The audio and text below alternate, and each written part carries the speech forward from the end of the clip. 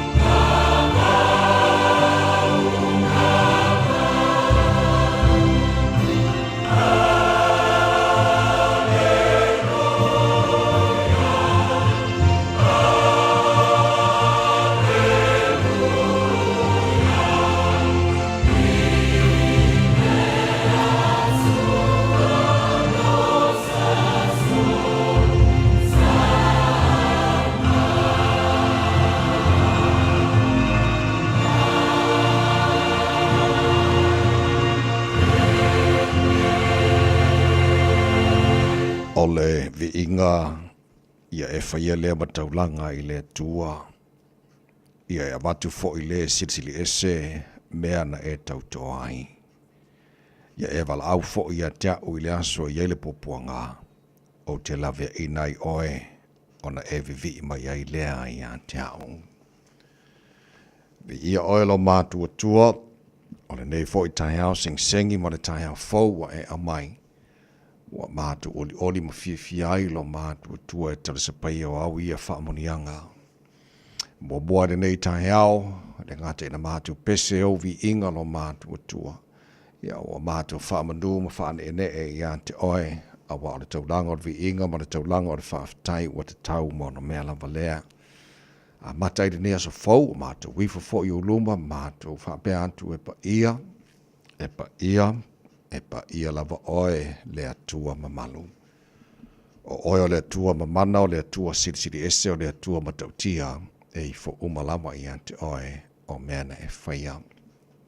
Tupu oe o tupu e soifua ma le vavau e o le whaavau. Le atua oe la eile vi inga o mamalu o le atua oe pulipuru le mātango fiei. Whaaftai tamā lau mea lofa o le ola fau o mātou maua nei tangi hao, whaafitai lo lofa o le fau e whaapopora ni asu fau, whaita wino aso ra sui fuola tunu mo mātou wala, ia ma mātou o lia ni aso luas fufitu e aso te sema, mātou wholaunga ni fo i tu sanga.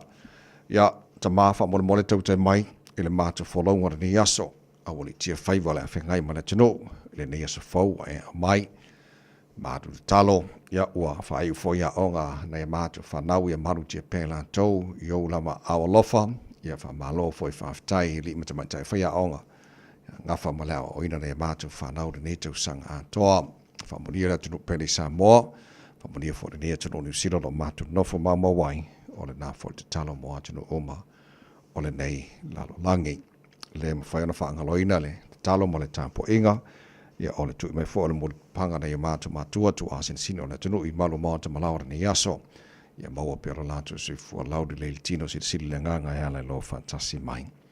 O mea umalava o le mwhara mātou whaira nea so fōua e mai, mātou whaia lava ina ia fōi le vi inga ia te oe, whamuria mai tamā, le ne aso le tautua Radio Samoa, o mātou wole mātou wala au i nei mea umalava, e ala sua whamana malo Yesu ke risolo mātou ri mora mātou whaola.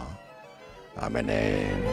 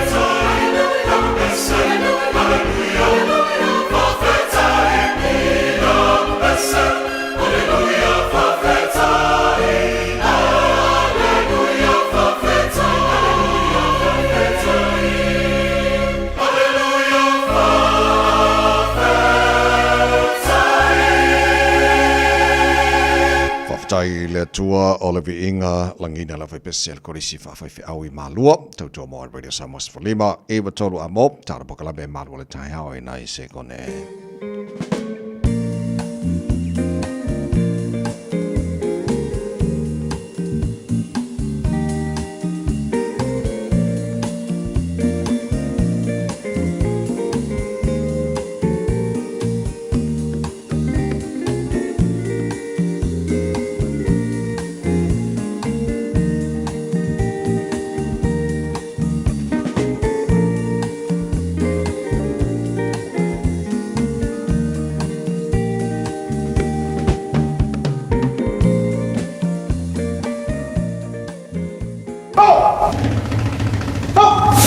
Radio Samoa, tasilima hivatonu amo.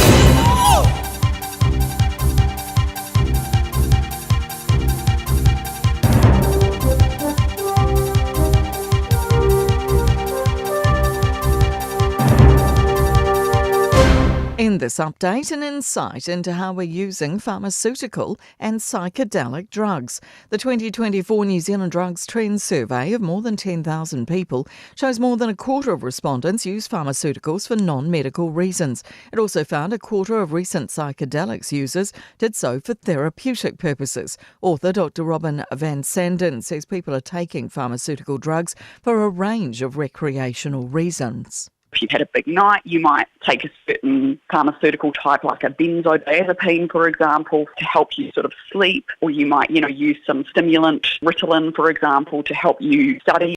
Capping council rates could be up for Cabinet's consideration next year as part of the government's wider reform to refocus local government. It includes removing references to wellbeing in the Local Government Act, Minister Simeon Brown saying it's used to justify expensive projects. Brown says Cabinet will also consider extra measures such as a rates capping system used in New South Wales, but this would have to be carefully considered. The New South Wales model is a good model in that it sets a price pathway effectively for councils that they have to keep within over a 10-year period and puts that downward pressure on rates.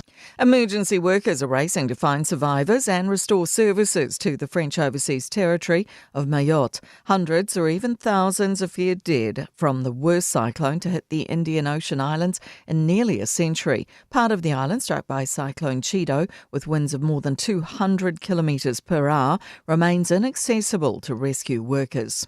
The South Island may be in the clear after yesterday's storms as a strong cold front moves north this morning. A few showers are expected in the northeast of the South Island around Marlborough, but everywhere else is looking fine across today and tomorrow. Met Service meteorologist Alan Bailey says there'll be some showers lingering about the North Island, particularly in Gisborne and northern Hawke's Bay. Isolated showers in the morning for the remaining east coast down through Wairarapa, and a few isolated showers through Auckland and Northland. That's news. In sport, Kane Williamson is backing captain Tom Latham's decision not to declare against England on the third day of the third cricket test in Hamilton. The visitors are 18 for 2, chasing 658 to win after the hosts were dismissed for 453 in their second innings. Williamson top scored with 156 and says it was the right call to keep batting. American golfers will be paid for playing at the Ryder Cup at Bethpage next year. The PGA of America has announced each of the 12 players on Keegan Bradley's side will receive $500,000, but $300,000 of that will go to a charity. History for Silver Ferns defender Kelly Jackson at the New Zealand Netball Awards. She's won the Dame Lois Muir Supreme Award for the third time, which recognises the country's best player across all competitions and campaigns. That's sport. I'm Jodie Gill. 24 hours a day, 7 days a week. Radio Samoa streaming live on www.radiosamoa.co.nz. Mobile nei tai au fo no fa talofa mau fa tolo te fa tu lima fo ile ma tele mal fa alo sa mo lo wa tino pele pa ia ma malo lo fa fonga anga ma lo la la sui fu mo wia fa ma lo fo le tino ia le folau e fo ile va vi inga le tat bu tu le langi wa lo na lo fa o tat o wi ni yaso o le aso o fa ile tu tat o te ori ma tat o fia iai pa pa tia langa le sit esi o tat o tampa o sidi le langi o le wa fa ai fo mai manu mai langi manu o nei tai au o ba lo tu se fo mato malosio le fo tato fsila fa e maruia le omala ile nei tai au fo ila ile vi inga ia te ia lo fa mai le tato tua tau tai tato fo lau ni aso tato fo lau de lau na lo fa tato ia le fo lau ni fo so lua o se fo man fitu ia so te se mo tato fo lau na lua fe lua se fo man fa o se mai lo fa fo le porkala me mano le tai au ala radio Samoa sfolima e matoro amoni fo lau tuli tu fonga tai taloto fa pena fo na tasha va e lua in sinio tato Facebook ma YouTube Radio Samoa Sarah Tasbate pa fianga pesta Alge Lucio Mato ona ni tamai meni to toina se pa ile tula iva ile taia nei malole so fo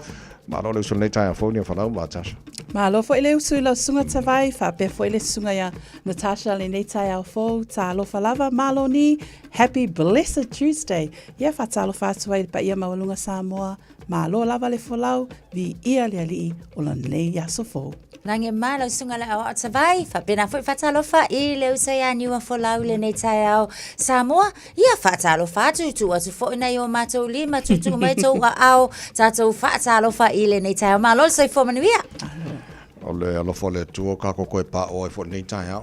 Tale. Wa le ia le mau le ola mai le tua e o le sise koe pa o. Wa ngal file mua am fa sanga dunga ele lang. Sa ole asa vai. Taua mawal fia mai. So mau le ola mai le li kako pa o. Ni ole fo kako koe pa o ngi kai au. Ja, maar super le tino nei tai au nei minute o le tātou por kalame lui tau mo oil nei foi tai au fo. Toi kwata e le fitu e le tai au nei o le tātou por kalame a reto o le ola mai a pasta la fa le kopo le tātou maro le tai au fa le ganga fo le namo nia so lua. Today in history tātou pa vai pa mera tupu le sos full fitu te sema tero to sanga pa vai o le tai na fitu e le tai au nei. Tātou tal falling al por tania pe tātou fitu o nisi nao tātou por kalame. Ja, mo le tula mo mua o le maro le tai au o le tātou le poti a matamai wana wana nei foi tai au fo. Li poti a matailunga o le awala ma le silfia malo le atunu ule nei taimi o le tae au lo whailoa mai ele waka kotahi o lo o maa le pisi lunga tato awala o lo kilia le ai lava se poloka ma o se tala fia le ai fo se wha lave o lo li poti mai le nei taimi o le tae au tato uluai li poti le nai lunga o le awala tautura Radio Samoa tasi 5 iwa tolu amo ina ua ono minute te ai le ono.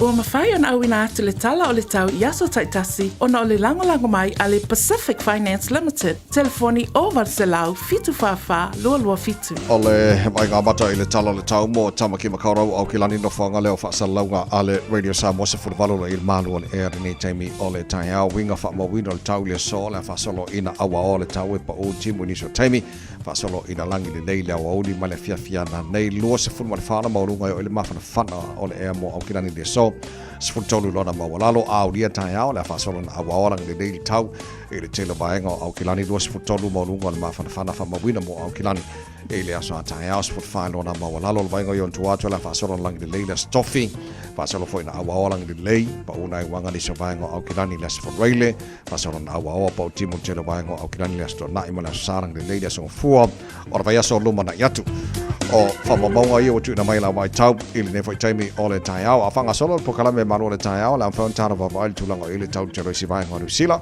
pa pena fo le tau i Samoa manisi o vaenga o le kelope o le tala o le tau o le Radio Samoa mwhaina unatu o na whanaronga a le Pacific Finance.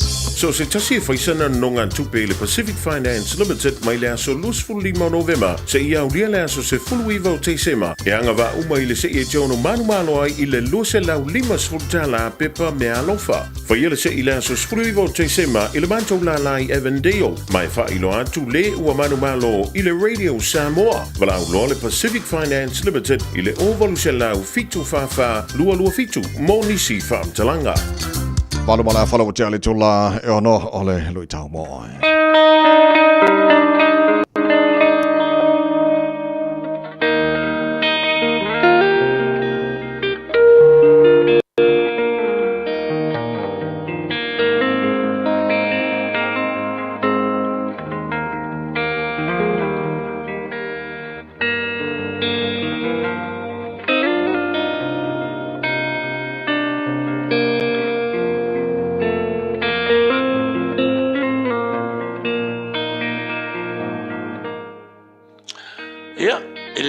tua taimi uma ele lei lava le tua fi foi tau ina ya tau Filipe tau vai po los fulu Filipe tau lon vai po los fulu vai mai awa lo tatu no moni o le langi lea o lo fa tari mai ai tatu le fa ola o le ali o Yesu Keriso for our citizenship is in heaven o le autu le tau mo o le ori o le langi io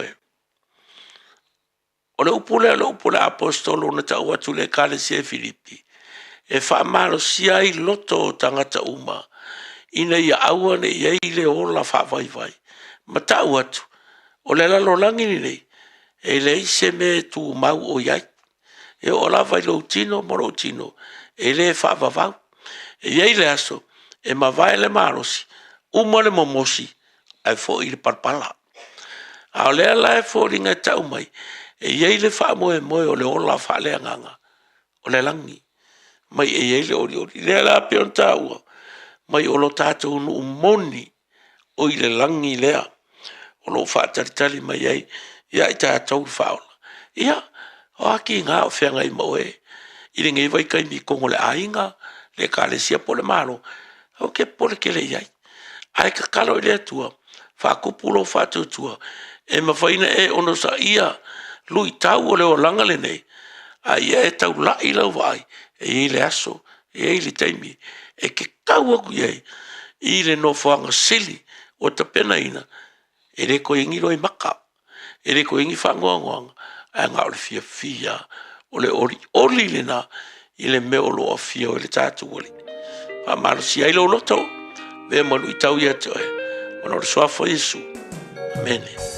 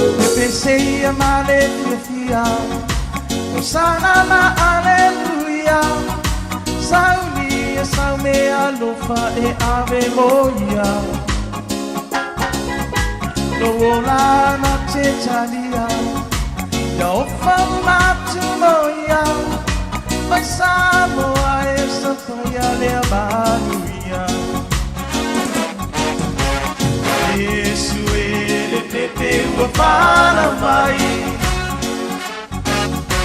E o la tanga lea ua a mai Whaamano alo loto Si ena le ti apolo E pepe ua whana mai E tasa o loto Yesu ele pepe ua whana mai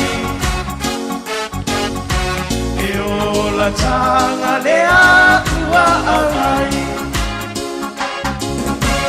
Whaamano alo loto Si ena le ti apolo E pepe ua whana mai E tasa o loto E pepe ua whana mai E tasa o loto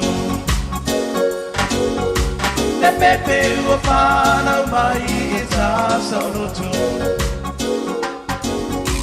E pepe ua whana mai E tasa o loto Special Christmas in mail of a pesele Eva Band in was a full on mal afala what ya nele to lie ono ile porkala ve malo le tai out radio Samos for Lima Eva Tolu mo o le tanto ia ile to tasi de ya so male aso tasi ia ta to de lo le Christmas lo no venga fa pe nei le va ya so lo manai pe audia ia o tanto ile Christmas Eve ia on tanto saudi lo le fa manato Christmas I wonder or pisiro lo tomai lo mafo peto fia nisi o silia tu e lantou le lilifo le lantou ba ai ile tau o Christmas nai lo le aso malo lo ma me alofa wala nga tatu o lo by time Christmas yo ke lo me alofa malo lo mai ngarwenga yo me ai pe alu ile tele o le mafo fo tanto fo ile ai awone ngalo e tatu e ta wale by time o le ta o le tiveni o tatu yai o le time o le tatu fa tateli atu se celebrate mo a lot of half time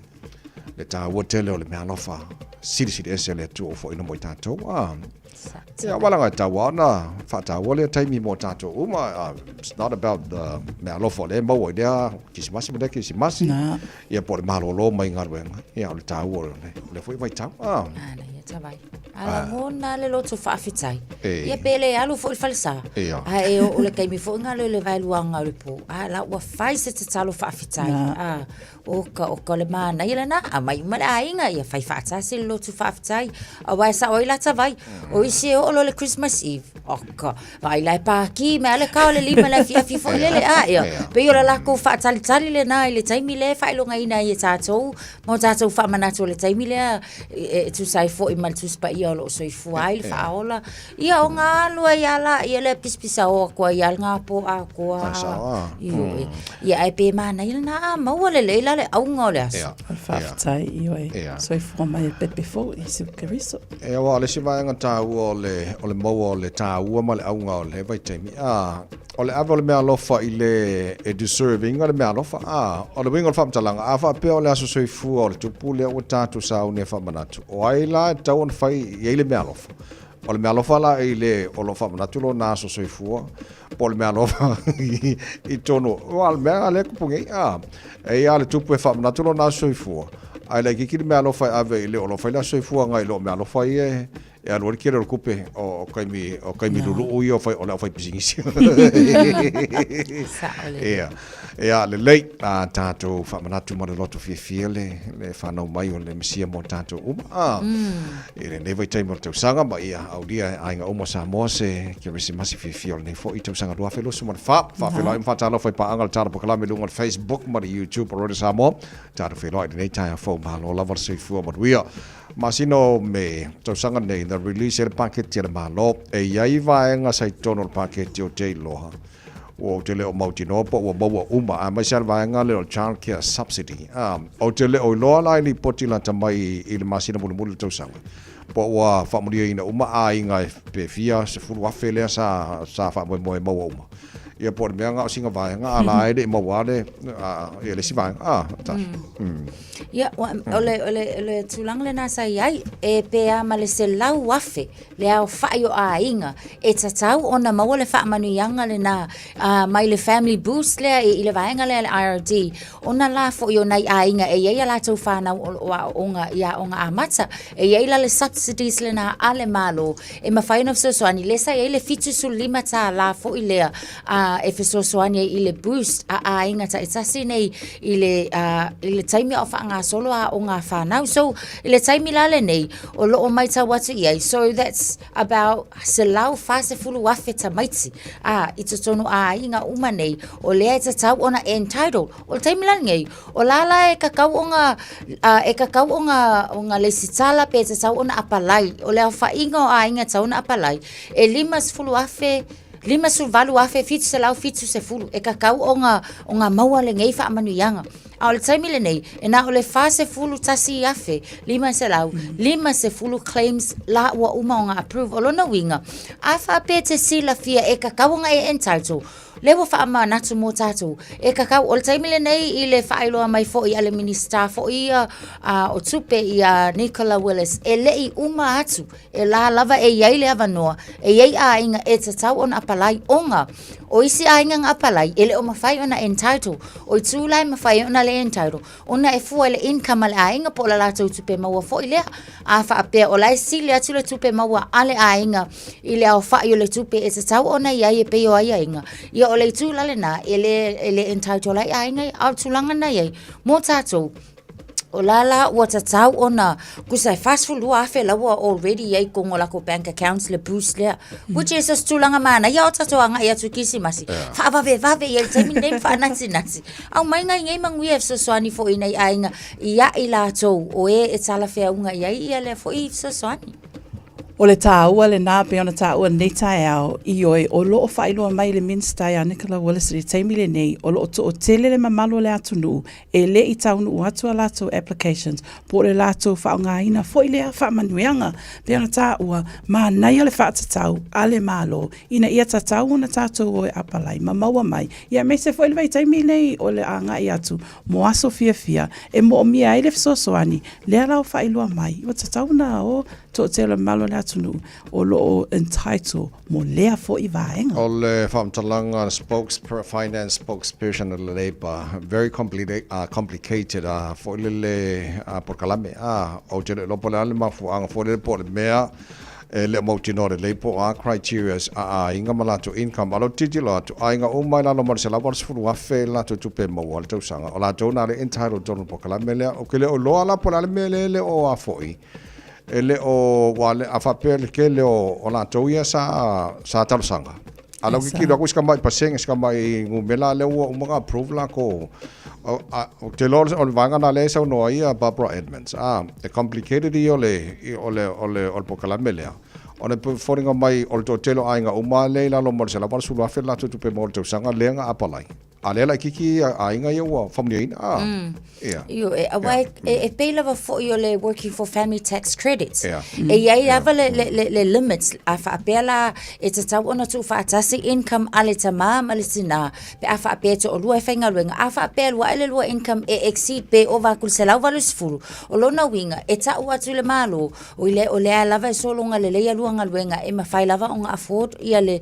pilio le tama ititi a mai se lava tonu onga amata se ia vanga na lava lana i ainga e vatu le tu fa singa o le tupe maua o lai e maua lalo le tupe maua io ainga langa o lea entitled i le vaenga lea but o le esenga mana tua o le Labour na lato fatuina le lua se fulu i tu la e mawhai ona onga fua ele tama ititi tu la i mai ia le whainga malofo pe o ina le e fete e na iai ono le mana onga o le whainga malofo e solo ia ese le lua se fulu i tu la le na ai wha awau ona tutongi lava le pilio tama iti le la i le boost na wha apea o le subsidies la lenga ia o le aku i tamaiti e mawhai ai e mai se lava ngai ka maiki wai le o tamaiti uma foi o le vaenga le mai le lua tausanga o i la tauna le whapito iai ia le vaenga le na le 20 hours free le ECE so o le wingal na o le saunu anga e sao e complicated o ngai nei a ingai whainga kaunga malama e po mako ia Malaysia i tuta vai ma niwa folau O le vaenga le mo figures o fai numera e kele fai ngo le fia ai. E se la lua ko fai ngu mela o e se le o langa le o lai ma le struggle lai la ainga fai nga lueng o fai ngu mera ping ngu mela keu ai a o mai e le o tai o nga fatia le tau singa o fa na wana ai ainga nei ma le tau ngata le soi fuanga so ye tau ye e ia kai me ke ku vesile e ka lo fai ia ai ta so tu ia pa wala mea a fai le fa fonga mai kai ngai ma kwa i o ko kongwe ave ko invoices wa for to apply for this e ka kaulanga mai invoices o pilio sa mai tile to tongi le child care ia ona avele anga o le IRD faingo fiel na le lei so te lo va ngana fa na tumo le tru nei tai a fo a fa pe le fo lau fa fo mai ia va nga o nga ke le sile fia ia le ole vanko mai le malo ka un ba for la balpa ke kia me le o fa solo mai o mal kai mingi nga le fa sho fa kamala la ki ia pe ta wa avela o invoices o mal chanke i o le IRD ia mo po kala million family booster le malo le ye nei le so swani mo tato mo nei ainga ma se la ba o nga nei fa nau ia o nga mat po fu singa so swani mo la to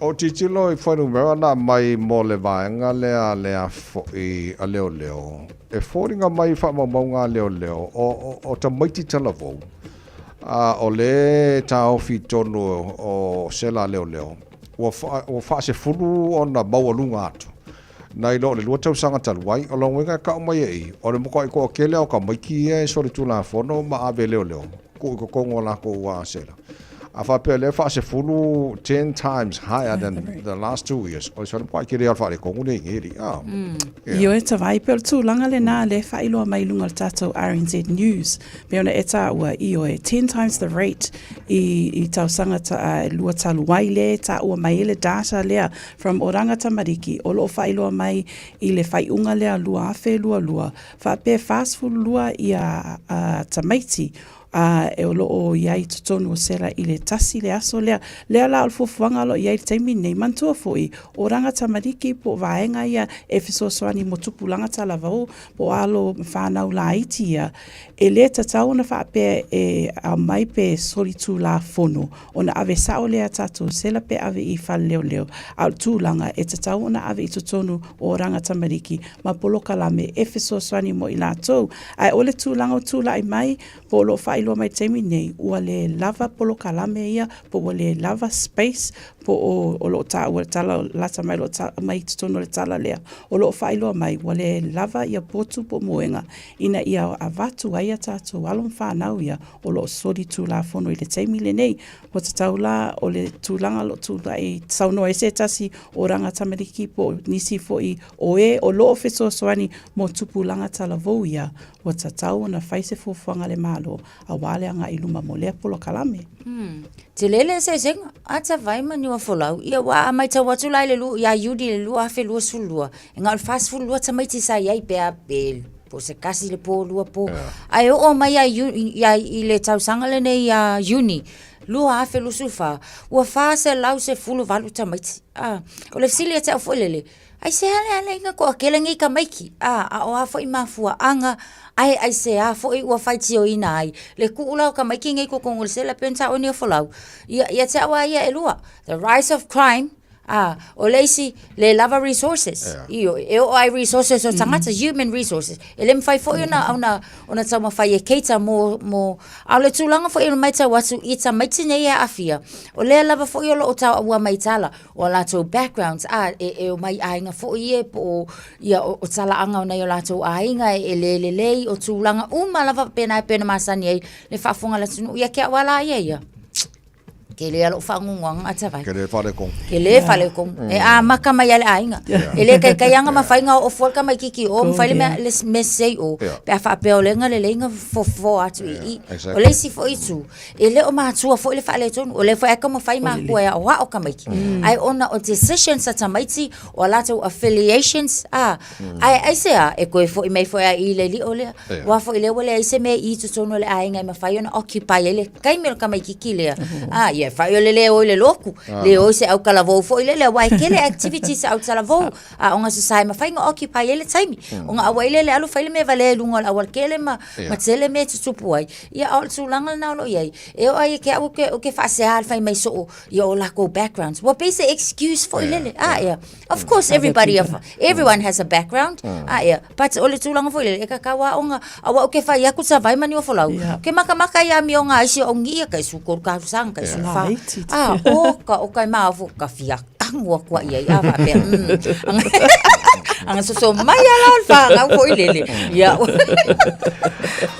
apa tonu le tulai ono pakala me malo le tai already sama sekali mai betul mo fa o cara fa fi ngor tai out tatu sanga luan po lam fa fo ngor nei tai out malo le on sai kar si ele Moses kar si ele ka ku Moses kau kuda mo adu ngor Sarah malo se bo kira morning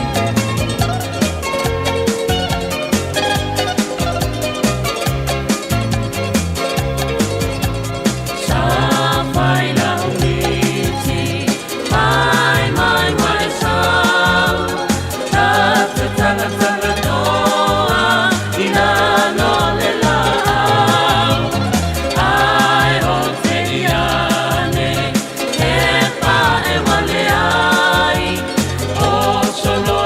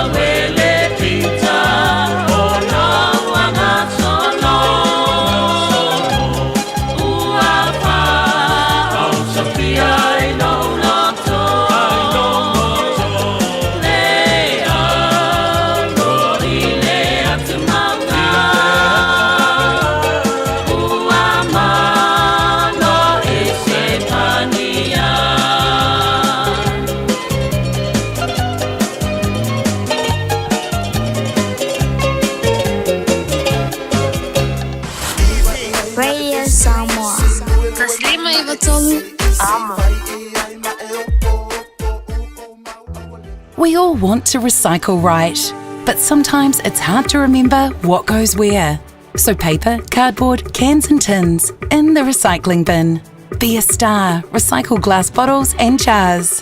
And recycle plastics 1, 2 and 5, help keep the planet alive. Let's waste nothing. For more, search Auckland Council recyclable items. Recycle right, it's in your hands. All together Auckland. Nā pita inga lona lua mō mātua o pepe whau.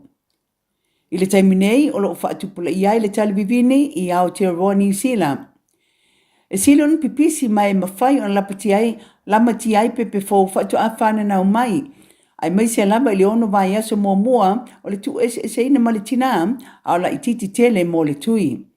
O lea a whai o le tina po se tausitama caregiver, o le whai o le tui pui pui o lau pepe mai le whooping cough i le taimi te tau, o le awala sili le nae pui pui ai mai le PCA infection, ma whaiti ai a fianga o le wha mai. O tui e le se tutongi mai whaia pe a ono vai aso le matua le pepe whau, o na tue whaia le tolu masina ma le 5 masina. Ia wha so o tai lau fo mai masani e wha mau pe poka aso mo tui pui pui. A whai o misia le tui mua mua lau pepe, o tui uma, a wal popole ai tala noa lau fo mai.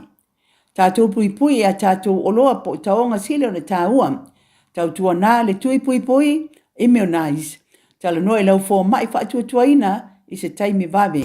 Tala whalava Samoa o foi nei o eni ma le tatou whale tā vale lau iloa o le Car for You.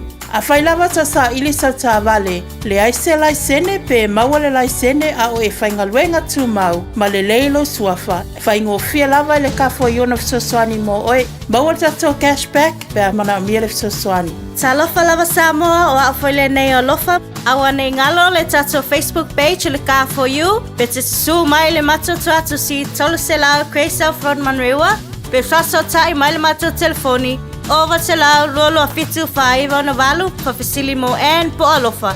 So whase fua. Tala whanawha o Aotearoa, ua te talaina nei le ua unanga e veni, mō whaataunga i au ki lani New Zealand. Numero tasi John Coulter Drive, i le Auckland Airport Shopping Centre. Tau whatapatonu lava le warehouse ma le countdown. Lau whale o pula wiloa le e veni, Auckland Airport Shopping Centre. Tau los futolo miro tolo talo le tula fitu whamalo haftai le tanu i le whafonga fwoi ma le taria mai o le tutua, ale marwa le tau rede samo i tono malo mata malawa, pena fwoi tono ta vale, tono whanawhainga arwenga, lunga Facebook ma YouTube or the sama malo la bolsi fo manuia le foi tai fo tato ne vai tai mi o le festive season vai tai mer Christmas e le va i fo po yo mana mi so swani le vai tai mi le tu sa uma tato e inicio a finga tafo e la to ne vai tai mi ia po wale aini mena no foai le lava mea ai vai fa pena o titilo tu stasio vaenga o te lope o fanga nui e lo titilo atu e lua so lo tu o e tapuni o mai le si vaenga le safa nga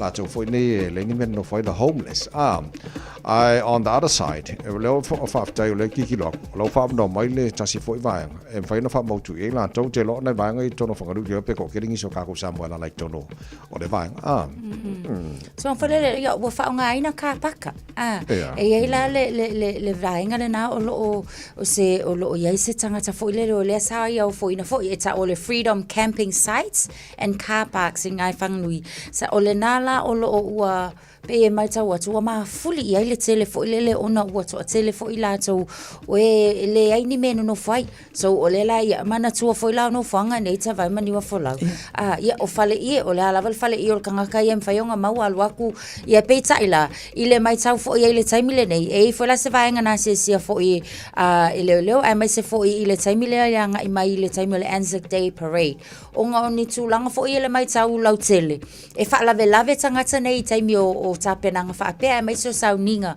fa apea ele ngata le tu fo ile awala fenga solo ai ia au le tu so fo malolo ina o le kele o health issues e mafai o nga tau mafai fo ile le puipuia ia mafa sao ina mai ile to telo ila so o tulanga la na le o lo o ia taimile nei la ua ave ia ile fa tununga fo ile e tatau ia ona tu ole no foanga ia mana tu fo ia fa ata o car parks no foanga fai tele e mo tato tātou whai te tangata uma o le community, anga i atu, anga i mai, o e makamaka le paka, ka whawhau le paka. Ia e au atula o la i tangata whaapeo la ingo ngofo i fo i lele mo moe ai, a ai ai. Ia o tūlanga whai ngā tā fo i lale nā. E mawhai ona whaalawe lawe fo i le ngā soloa i o tangata. So, yes, e sa o le tūlanga nā lewa iai. O le nā ua amata ona whaatapena la tau e te tau ona tūla i ese mai le no whanga nā. O le vaenga le i Whanganui District Council tu sau i la le campsite lea o loof i le Whanganui River o le campsite te le lava lea e whaonga ina e le malu le atunuu pe ona tā ua le sunga ia tawaima Natasha Nita e au i oe e le vaenga le tātou mo mia le fisosoani po vaenga ia o le aini a lātou whale e nunofo ai le au tā ua o le au homeless lea la ua iei se whātou nunga ina ia o ese ma lea fo i campsite e aua to e whaonga ina e la tau lua aso lo tu ina ai ina ia ave ese tusa o lo whailua mai li malu malo e se fulu 5 homeless people o i la tau lewa whailua mai lewa mawhaina mauawa noa i se vaenga lea kowhai Park Freedom Camping Site e mawhaina ona nofo ai a o le taimile nei sau no le pule nuu ia mea Andrew Tripe whaapea o lea foi a whaatonunga po lea foi manatu ina ia ave esea o i lātou le au homeless mai lea campsite ona o le fufuaina mo le malo le atunu ina ia saunga le mu ia mai se foi wa iei tūlanga wa iei nisi o health issues wa tūla i mai ai i lea foi no fuanga e ta tawaina o e se mai le taimile nei. Were samas polima e watolu a mo to pitu asa mo la station tatu o rila Christmas o le nei foi tausanga alo fola mo rila tino a mai apes mesenga Christmas mai a fa o ia kopo o le se tatu le potilo na wala so elo mal tanto pokalame a retro de all tanto ma roll time fa na na mo nei foi so luam pokalame ma roll time radio samas polima e watolu a mo ma lo na se from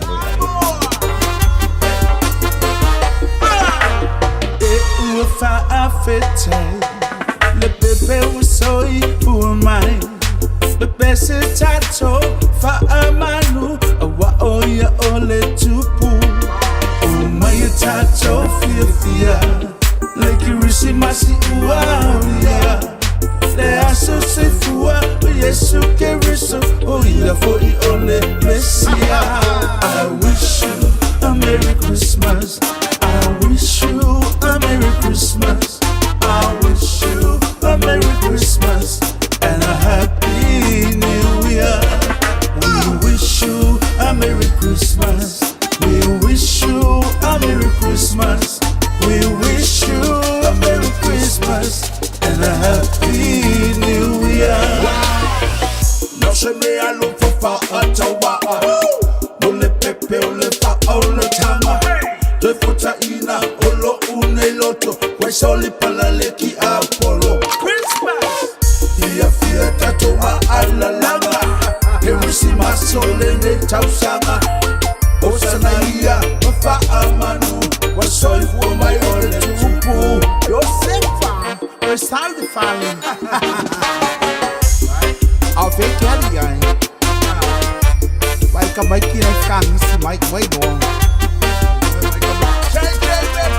You should never see your father, my oh my, you say tato bai. Ole tama lele la balo ya ole tile bu wa yesawia. O ya ole tu sisi desi. Pule ya la ngale la welele. Oh my, you say tato pisale. We also na wo father le reggae.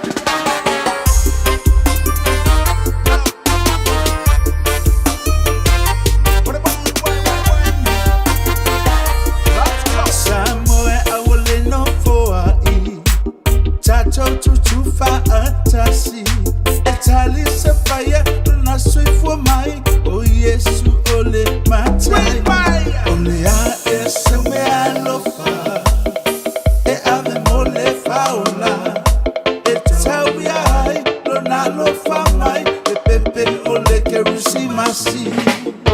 You tell my mama my left feeling, you tell my mama my left feeling, mana tu pele ali. Ilona soi fua lenei Alofa amena o matome Perisi mati ia lenei Ia mawa se fia alo ai Ai le tupu ai ni me say I wish you a Merry Christmas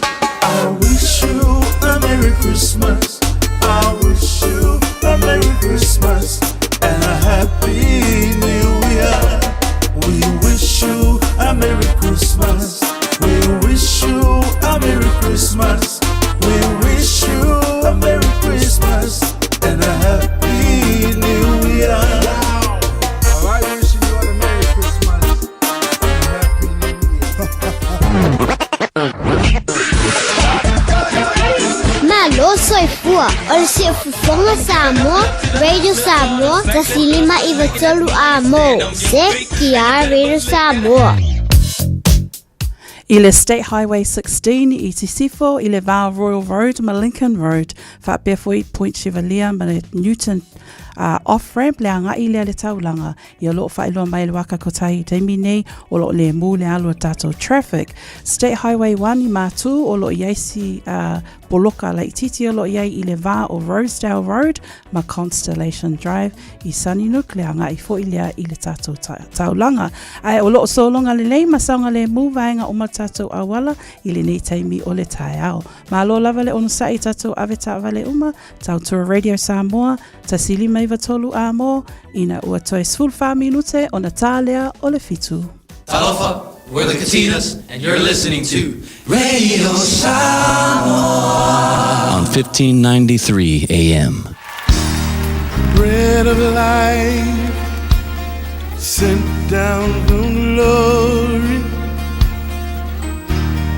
Many things you were on earth, a holy king, a carpenter, but you are the living word. Say it now. Come on.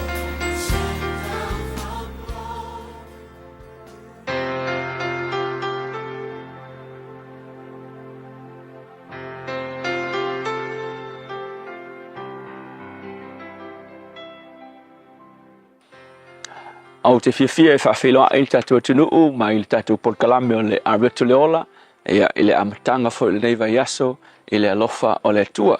O le tusia romba mo mua le whaupes furulua o lo ia i whaupunga whapea, ia tatou whi mawhanawhana i lo tatou whatuatua o outou a toa mao.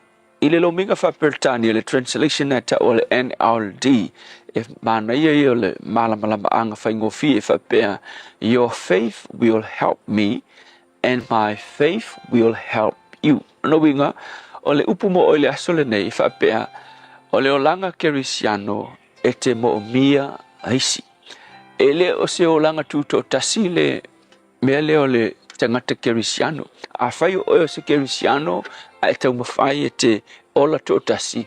Ia e te le maua le aunga o le soifuanga kerisiano ia na lalanga e le li whaola ia mafuafua e le li whaola mo e muli muli ia te ia o le mea lea o le mo mia e le tasi o le tasi. A whapete asi i mofui o forest te tele po o vao matua te tele i so se vaenga lavo se atunu e te alu iai e te e eile me te maitawina. O le mafua anga ona e tutupu u umi eila au ia malapopoa ma malolosi.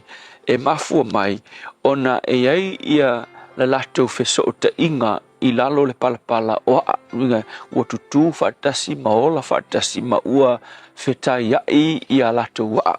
O le mafua anga lea e forming ai e lato ia le support system o le system le tu sa e tā ua lo lato tutu whaatasi. Ua ngā lulu e whaatasi o lato ua fili whaatasi. Ringa e whesosoangi le sila au, e ala i o na. Lea lai mafua ai. Ona malosi ma maua i le forest te vai e tunu voi e ti ngā ia matangi malolosi ma tau le anga storms fo ia malolosi e to unu ngō fie sila au ai au otu le forest e ke vai e kua e ola pe i la tau pe na oni lau la ngawi ai le ima se la au le forest e pau e mafua mai ona olo ia i le system le olo ola fatasi ai la tau e la langa fatasi i o la tau waa. Le sona fo i lai whapena le tangata kerisiano.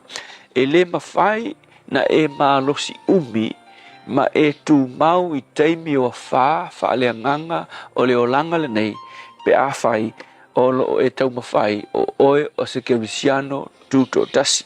O le mafu anga e te mo mia isi tangata. A wafo i la e le upwhasa mua masani whapea e le ai se tasi e tu whamaunga. E o fo ia Paulo le apostolo i longa le tuspa ia, e ia na tusi ina ua tusi mai le whale pui fo i lei Roma a, le tusi ina na tusi mai a Timoteo, whai mai.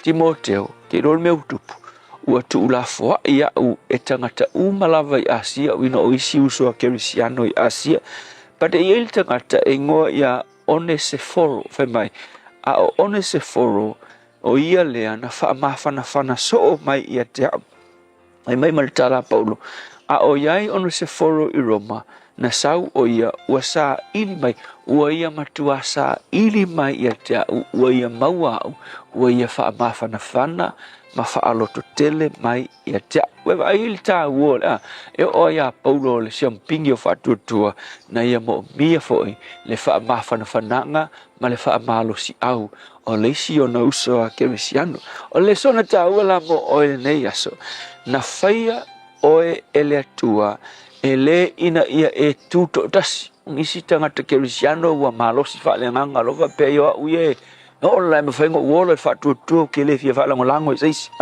o te fa'amanatu ia te oe o le kerisiano soifua malōlōina malosi ma umi ma survive le olaga lenei fa'aleagaga o le kerisiano na te mo'omia le fesoasoani a le isi ona uso ua va'ai le tala fo'i lea iesu fe mai o outou o le tutino o keriso kaukala i kerisiaga o logo uiga o oe ma le isi tagata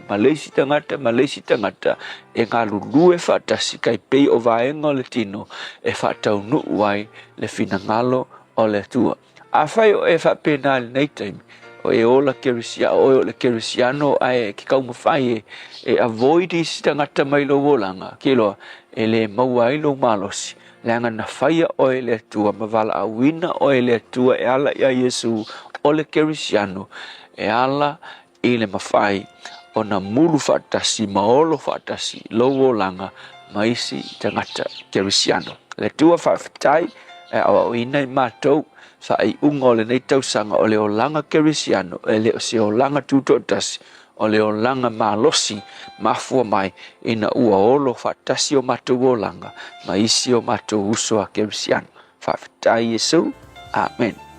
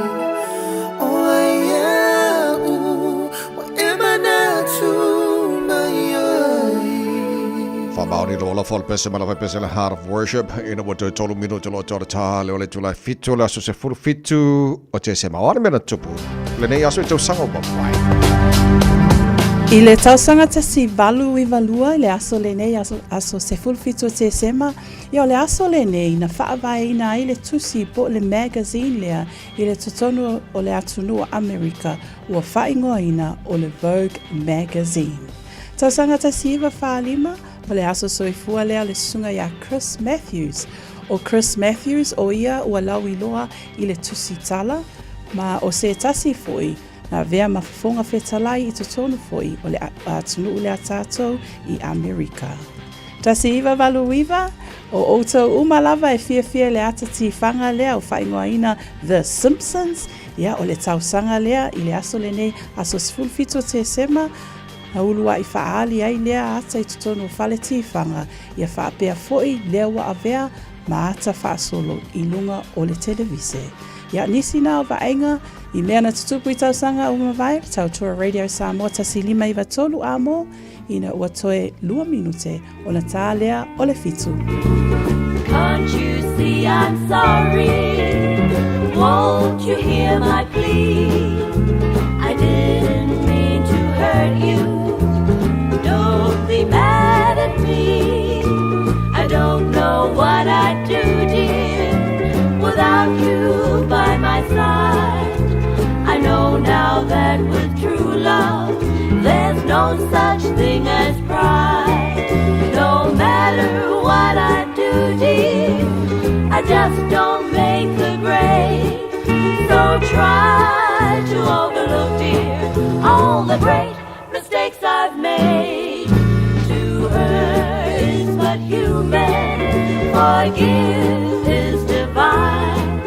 So please forgive me, darling, say again that you'll be mine.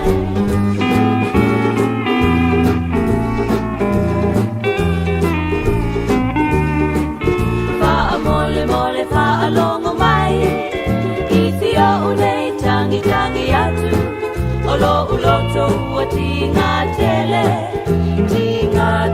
ia te au, ua ole lo se whainga, ole ae toi malie ai, ole maa ua o kulina, alofa ka amangalo mai, tinga o na tama whai atu, ai le uma o lo se se, watu I ai nei lo ufatu, wha mole mole la upele, ia e manatua o le upu, wha amangalo fitu se furu fitu, wha mama o si o loto, mai mai o lo ito ua iu. Baby, lomai!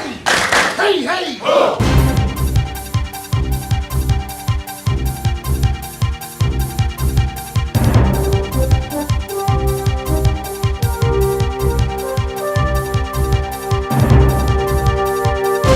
In this update, one mayor says his council already has to focus on the basics. The government's removing references to social, economic, environmental and cultural well-being from the Local Government Act. It's a push to get councils to focus on the core services like fixing pipes and potholes.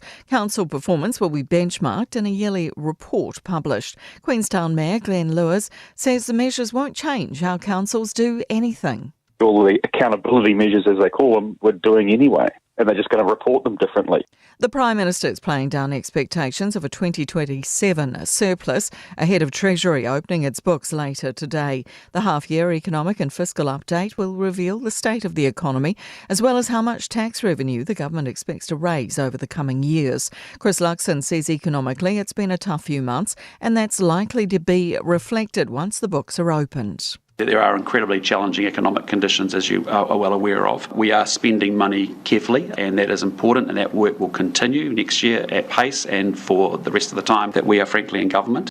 The invasive seaweed Callirpa has been discovered at a second location in the Hauraki Gulf. About 30 hectares of it's been found at Bostaki Bay on the southern side of Kawau Island.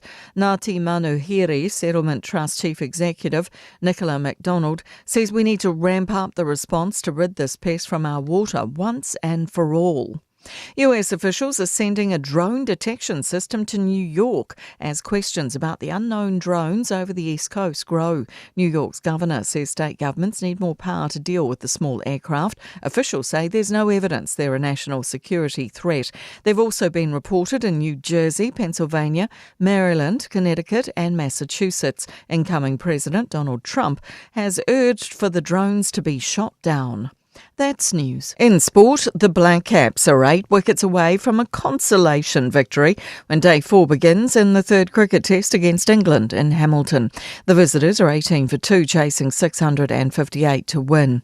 History for Silver Ferns defender Kelly Jackson at the New Zealand Netball Awards. She's won the Dame Lois Muir Supreme Award for the 3rd time, which recognises the country's best player across all competitions and campaigns. An upset on day 2 of the World Darts Championship in London. World number 16 and former world champ semi-finalist James Wade has been sent packing in round 2 by Dutchman Jermaine Wadamena, becoming the first seed to fall. Kiwi Ben Robb is second in the night session around 9 a.m. against England's Ben Robb in a first-round match. That's sport. I'm Jodie Gill. 24 hours a day, 7 days a week. Radio Samoa streaming live on www.radiosamoa.co.nz. Ua lata mai le aso e whamanatu ai le whanau mai o Yesu ro tātua li whaola le pepe o Kirisimasi. Po e mai se video a oe mano ainga a o usu ina se pese o Kirisimasi ia o vatu maratolu se furu se kone. Lafo mai le video ilo penga ta whailangi radiosamoa.co.nz/Kirisimasi. A mata nei roa lau tama whainga ma vave lafo mai le video e whaangate le aso lua se furu o Tesema. O le a whaire se i le aso lavanana ili se furu le tai au. Wha mone mone whai tau manino a iainga i lunga lau penga ta whailangi radiosamoa.co.nz. Mo nisi whamtalanga whaafsota e mailo fisa i le lua ono rua tasi 5 iwa tolu. Ia manuia tele le Kirisimasi ma le tausanga fau. Mai le poulenga ma le whaingaruenga ale Radio Samoa. O nisi neo vaenga o lala tele o le na ua amata o na iei nei poloka fo i le nei taimi o le tai au State Highway 1 i le vaenga le na northbound traffic o lo maita watu faisi le mua tātou i le vaenga le na takapuna off-ramp whapena fo i Twin Coast Discovery ia ma le vaenga le na langa i atu i le maisa lava langa i atu le North Shore State Highways for Maleono eastbound o lo maita watu lata atu Great North Road interchange o lo ua amata o na slow down i le nei fo i taimi westbound o le anga Yatu Latatu St. Luke's Road, Faisi Slow Le Taimi Lene, State Highway Lewis Fulu Le Vaengalanai Wiri northbound traffic o lo maita watu 40, Cavendish Drive interchange o lo amata on a slow down i Le Taimi Lene o Le Taiao, Takanini on State Highway 1 northbound o lo maita watu le anga i maile na mai Takanini Manurewa, Faisi PC i Lene fo i taimi au nisi o vaenga uma lo so longa le mama pia tatou manuia ta lau vaenga malanga Lene fo i Taiao avita avale ia e whaafunga maile Manuel Taolo Radio Samoa, 5 minute te ai te lai fitu. Talo Samoa, wa ule ne yo kasu tialu, awal suia ngila wa le kio. Eva mai ina se fudu 5 iwa kolu, amo Radio Samoa, bevela a. Ua mawhai ona au ina atu le tala o le tau Yaso Taitasi ona o le langolango mai a le Pacific Finance Limited. Telefoni o Varselau fitu whawha lua fitu. Mai gana tamai tala o le tau nei taimi o le tai au i Samoa. Te ale fitu i Samoa. Lo te baba atu le mane mai le langi le o le tau i Samoa. Whaatala whaatu i paanga o le whaatala whamai nisi mai o i whanga i Savoi. Ma losi fua manuia. So o la langi le mai le tau i Samoa le so wingo le tau i Samoa na whasaron awa o langi le le tele o taimi. Pai si vela le e Samoa, tolu sufutasi lona maulunga lo sufa lona maulalo taro tala me Samoa pe ata ia le tula valu i le tai o nei. Se mai le talo le tau i New Zealand nei. Tele vaenga le motu i saute whatalo whai paanga o malitara pa kalame maro le tai au. So se vaenga le motu i saute maro lava se fua maruia. Loas fo lima le maulunga le vela i Alexandra, langi le leile tau, whasorona awa oa. Angi marisabili mai saute sa sae. I Blenheim's for valu marunga le malu le ea mava tu tela vaenga o Invercargill ko la lang le le tau lo su tasi marunga ma fana lang le Nelson lang le Oamaru Queenstown lang le for the tau le so tela vaenga o Timaru la fasoron awa pa o timu lang le fia na nei Wanaka la fo lang le mai le tau Dunedin o le fasolo ina langi le lei fo le tau ia male ai fungala au kare stete malo se fo mori nei tai au fasolo na au pa utimu pe tai la langi le lei le au li male fia na nei se fulfitu o le maurunga na maru mo tau ile nei asolua ile motu I matu pi tola benunga motu matu kai taia Dosu tolu maurunga le mafana la fasolo na au pa o timu inisio taimi langi le lei le fia na nei le la mo Wellington malo la se fo mori pa angar maru le tai au Radio Samoa se vai ngone la mua o wingo le tau mo o tau la fasolo pa utimu ma mafati munga ni so taimi pe tau la fasolo tu na langi le lei ile afia na nei le tele vaenga la fasolo nangi malo si mar sabidi mai saute en final se lau kilomita li tu line ni so taimi le tai au nei o atu la fia na nei o mo atu malo se na fo civilis fu tolu al mo ngana maru do e mo tau Wellington ile so tauranga la fasolo na awa pa utimu langi le lei le fia na nei langi le leile tau po rotorua ala fasolo ina awaoe pa utimu langi le leifo le tau mo otou le neifo yaso Palmerston North fasolo na awaoa langi le leile fia na nei fasolo na awaoa le tau langi le leifo in New Plymouth tapena fo ona fasolo na awaoe pa utimu telo vaenga o nei pia fasolo nangi malosi marsavili mai saute Sfuluiva maurunga le maru le ea mo otou le so Masterton ala fasolo na pa utimu ma mafati munga ni sio taimi mo otou fasi maru le ea mo otou sfulima o le maru le nei fo yaso Hastings ala pa utimu le so fa pena fo fasolo pa utimu telo vaenga Gisborne kiri ro Hamilton e malo se fo mori nei tai awa pa utimu mo otou lang le leifo ni sio taimi lo sfutoro maurunga le mafana fa mawina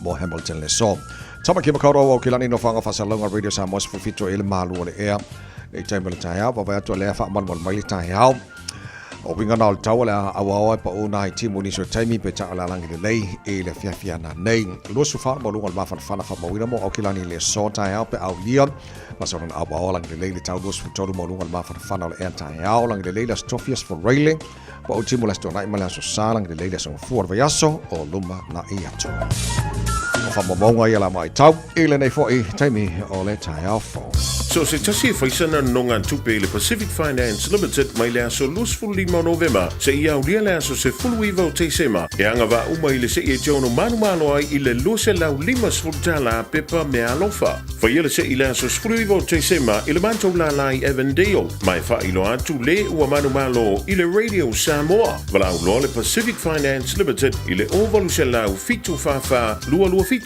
mo nisi fa mtalanga. Safolo la wata le tolai fitu le tautua mo le Radio Samoa Sfalima e watolu a mo malo lama whaaftai le tanu la whaafonganga fo ili nei vaenga o le taia fo e nei paanga no wapa atu le whaafonga mai Samoa le awhianga mana ia le o whanga ile mo tele sa la fai malo la vorsi fo mori nei taia au to te le o lantou e whailo i atu iai ia lantou le whai malanga mai Samoa ia o lantou a ia lako le ki o fia le whaafonga mai lungo le Facebook al Radio Samoa. So tala lele tu ile utu ala vaa la fa fonga mai o fanga sa vai. Alo lava tala lele alo fatu nga fo vai ngol tato kako ainga. Marka ko e kale si. Ya lele malo fa taile tunu nei tau se vai sa ko ki manga yo la so lo fa mole e se o fai mole se ka ko wa mi o la ka ya mana ya fai stato polisi ta vai ma Natasha ya le na fai fa manga ye for ka ko polisi ngai ka ya e o me silia nan ta wa ma ko fo ya fai ya ma ro la ta ya ngai fai ngal nga le ko le mo fai me fi for ta ya ta to wanga le Christmas vai taimi nei tele nei vai ngai ta wa mo ta to o le o mo ta tel nol po kala me ya mo la to homeless fa ta le ma want to even though it's a car park ya no fanga lo mo ta ma po ya homeless I tono o le foi vai nga fanga nui tono New Zealand o le si vai nga lo titulo o la to fo io na yo tato ma tu asin sino le tono loneliness o se tasio vai nga o sili on afai na le soifua na yo tato ma tu so a tato yele ne vai time Christmas will be nice pa vai le na yo tato ma tu ye fo stay me asiasi no fanga lo to sei la to will be nice usu se pese fai se talo Ua lava matatoe na mo la to Christmas. Io e tawai. Yeah. Le mai tau atu ia i se suesuenga, wai aina i suesuenga ia sa whaatino ina fo i te tonu lava o New Zealand i le nei taimi. So 50% o i lātou. Lea natali le suesuenga lea. O iei langona na i pei o le langona fo i lele o le tu atasi, po le langona le nufu tu atasi, po le langona fo i lea ua tu uana o lātou. Ae i le mai tau atu. E tele lava la ia mafuanga fo i pei ona ta ua fo i mawhaailo mai le nei suesuenga e tele nei mafuanga. Le ngata lai nei o tātou i nei tua asina sina fo i ua whaapitoa lava fo i ia no fuanga e whaapena ona iei lātou. Ae e iei isi mafuanga underlining reasons fo i e peila o le vaenga lea i le tū tau le soifua malolo ina. O lo iei lātou o lo iei le ngasa fo i le obesity. Po le ngasa fo ngale o le ova o le la poa. Ia o isi lava fo i o le tūlanga lava fo i le tau le tau mawhatapaa. E alai ona maua i ngasa o le tino. Ona peilea e whaafale e sea. Fo i le pei e tuu e sea. Ai mawawai e seina. O le si la langona. O lātou lava ia. E o lātou langona mata mumuli. E le mawhai ai ona fia fo i le e socialize ma le community. E o lava i tutonu a inga. Pei ua tau e sea lava na inisi o tangata i tutonu lava o a inga. Pei ua le au mai e kukong pe a whai pe lengi fo i e whapea o kakole. Ia nga le au mai me le e le alu le ai langa e o le e mai. So inga langona whapea. E le a fia ma lava. O le isi whaenga i o le kaunga kā lava o le soifuanga. E le mawhai o nga a fōre ngai ka ngaka ngei. Ia ni no fuanga fo i e whapitoa lava mō lātou. Ia i tutonu la le UK and Japan. O lea fo ina iei la le o le maali o le vaenga lea. O lea ua iei le mingi skapa o le matanga luenga whaapitoa lava. E whaia, mawa aia, le tū lea o le loneliness i tangata. O na e tele ia o i tū. O lo mawhai, e o ale kangaka e fast full tau sanga, e mawhai ona maua langona lea, e mawhai ona ola i le soifuanga lea, e o i tamaiti la ai te tele lava vaenga o lo iei. Pat o le maanai ai o le whautuanga. E whaape whea launga fsosoangi. Ia e me fo le, a e le ku i ale makala if you don't ask, you don't receive. O lona winga, kalangoa. Whaailoa po le a konga le vaenga le langona e tātou le nei taimi o le mawhatia ai. Ia malaisi mea, da fo ila e tau mawhai tātou. Ia langona mai le whainga malo. Ia iangi communities fo ia. Mawhai onga au mai e fsosoani ia mō tātou. Ia mani fsosoani tau tupe.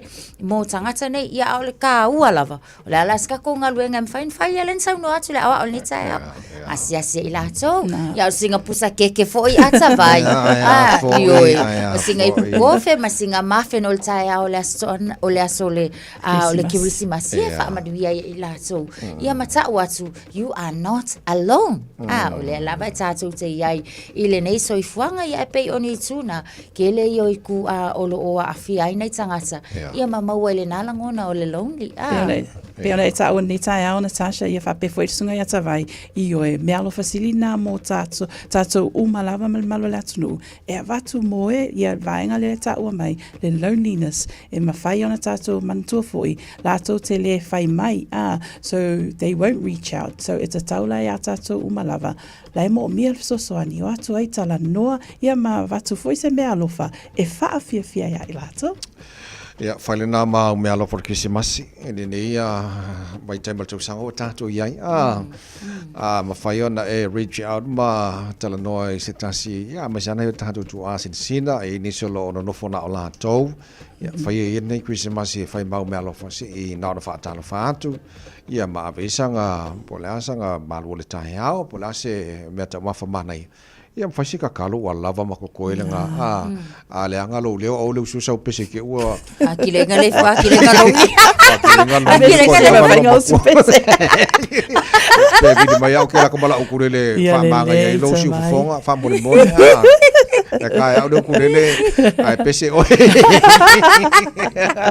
e whaata la fonga la tulanga ia will be nice pe ato teleni so tato whainau whainatu le mea lofa mor Christmas nei vai taimi ia mo ila to lonely ia masana yo tato matua tu asin sino le tunu ia mana ia tulanga le tavai because you can be lonely also in your own home wa pisi tama pisi aki nga ia ilanga ia fo imta fa yo pisi tama nga luenga luaku ia luane o e mawhaia o ngā maua la ua le to inga langona whaapelenga tana o whanau ia wai eisi o a inga ene nofo manai tau songa ene nofo ma a au le ka ua fo ilele o le whamanatu fesili o seki mai kako o ke ya tātou nei taim tā ua e o oi nei whanau siaki kemngi le whaka uma su e ngata maiti they can be lonely at times i lawa i loa le ngai kausanga ia e tā ua lava o pongi mai lātou sili iai mtatal no iai na ia o le whamanatu nā mō tātou o tātou a ngātu e whamanatu Christmas le nei tausanga ia le lei sfufitu lau te ale tulai fitu Sarah Yandol Maenga good morning vane le swafa malo le sifua lau fionga te mai tai whaia onga Kirsten Girls all maga pekong na lo fa taile ala fatu pista le westa mas pessoal que se masi failua Joe le pai Joe failua tatu ye le fitua so mala so tasio na dia lolo Christmas le tau sanga nei fia mai va celebrate the melo for city ale tua mo tata o ma no la va mai al pesele so le mal fa pongol pokala me ngara pol tani think a minute le for time come on my life is so party oh my le Christmas sata atali tali uina ese la ngona o tangata uma ole lalo langi ai o te pi ia ile tala ole fa ole tama ole aso na malo ia ole apa na ole tama say hallelujah osana utau ubalo ana say malingi ya ile mata neno foana fa atawa sorry for why let to go oh tangata umalama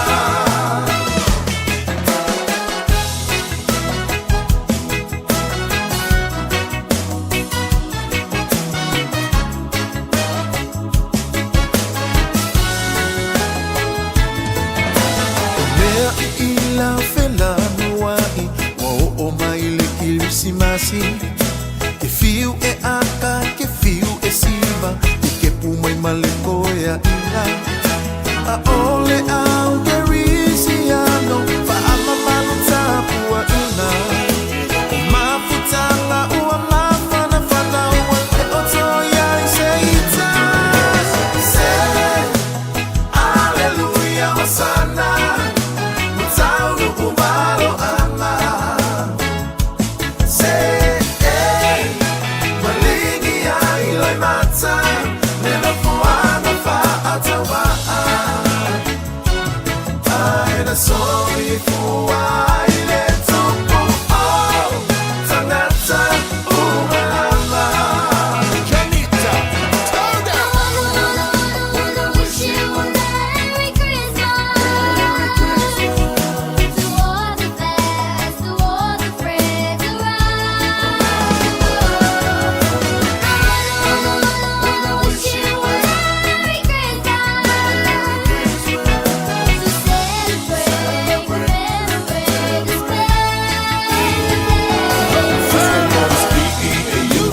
time of the year, Island Christmas, lots of good cheer.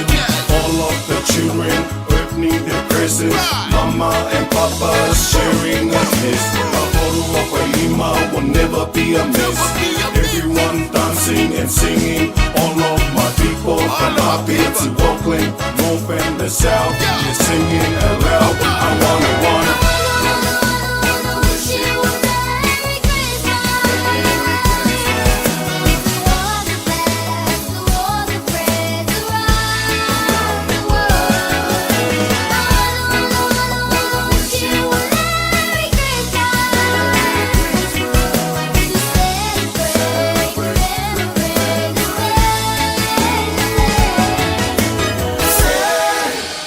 hallelujah.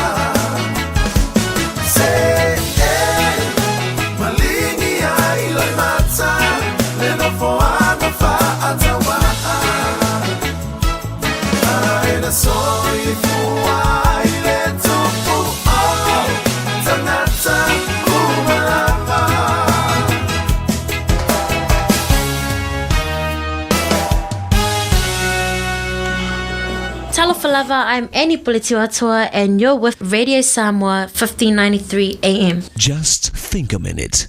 It could change everything.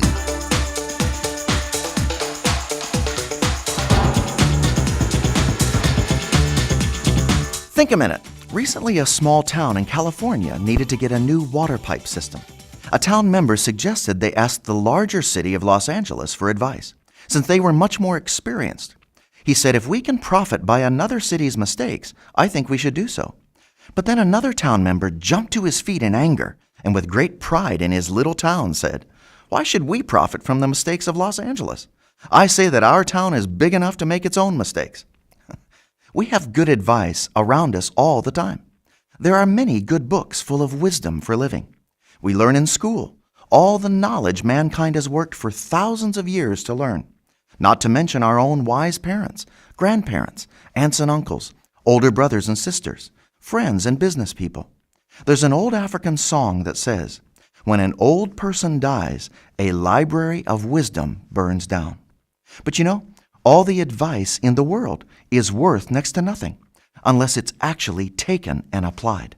Someone said, everyone receives advice, but only the wise use it. If we're too proud and stubborn to learn from others, then we'll never learn how to live better, happier lives.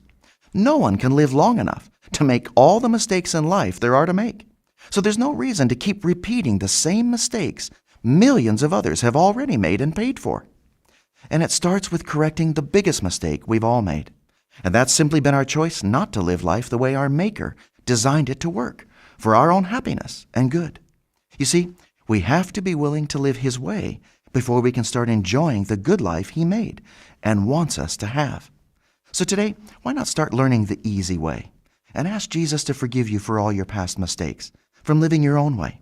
Then ask Him to take charge and help you start living His true way, since it is the way that can give you real success and satisfaction. Just think a minute. If you'd like a free CD of our top 40 programs, write to us on the internet at www.thinkaminute.com and catch us tomorrow at this same time when we stop and think a minute.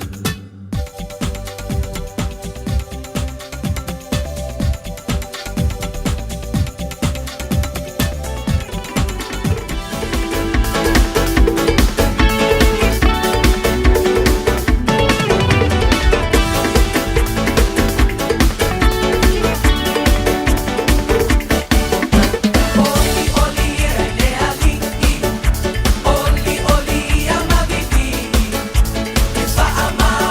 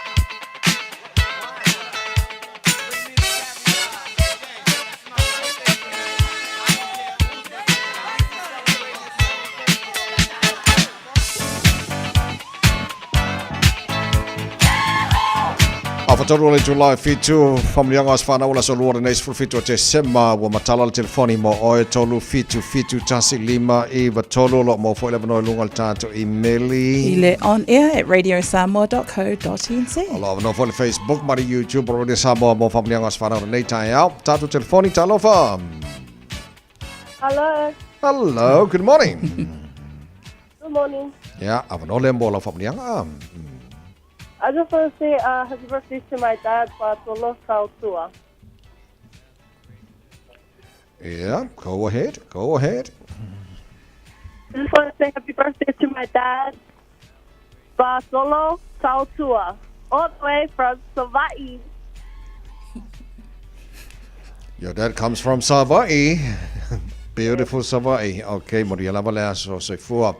O sio tamara nei tai au o nei famnianga lo pito Ia tawai lungo tato apia folinga whamanianga mea ana a wong. Whamanianga mo la se soifua le tama po le her o le nei ainga o le so wa ato iailo na fitu se fulu. Whaafitai le atua le tama ilo na alofa malana tausinga wa aulia mai ai e Henry Hector a wong nei tausanga e tele. Ia o lea wa sauni la u kamaikiki ma te o ile misisa ia mawala na komenio malana blessing ma ia patele ia e o la o malanga fo ile ni sila la tau ilo na so whanau. Alofa anga ma iana grandchildren, children and great-grandchildren bei o le tele o stars in the sky. O le ulo le ainga ai a le strong shoulders e le mawhaina move around. Ia manu e tele tai mo whamanianga. Whamanuanga le nei lunga tatu apia fōlinga, whamanuanga mo le aso whānau o lo granddaughter Beatessa Marista Ngae. Happiest birthday, princess. Vi ia le alii ua o lia mai lau luas fulutasi tau sanga I le nei aso. Whamanuia le atua I lo o langa. Filifili ma le atua, ma teine le lei. Tō anga I le loto, ma launga luenga. Mato te alo lofa, tele mo oe le pele. Love and blessings from your mama, Stacey Deo Ngae. Leise whamanianga mai a reu pena a muimuia. Whamanianga la se whanau o tō ngā ngae maipu a tōna na nai o vai telefou. Vi ia ma whaafetai le lofa maleanga le leo le atua, wa e au lia mai le fast tasi nei o tausanga o lo soifua. A lofa le atua, whaafua loa pēlo soifua, a wau tiu te mga luenga o whianga iai, whaapela mawhutanga maluto o lua ma le whanau ma lo a inga. Whamania tele le atua I lo wasa soifua, a lofa anga mai a aida, ma le whanau mau a inga malava I vai telefou, whangalii, vai lele, sa papalii, ma sa mata. Tato walau nei tai au whalole, talo wha. Malo tautu atunu te vai la sunga mau ta sala tai au. Ia, o whamanianga malo whaanga ras whanau. O si o te ile o toni tautu ai. O tanga, o ta ile atua ni. E lo whamanianga lewa fua I mai nei ta sanga te ile ase oi. Ia e so o lo ankolo, vai te au. Ia o lo whaanga nai a vaturo. Lo antire runga telefoni. O folone Teresia Ana Maria Matai ai. Papakura ia alo fatu ia. Sio anko si o tuangane ia. Sione, whaftai lava mo leva noma lia luaso. Whaftai tawai ta sala tai au. Alia fore nei tai au fau. Ea. E pea o kako uenga pea. Ia, tawai. Te koe siaki kasia I ki ia wisi whamrianga e misi aku ia kako usor kawhiwhi ngā le mangu ia leo kisi masira bai ngane. Ai, le ai? Le ai. Kako ngā? Alo. Tātou nā, le lei, maria whaiwata nei asa nei whanau. Tai lava tawai ma Natasha nei tai au sa mola suni upele, whaftai mole nei a tai au, ia manuia lava singa le aso lua, whailoa I le alofa le atua. Nei taimi, alofa te le atu, soifua, ma ia manuia. Pesa mai le, hawa pesa le Vina Records le nei tai au, le whungala au le nā, whungala au ngai whamungi o ko waswhanga. Maria tele le lofa malanga le leo tana matai le langi tō rosi puloro le manu.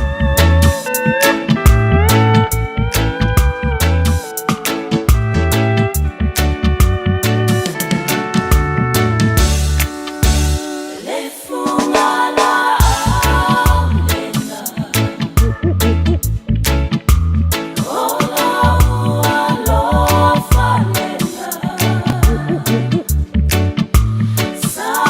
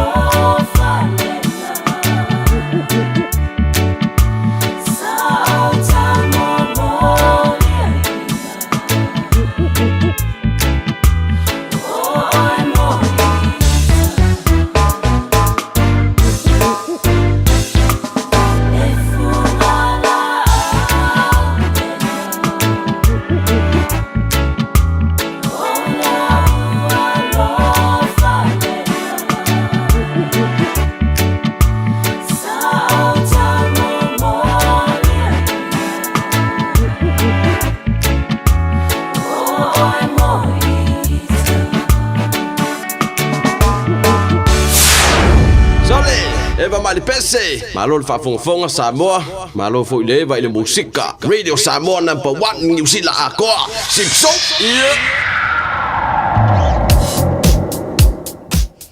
Olo ua feo lolo lava le pisi na inisio vaenga Wairau Valley on State Highway 1 northbound olo maita watu mai le vaenga le na nga ia to Tristram Avenue ile nei taimi le taiao lo ua mata na pisi Sunny Nook olo maita watu fo i whaape na lata atu le exit ile taimi le nei le taiao olo kilia le leila fo le southbound se ia vanga na fo i le anga ia tu le na Constellation Drive whaape na le maita watu Rosedale fo i ole na ua mata ona mamafa mai fo i le traffic le vaenga le na le northbound Greville Road to Albany ile nei taimi.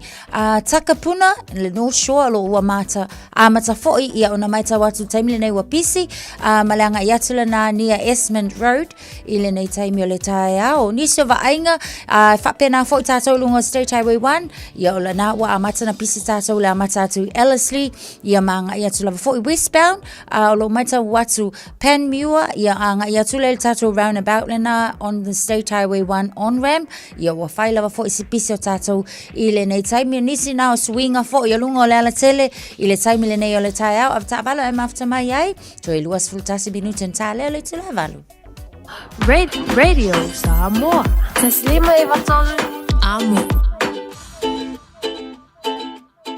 Whaongale tautua le Pacific East il masina tote sema mamawa ilo manoa te ono mana malo ai whailonga tupe whaase fulu o sau nia mo ana paanga e lua se fulu whailonga mo Samoa e lua se fulu whailonga mo tātou i New Zealand nei se ina whailonga se fulu i aso tona i o vai aso te tasi manatua o lo whawau pia le tātou whapitoa e nao le lima tāna pia e whaonga ina le Pacific East mobile app e whaatino ai au tupe whamoboni mai lau telefoni whawe ai lo avanoa fo le tātou direct transfer e ti posi mai e lau tupe le tātou account ma whamoni ina fisiri lungo le telefoni ma whaatino la foina o lau tupe ai nga whapatoa. Mo le tongi no pilio le vai, mo li pe teu tupe tu stupe i so se whare tupe mai si au nanga i Samoa. O lo mawhaina whaatuna ina ile au nanga ale Easy Pay. Asi mai loa i o tātu ofisa i o Tara o Tāhuhu ma le taulau whaatau i mangele pe wala au mai le o varsalau o tasi onono mo se la lata atu i ante oen. Pe wala ale tātu Pacific Easy mobile app mo le direct transfer e whasa wa ilo teimi ai mai se o tangata fo i le pensini. Ia manuia telegresi si masi ma le tausanga fau i ainga umo Samoa ma le pulenga ma la whainga renga le Pacific Easy o lau paanga mo tupe whamomoli i Samoa.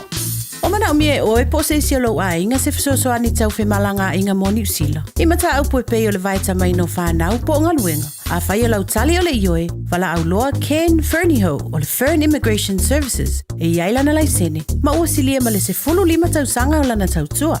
E toa tele tangata o fisosoani iai Ken, i mata upu tau whi malanga inga. E au fia ai mata upu na o atu le tribunal, ma apili le minister.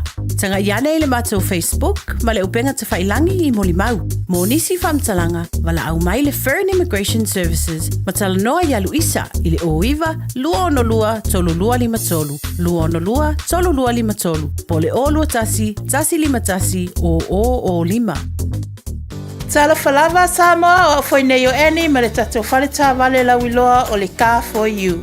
A whai lava ta sa ili sa ta vale, le aise lai sene pe maua le lai sene a o e whainga luenga tu mau, ma le leilo suafa, whaingo fia lava le ka fo iona fsoswani mo oe, maua tato cashback pe a mana mia le fsoswani. Talofa lava Samoa o afoile nei o lofa, awa nei ngalo le tato Facebook page le ka for you, pe te su mai le mato tuatu si tolu se lao Kreisel Frodman Rewa, pe faso tai mai le mato telefoni, over te lau lolo a fitu whaiva na walu pa Fasilimo and po alofa. So fase fua. O e mo mia singa luenga le customer service, hospitality, po le avea fo ima leo leo. E te leo mautinoa, po o whea amatai. I le MSL training, mātou te whesoa soani atu. Mātou te mālama lama, o le amataina po le toi fo i atu i aonga. E mawhai ona whaafaiga tā. Ai olo o iai le mātou au whesosoani wha maoni. E taita ia malangolango ina oe i lau malanga. O le MSL training, o se ainga. O se no fuanga i langolango ina oe, e wha malo si au, ma wha manatu atu lau sini wha atu. Asi i le msltraining.co.nz. Pevala au loa, le o valu se lau, lua, fa, tolu valu. O lolu manai, e a mata atu, i inei.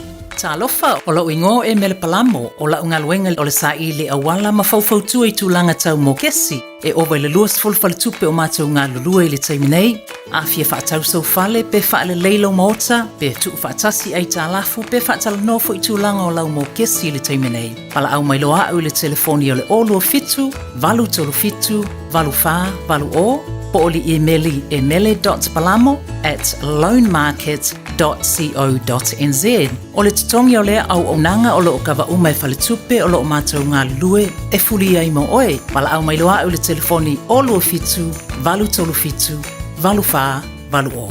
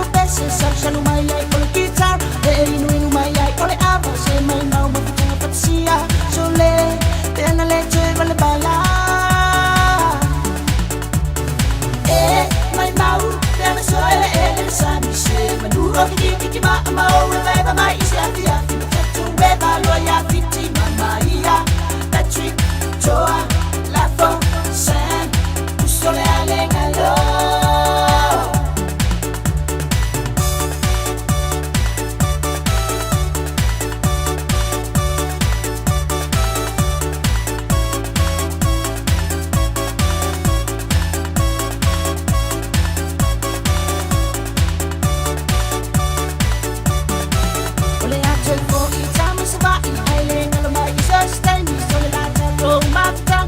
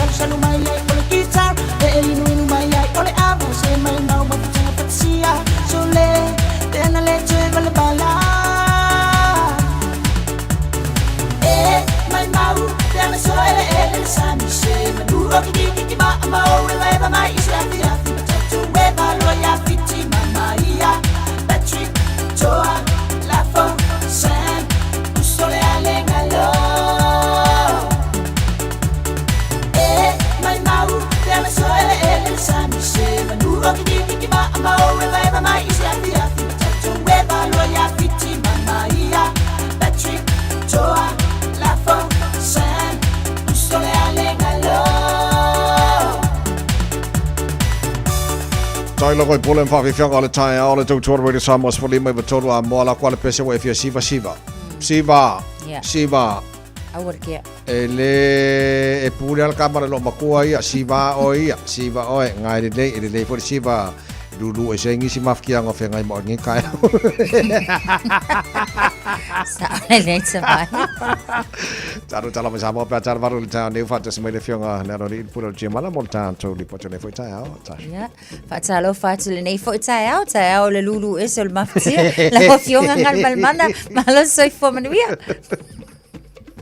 Le sau no angal sunga le o vai siva ko ki ale fenka ko siva ma no le so fomo la ni mama ile ni tsai ole ile atu el sala pa pe point fa pelo ia tu le sunga le o ia vai atu team le malu le tsai au poi pelvi inga le li lo to so fu tau tu che wola vai ia me se fo so fu la de le le tu no le nei tsai au pa fo ila vi inga le li ia wa to telo ni si mai la to fo wa le au dia nei tsai au ia o ma u fa tsai de lo fo le li ma lo so fo mo lo se le matango fior sau noanga e nisi sa to fa na po ia mawa ko ia o le au dia mai nei tai au ia o le wala fa mai le tu o ilo se fu manuia mo se fu la le tino o se ma tu wala fo il nei tai au fo fa ta yesu ilo wala fa Oi, awale se me fie siva fa ta ia yesu wa ne ya so ta vai sa o le ia le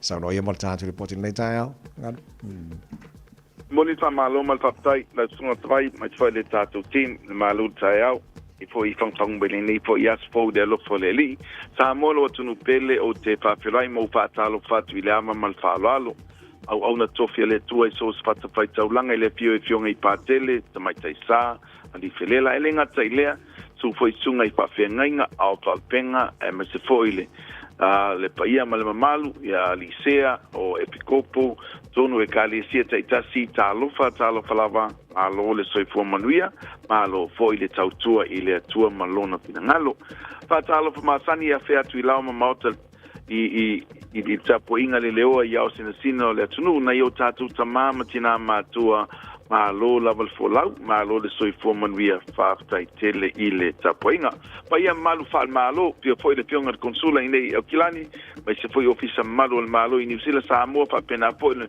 ofisa malo I mangele fa talo fatu le tatu unanga le nei tai au mal fa lo malo lava le tatu atunu lunga la tele tonu fa fenga wenga mai se fo ia lao mota tau singo tatu matua ma lo fa ma lo si malo fo ile tau si ainga mainga penele tatu tautua ia mo pe fa malo mal fa tai nafi fo ile pisi mai lava le taia o tatu nanga se o tu lava le piapi mo le 12 fa malo fa tai mai se lava fo ia ma fuli lava fo le to tele mai fo ia tatu so atonga na fi po ile fo saini ai se tasi o tato Scorpio astonai tele lava tato brand new cars al Mahindra mana tu foi o le tava le folo e fata wina ile ngata fasa wina la tupe mo terminei be afu fu el tawo tava le fo lua te lo fanga il marketi ia i tulanga le ol fitu no fo ta vale tele per fa willy le fa tu saina le tato Scorpio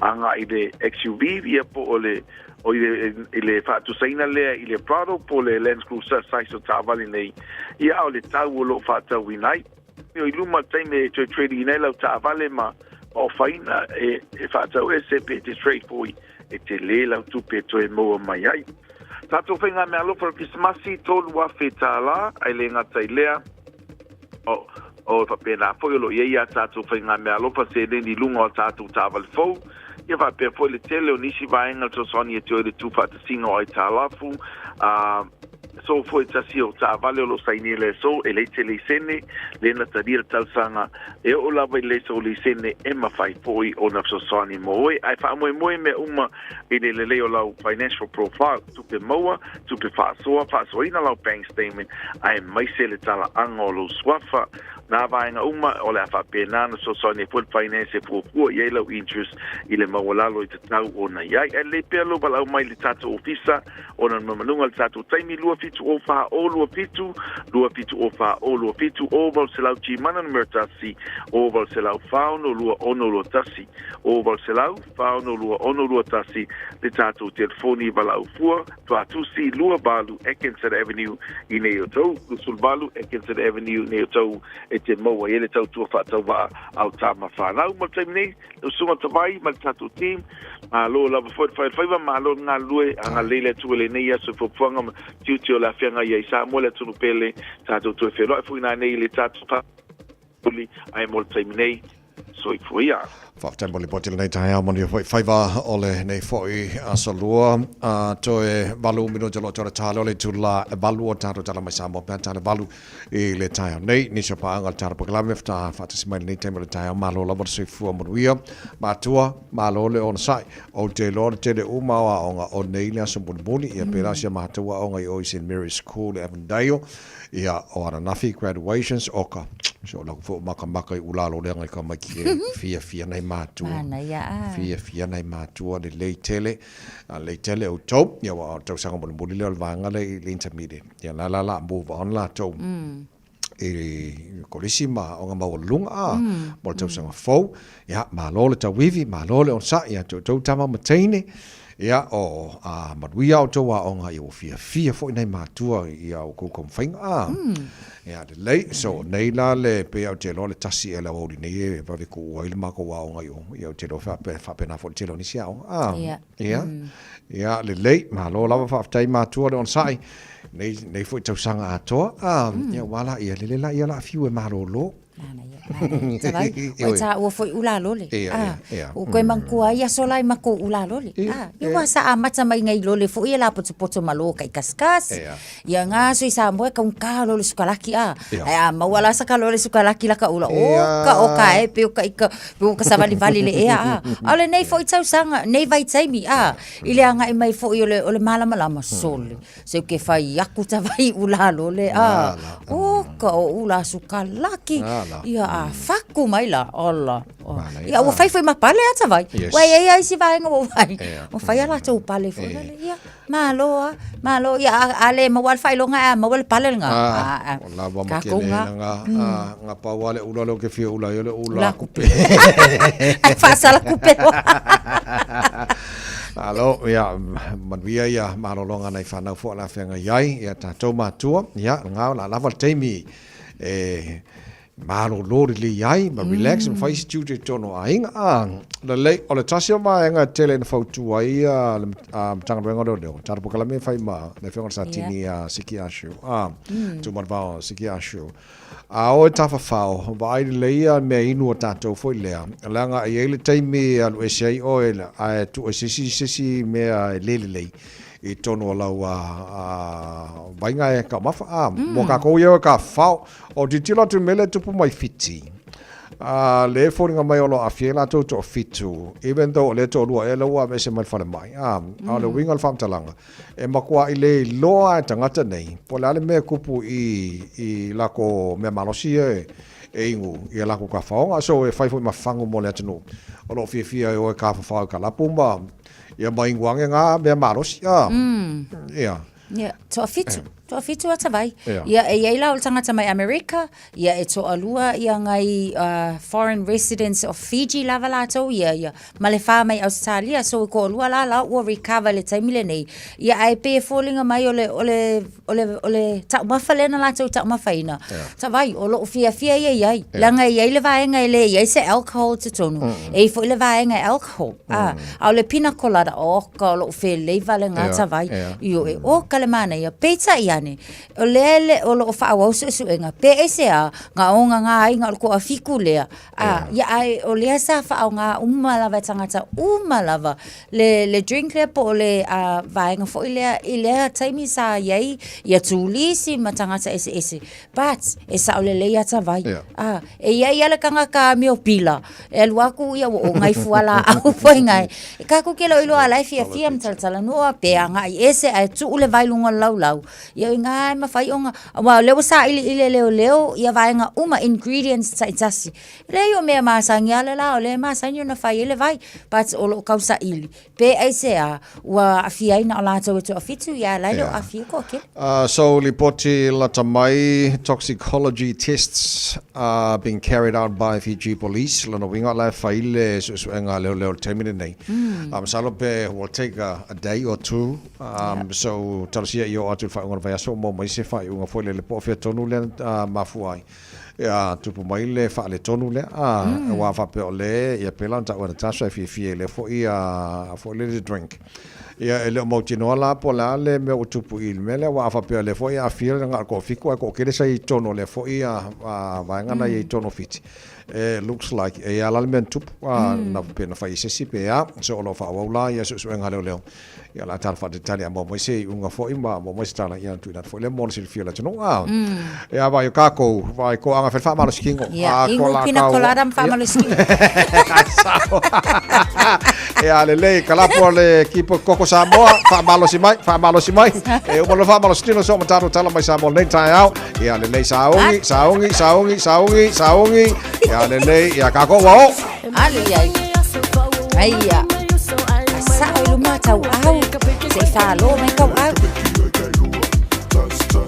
Au ka fa. Aia.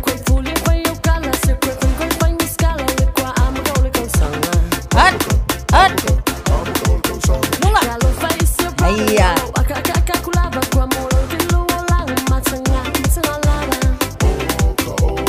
Aia malo, fa malosi. Lunga, passa oloi lunga. Alu lunga. Alu lunga.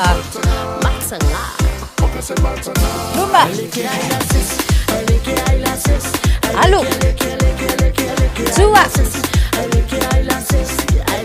Iya.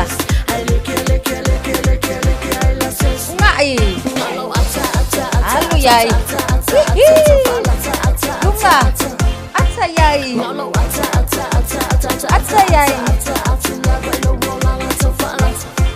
Lunga. Iya, fai fa mau ngia.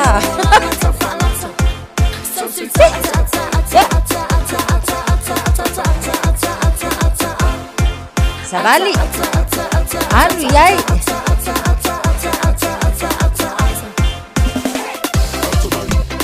Ata yai au tafa, ata itua, ata iluma. Aia. Mua. Alu. Aia, vale mangaya.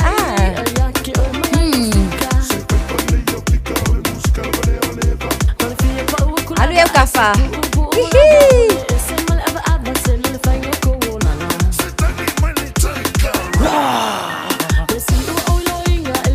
Alu yai.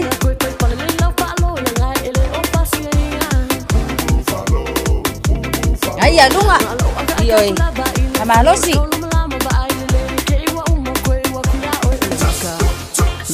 Alu.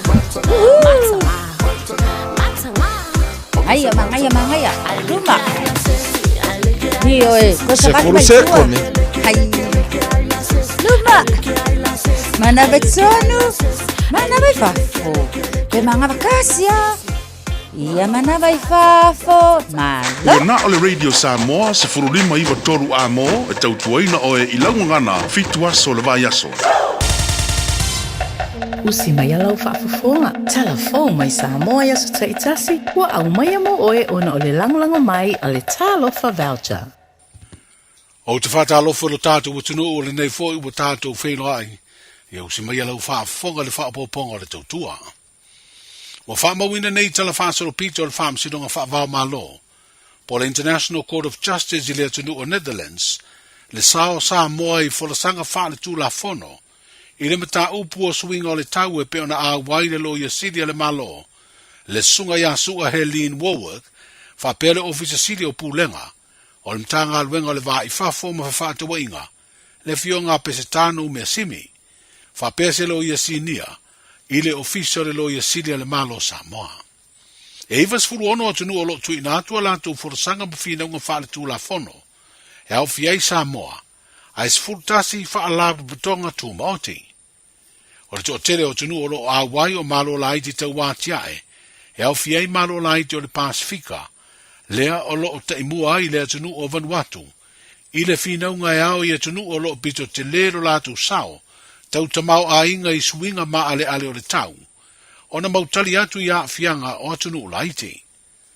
Se avanoa lea ua whaaleo ai a tunu o laiti tau wātiae, i te tonu o lea whaamsidonga o se vaenga o unanga malo o whatasi, o lātou langona whasino, i le whawhaalia ingo manatu o tunu o lerolangi le mata upu i suinga o le tau, e peo na lau alunga i fono a tunu o mawhalaptonga ese o le lerolangi. O le masino mati o le tausanga nei, na fausi ai se whina o malo o whatasi, ina ia tu ina atu lea mata upu se whina o lea whaamsinonga. Ma o le solua o le masina nei o te sema, na amata tau au fi ai whaamsinonga whaavao malo, e whaafafonga i forasanga atunu o iwas furu ono, ma whaalabtu patonga tū maoti e se furu maletasi.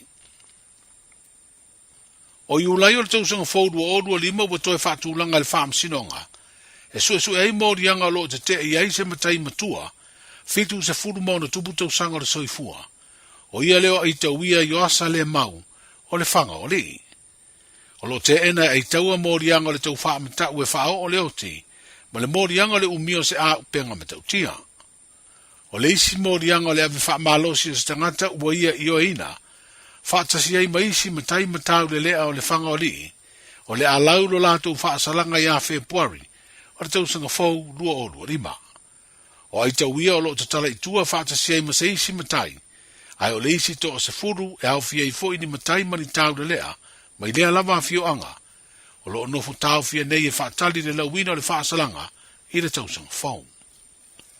O stasio mata upu le whaamasinonga maua lunga lava, o leo whaatulanga o meo le tausanga a sau e su e ai morianga, o pokati tuu pokati whaatau i, limas furubalu tausanga le matua o whaasto uta. O mai atu ina atu lana tali te te i morianga e lua, o le fasi o ti tangata wha moe moina, wha peisi morianga e peo le umio se au penga matau tio se la umalosi, umio ututau, morianga o le whao manua, whao lima, ma le umio se la umalosi e le ileise neina. O lo moria pokati o no le malio se ali leo leo, wha pese ta mao le fio anga o no fua ni. Ma o lo te tala o ia itua ni ai e inga e whaatari ai, le aso o lona whaam sinonga. O whaatulanga nei o iuni o le tausanga fōrua o rua lima, e su e ai morianga leo leo e pe o le solitu la fono, o le ave whaamalosi o se tene titi se furufitu tausanga le matua, o lo tua i aile li ilua sutasi tausanga o wilo o le alofi faisa uvale, o fale atiu. O le asunga fua na tu la i ei wilo le whaamsinonga maua lunga, ma tu ina atua ia lana lo ia le tali te te, i morianga e whale o leo. O leo o moria na sa idia leo leo ia o ke topo le tausanga nei, ina wa sa idia le ainga o le tene titi na fia se fesoa swani, e toe maua ai. O lo whaawau na tala o ia itua, ia ia inga ua mai o na whaata oto e le whaamsinonga, e whaata di ai de aso wa atofaina mo le whaamsinonga. E luani mitau puto whaamsinonga na wala au la matanga le vaya so nei le whaamsinonga sidia le tunu. Leo lo moli aini ali ila iti ta ita furu whaata usanga le mātutua, e peo na tua ia le tasi i morianga e wha, e au fieli soli tu la fono o le whai ainga wha mbalonsi. I se teine i titi e lunga o le sifurua te usanga mara lo ifo, o le sifuru ono te usanga le matua. O le isi o li ila i titi se furu whaata usanga, o lo o molia ini ngai o inga mātangana ia whai e se teine i titi, e lalo le sifurua te usanga le matua. O le masina o mati o le te usanga nei, na leto e alua i le aonga le ua molia, e peo na ia whailo ai le whaamasinonga, ma na whaaleo ai, se whaanoa noanga o le whaamasino. O whautua ina le ali le titi te tau no o atu le tausanga fau, mo toi alu le aonga. O lo tōra pōre tu inatu o ni taria i la ua nei o molia, i ia matau butau whaamasinonga e lua, se isa iri mua muani lo ia tu lai matau ave morianga, o i la ua utua ia. Wa mtua tapu mai e le whaamasinonga na whailoa so se whaamatalanga, e ilo ai i la ua o molia whaapea tamai ta i la iti na fia. O le whailonga ina talua i neia Samoa le aso whaavao malo, e whaatau wa ia te tau o tangata soifua, e pe ona tau la mua ai le ofisa o le komisina o surwhainga. O whailoa ai nei le maua e le tamai te ipule, o le ofisa le nuanua o le alofa o le whailonga tau aloa mo ai ia te tau o tangata.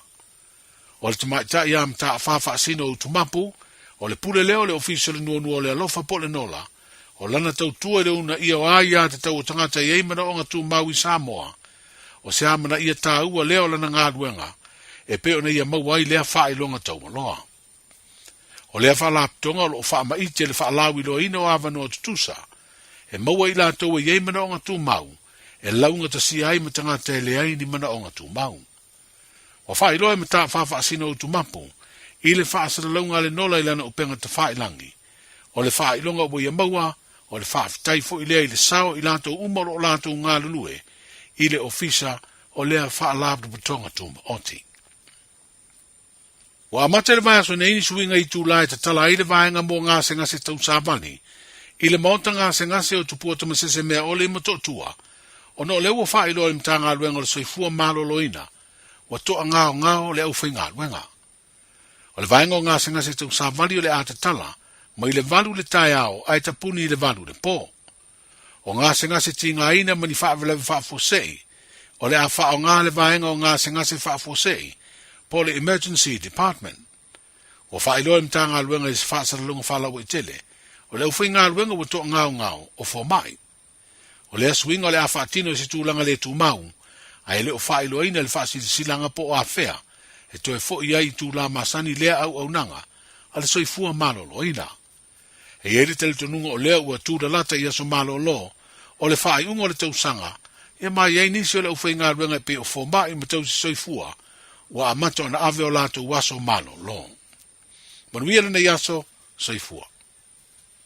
E si lia mala se laufala o loa i Samoa e mawhai ona whaanga i le talofa voucher mo whaatanga alu a inga. E le atua lava se 5 minute lafu antuai mai New Zealand, Australia, Amerika, mai si antunuu. Ai tau nuu i telefoni maolo e whaanga le talofa voucher e whai e le whaatau. E mawhai fui ona tungi e tuai le cash power wha pēle pili o le vai iso o se taimi. Angai loa i le www.pacific40.com e lafu ai se talofa voucher mo lo a inga i Samoa. Mo nisi whaamtalanga vala umai le olua tasi o valu tolu, lua tolu, po le info@pacific40.com. Talofa, we're the Katinas. Talofa, this is Pat Lam. Talofa lava o aola pi Mariner, mau pela o litio. I le radio Samoa tasi 5 tolu amo.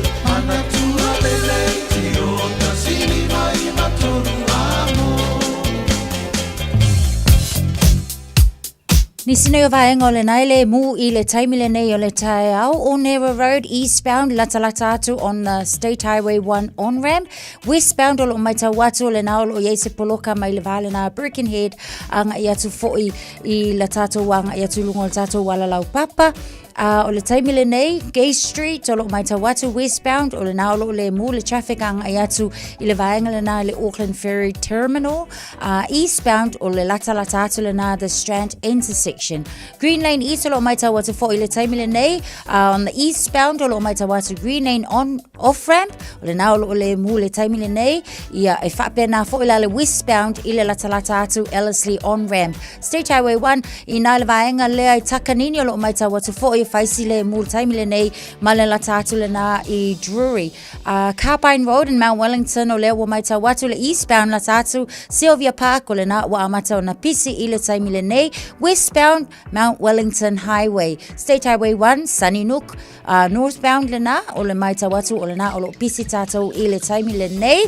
Nisina o vainga na ua ye tato on State Highway Sfuma Leono Route 5 Cume o lo ua maita watu faisi pisi i le taimile nei eastbound o lo pisi la nga i mailan na from Cume Town Centre a nga i mai i nei fo i le taulanga autui au kilani. Nisina o vainga o leo o le mu le taimile nei ma feo lo ai le pisi mo lo sila fia vta vale ma vta maile malo le tai ala radio Samoa no se fulu minute te ai le tu lai valu. Radio Samoa Tasilima Ibatolu Amo Radio Samoa Tasilima Ibatolu Amo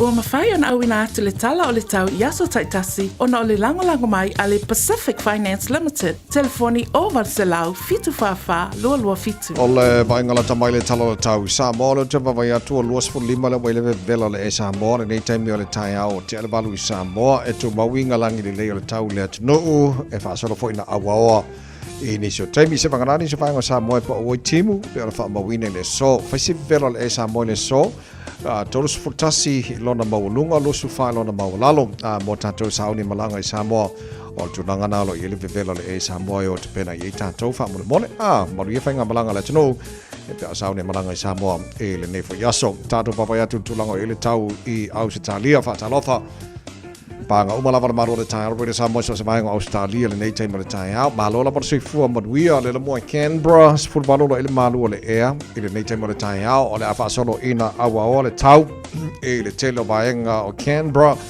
tolu se fu mar fa ma runga le vela le emo tolu le so se fu mar i vai lona ma walalo Sydney Australia good morning panga umal tara paklame so vai ngo Sydney Australia malola por sui fu mo wia lo su taselo ile ma fana por le vela le nei time le tai out o le afa solo ina awa pa utimu i nisho taimi fai fisi vela le emo tolu lona maulunga luas fulu lona maulalo melpone malor se fo morio nei tai aus fulu valolo il malu le air nei taimi le tai au la afa solo ina awa pa o nai wanga nisho taimi lo su fal maulunga vela mo tau i le so o le tele isi vaenga tau whelolo mai a Hobart lo su tasi maulunga o le mafanfana ma tele na awa o le tau se sul matango file lai Adelaide lo su fulona maulunga le vela i le so se sul matango file la vela i o le air Perth Australia tolu su fulona lona maulunga Brisbane lo se fo moria nei te mo le tai fa si vela nei te mo le tai lo su falo iai o la va sona na awa pa utimu lo su malai va maulunga le vela mo to le so lo su lima i lona maulalo ia mar vava ia tola matele na awa le tau i Darwin tolu su fulona maulunga le vela so ke foi a korio ke lo vai ngau skadi ele ngam kwa be lali ia le lei foi mai le talo le tau ile no fanga fasalonga radio Samoa tamaki makaurau spuriva lo ile malu le ere ni vai ngole tai awa vai atu ai wasi suru mai le la se va ia ia kai manga ia for suru le la ia for how long pola le umi o winga na tau le so o le fasalo na awa lang le lei pa unai wanga ni so taimi lo su farmo longa le mafanfana le emo au kilani e le nei foi aso tai au pe audio la fa so foi na awa lang le le tau tele vai ngo au kilani lo su toru mo longa le mafanfana tai au vai ngo tu lang le le stofi malas for rele pa uti malas tona malas salang le le so fuam ora vai aso mo na yato le maro la tino ala papa au ni so vai ngo Kelope Hawaii America Israel no pa ia mai kupito fa mo mo ia mai tau mo tau e le nei asa fau o tātou haulia. So se tasi whaisana nonga tupe le Pacific Finance Limited mai le aso lusful 5 November se ia ulia le aso se fulu iwa o teisema e anga wa uma i le se i jono manu ai i le luse lau 5 sfurtala pepa me alofa. Whaia le se i le aso fulu iwa o teisema i le mantou la lai Evandale mai wha ilo atu le ua manu i le Radio Samoa. Walau loa le Pacific Finance Limited i le ovalu se lau fitu fafa lua fitu mo nisi wha Talanga. Whainei misia tātou tala mai sa mōre nei tai awale papole le anto e whaasalawina mo e pēr tāle tu lai se furu mare lua le ole le so ma le fitu puana nei o le si whaaponga o tātou tala mai sa mōre tāle valu e le tai au a tai au. Lau whaafonga le tunu le fo mātu whaalongolongo e le telena o mealo tupu i sa mōre le ngata o tala mai whaamasinonga ia o nisi fo swinga o te lo swinga i au nanga le whale mai.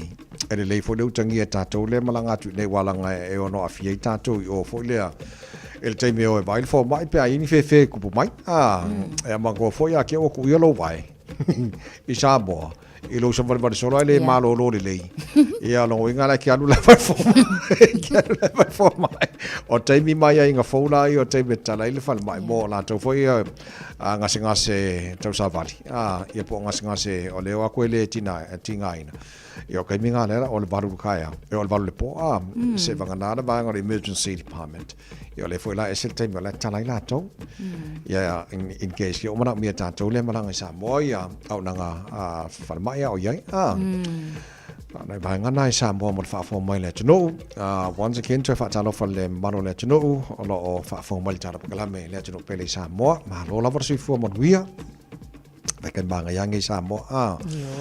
Man tole o te lata tātou Christmas. Te leo tāpenanga fo ele tunu. O kasi le me manga ia kero Christmas I Samoa ke lo ile mo ni. Por mor kelo kalonga. Olla. Ka ke lo le ia Christmas o mai o le volleyball o le kiki so se ko nga kalonga. O kile lo poko e fai fa ka vale nga kingi apa nga fai la so. Ai, ola o ka mala nga. Male kama fo lelo le lafo. O wala. Ai, o wala nga. Ki nga ai pe fu wa gale ala fai le lafo. Ma wala fa kala. Ya warka o nga ku pela so. Lo ko ala fa kala ma sispeng. Ai, o ia ala nga e o mai le aso ako. E fiu ma koe whakare mai ana aso ako ai on. Ko ki nga ua le se me mo. Ala e ngofo ai o. Ia o mana ia nai Samoa. Ele nga tata alonga o kamala ia o le vai fala. O ia lea. O le kali o aso vevela. E se foi le mana ia o le kolo. Wa vai taimi ane e masangi o kamanga kua. Ia o kaiminge o mea ai nga pe e loa ia Christmas. Ia, sa le. Sa ulo la mala aspolo ka unga ia sola. Ka ko ngi sila ka kele ai. Ka ko aspolo ka vonga le fa malo fa ai sai pongo le puki. Ia leo langa sa ia lava I taimi. Ia ta ilo nei vai taimi po ko e fai lava ia o ka manga wasola o ka.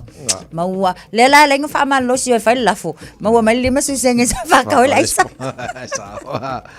Ia o alfa nganga o ka ko espolo ka nganga fa ka mal cordial foi lele ia sui le vai fa su malie ia ko ngole ipu ko ngol pusa isa sa o malo ai PPC kama se PPC kama se ia na I mean o kirisi masina isa mola to le I fa moi ni tupe le fa moi ni mealofa a ole o fianga o kirisi masi wa lava mata toide na celebrate na vai time of fianga fo isa mo ole le tso kere le body polo ia oka ka fe e au nga se fe au le sia sol ai nga la ngo fo o volleyball fiu le lomba ko vala mai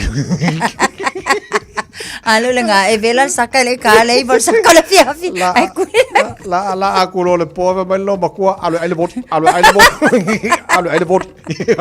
ya wala ka fa ba ya go boy bole le John boy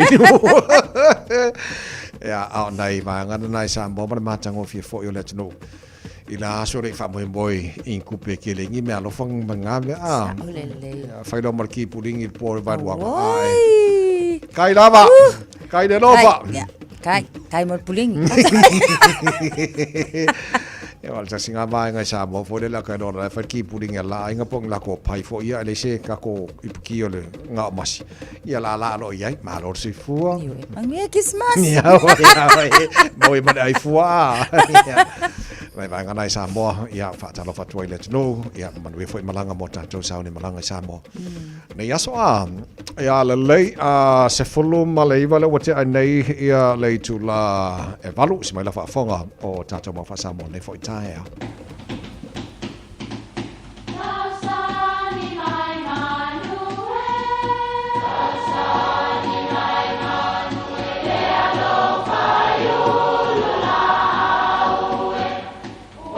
E o fanga manu I ululu o la au, awa e fafanga I funga o la au. A o le tangata, e fafanga I upu matala.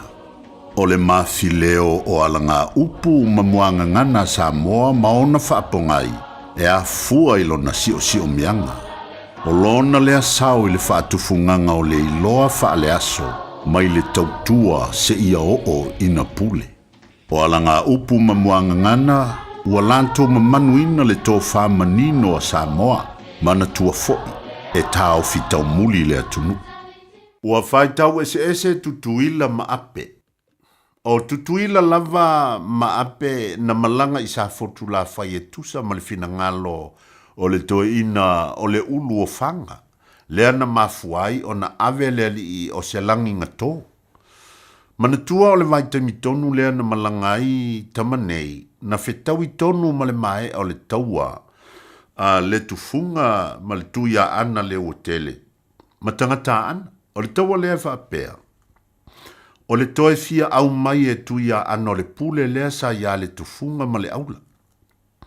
O le tama leo se lani ngatō, na toe si I whaalua ai le whale tautu o tutuila ma ape I sa fata, I le teine o vai tama soali. Ai ina ua mai vai tama soali I ona sola ai leo le se lani ngatō, ia ana ua longo ia tutuila ma ape le me utu. Ona whai atu leo se lani ngatō, ia tutuila ma ape, ia o lua whai tau ia masina, a whai e a toa le iwa o masina, o naole au maile pepe. Peitai, e o atu I sa fata le awali nei e le I whānaua. Ai whai ane tangata o le nu, o le nae se le lua whai tau. O I nae mafuai le upu, ua whai tau ese tutuila ma ape.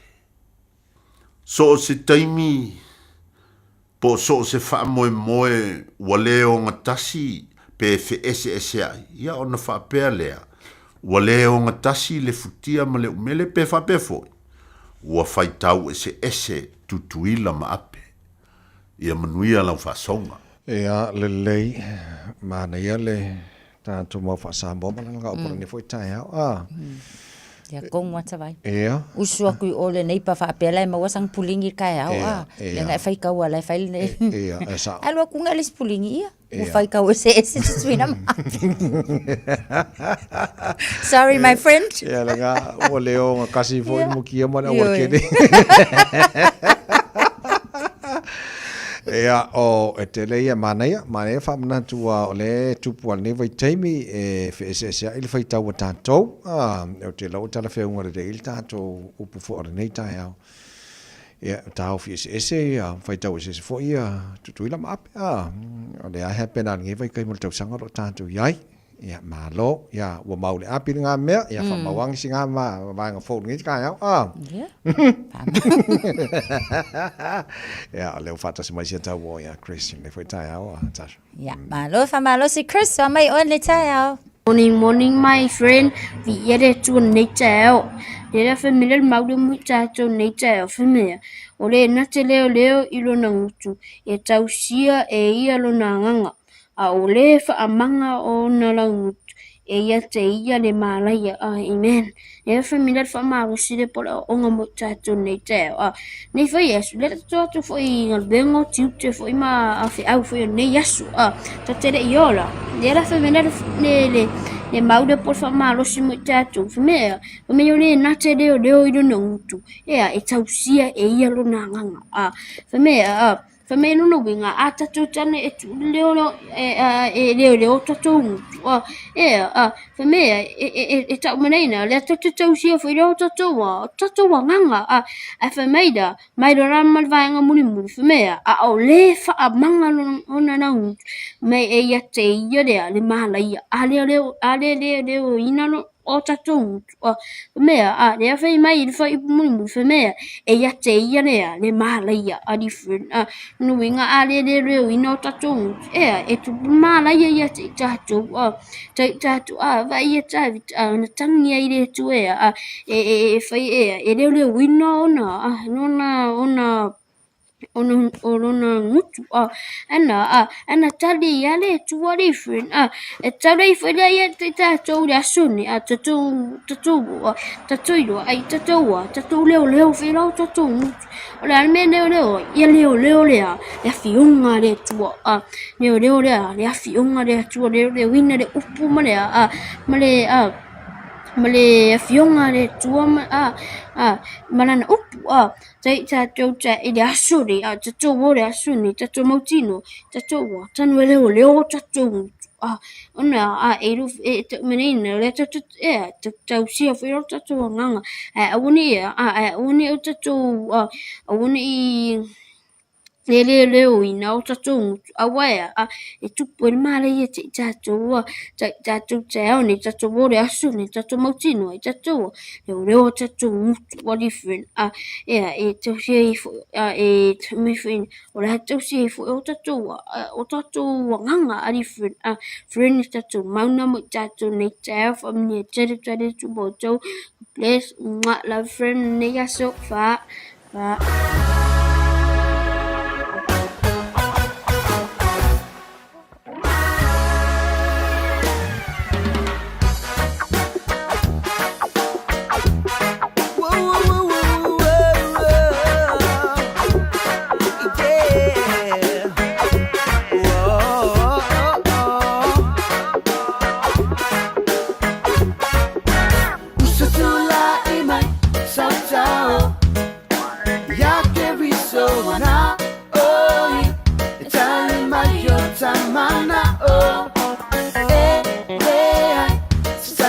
suluia na ia le tali wana ia na Yesu le tali o Yesu o lava le tali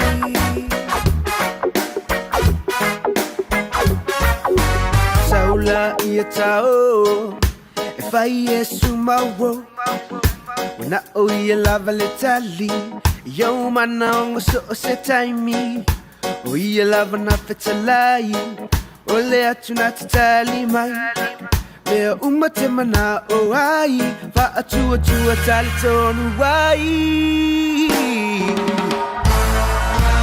usutula imai sautao ya ke riso na oi tali mai yo tamana o si et suluia na ia le tali wana ia wana Yesu le tali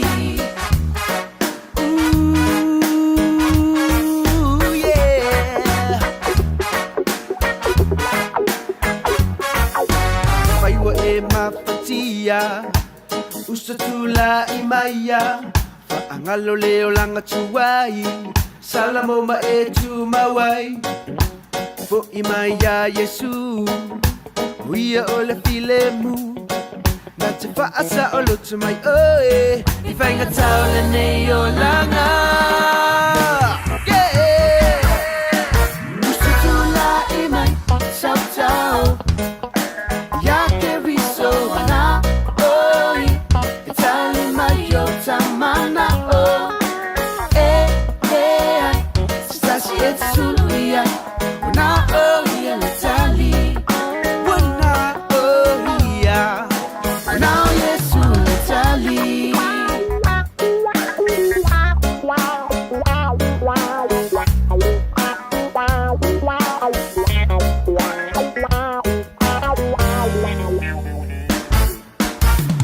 usutula imai sautao ya ke riso na oi tali mayo tamana o le sasi et suluia wana ia le tali wana ia wana Yesu le tali usutula inai sautao ya ke riso na oi tali mayo tamana o Sasi et suluia wana ia le tali wana ia wana Yesu le tali wana ia wana Yesu le tali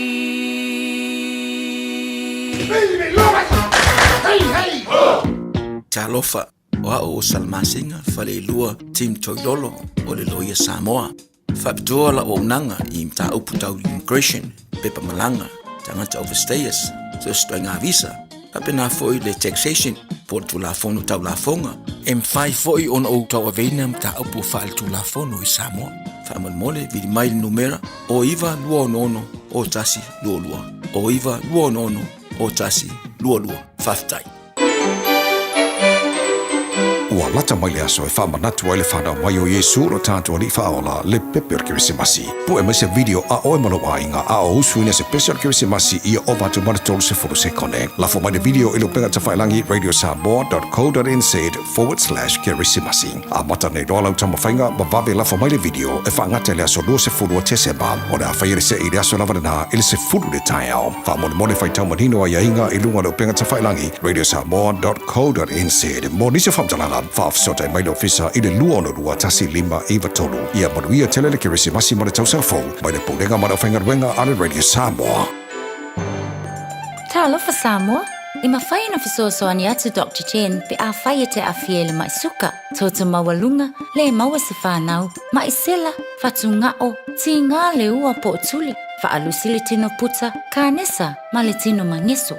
Ma wa fo i le kulini fulunifo mo ni fo tinga. Ma toi whaafilesi ai lau manawa. Tele nisi o loa e fesoasoani i lo soifua maloloina. A fio ane loa e ai Dr. Chen. I le tuatusi lua ono Great South Road Orahuhu. Telefoni lua fitu ono tolu tolu fitu fitu extension numero lua. Tala falava Samoa o foi nei o eni ma le tatou whale tā wale lauiloa o le Car for You. A whailawa ta sa ili sau tā wale, le aise lai sene pe maua le lai sene a o e whaingaluenga tū mau, ma le leilo suafa. Whaingo fia lava le Car for You na fisosoani mo oe, maua tatou cashback pe a mana mia le fisosoani. Talofa lava Samoa o afoile nei o lofa, awa nei ngalo le tatou Facebook page le Car for You, pe te su mai le matoto atu si tolu se lao Crazy Front Manrewa, pe faso tai mai le mato telefoni, over se lao rolo fitu whaiva na walu, pa fisili mo en po alofa. So faso i fua. O e fufu e whaatau ese lo fale, e te manao sta ngate whaanongo ia oe, tau tua mo oe, ma malama i launga ngana. Wala au mai loa le malu mawhatau Bob le malu. I le olua lua, tolu ono o, lima lua iwa pitu. Olua lua, tolu ono o, lima lua iwa pitu. Toi lua se fulu ma le walu minu tolo tolo talo le tula iwa. Toi pauna minu tolo toi o le malu o le tai ao. Mo le nei aso lua o tāntu i ailo na se fulu fitu nei o aso na masina. Mo le mudi o le tāna whala o le lua awhi lua sumat wha malol whala mo nui rea tano. Ia, whaftai fwoi mo le talia mai o le tautua i tono lo maota, tono ta wadem whalwhai ngā ruenga fo o le nei tai ao fau. Ia le ngata leo le mai mo mai le tino i lunga le Facebook ma le YouTube Radio Samoa vi ele tu mo ava no tatu si fa yai e matatu del noi le aso ma le aso o le tatu promotion le nala tu nei mo le Christmasi ala Radio Samoa o le tala leva no e va venga po la video al to wainga pesi Christmasi ia ma lo la fo mai e lunga le milinga o mga vaku ia on langa last Friday nei last morning na so mai pe ka fa va la tisi mai le la foi no me tanto videos fa mo mole ba nga prices kwa ke la prices so ma na ia so mo tanto le la fa mai video ma tua ia o va te mal todos fu se kone wangi la lo mai kursu se kone ia le le video o se pese ma na ia mai le ka mai ki nga ku la onga ma ai lele ai nga fatko o fai pese na ia ba ven la fa mai fa mo mo so o tu langa na iai ye ni se vai nga fia mala mati di ai vala wane le tatu ofisa luo no lua tasili mai batolu luo no lua tasili mai batolu ia na mo leona ni se fam talanga mala mati le tu langa le mo tatu fa mo mo so te foni na le ofisa pe ni se vai nga fia mala mati di ai luo no lua tasili mai batolu o le ngalo e fa ngata la se foreile nei ia le tatu to banga na ia ma lawa ia ma e ola mo ka ko prices la so na taio por ka se fu ta la se foreile ya o bawanga me alo fortissimo se pe ka ko pesi al fai long ama losi o fa nga solo le special che si massi alle tanoa Samoa e te mo la to fa lo se la lima so mai va one hanga mole one hanga tala no ia pali ma tu ma la fa ngarwenga o le iva tala la to fa lo o baso nei e iva fitu lo winga lai umia tala la to fa lo baso atore nei ia ele le mo tato io lo fa ngarwenga ma nga va kwar fa po lima la mo le no se alo ma nei va la ke va va ya tu la to special le fa nga solo o alo va ngo tama matama tamitilaiti la mo amaka ka gosfukala la e o tamai tai matina o la e di masu pasene le paula yai lo do ingala afa pe di masu pasene afa pe o fo fiku se fo no ingala mo o korsu lima o di masu pasene nga ya pole afa e se masu pasene fo le nga fai o le si fai kai le Samoa lo ngai di masu pasene la le o le special tano le o afa nga solo ya nga mo la e o tinama tamai ta Mana ia. So na fa mama aveng. Le fa mama aveng ari ko feferi. Sia na mau le mau lalo. Tulango special tano. Ela mana ia nei vai na so se lauli mo sumara iba. One hanga more one hanga e te mo elfa lo le tano Samoa. Ya vai poli ma la fenga wenga ia la mo sip so sani mo oi. Mana ia nei vai ngar Christmas. Ka ko Christmas wo mai sole. Ia. Se ka mo ia fa ko pese mai se ade na lewo mai. Toro su famino tolo toro talo le tula eiva dai matua o le la fa mai o ngana fa no ni tu sanga ni tai au ma lo lo sai pese le mo tolo ni tai au fo. We wish you a Merry Christmas. We wish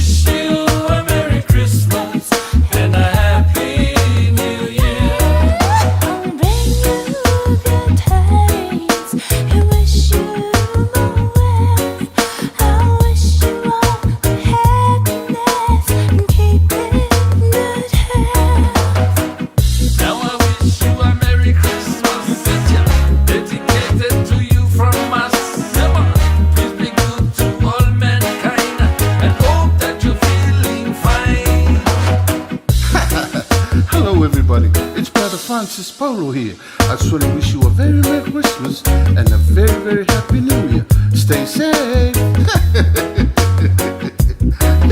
I wish you a reggae Christmas. I wish you a reggae Christmas. I wish you a reggae Christmas and a reggae New Year. Manuia Christmas. Manuia Christmas. Manuia Christmas. Yeah, man. This is King Alpha from Night Brothers. I want to wish you a Merry Christmas and Happy New Year to all my party people of Samoa. Let's go. Manuia Christmas. Manuia Christmas. Manuia Christmas. Malita Usangafo. We wish you a Merry Christmas. Wish you a Merry Christmas. Wish you a Merry Christmas and a Happy New Year. Ho, ho, ho. Hey, Matt Senafo here. Just wanna wishing you all a Merry, Merry Christmas and Happy New Year. I wish you a Merry Christmas. I wish you a Merry Christmas. I wish you a Merry Christmas and a Happy New Year. Manuia le Christmas. Manuia le Christmas. Manuia le Christmas. Malita Usangafo. Talofa Samoa, it's Lolita here. I wish you a Merry Christmas, a Happy New Year. My money, Father, like Malo so soulful. Sing with me, family, come and dance with me. Let's go, Sawia. Ya Manuia le Christmasi. Ya Manuia le Christmasi. Ya Manuia le Christmasi. Maleta Usangafo. We wanna wish you Merry. We wanna wish you Merry. We wanna wish you Merry. We wanna wish you Merry. We wanna wish you Merry. We wanna wish you and a Happy New Year. Tell of lovers, Richard Parker here. I'd like to wish each and every one of you a very Merry Christmas. Here we go. We wish you a Merry Christmas. We wish you a Merry Christmas. We wish you a Merry Christmas and a Happy New Year. Manuia le Christmas. Manuia le Christmas. Manuia le Christmas. Malita Usangafo. Talo Falava, it's Malaki here. I just wanna wish you all a Merry Christmas and Happy New Year. Let's go! We wish you a Merry Christmas. We wish you a Merry Christmas. We wish you a Merry Christmas and a Happy New Year. And we are lucky Christmas. We are lucky Christmas. We are lucky Christmas. Malita Usangafo. Talofa, Fakalofa Layatu, Kiora, Malolele, Pula Vinaka. This is Tofi, Fire Sophia. Wish you all a Merry Christmas and a Happy New Year. Hasta la vista, baby. I wish you a Merry Christmas. I wish you a Merry Christmas. I wish you a Merry Christmas and a Happy New Year. Manuia le Christmas. Manuia le Christmas. Manuia le Christmas. Malita Usangafo. Hello, Falava, and welcome. This is Tele Sulutupe Whaongali. Have a blessed Christmas. Stay safe, stay beautiful. Chee! We wish you a Merry Christmas. We wish you a Merry Christmas. We wish you a Merry Christmas and a Happy New Year. Manuia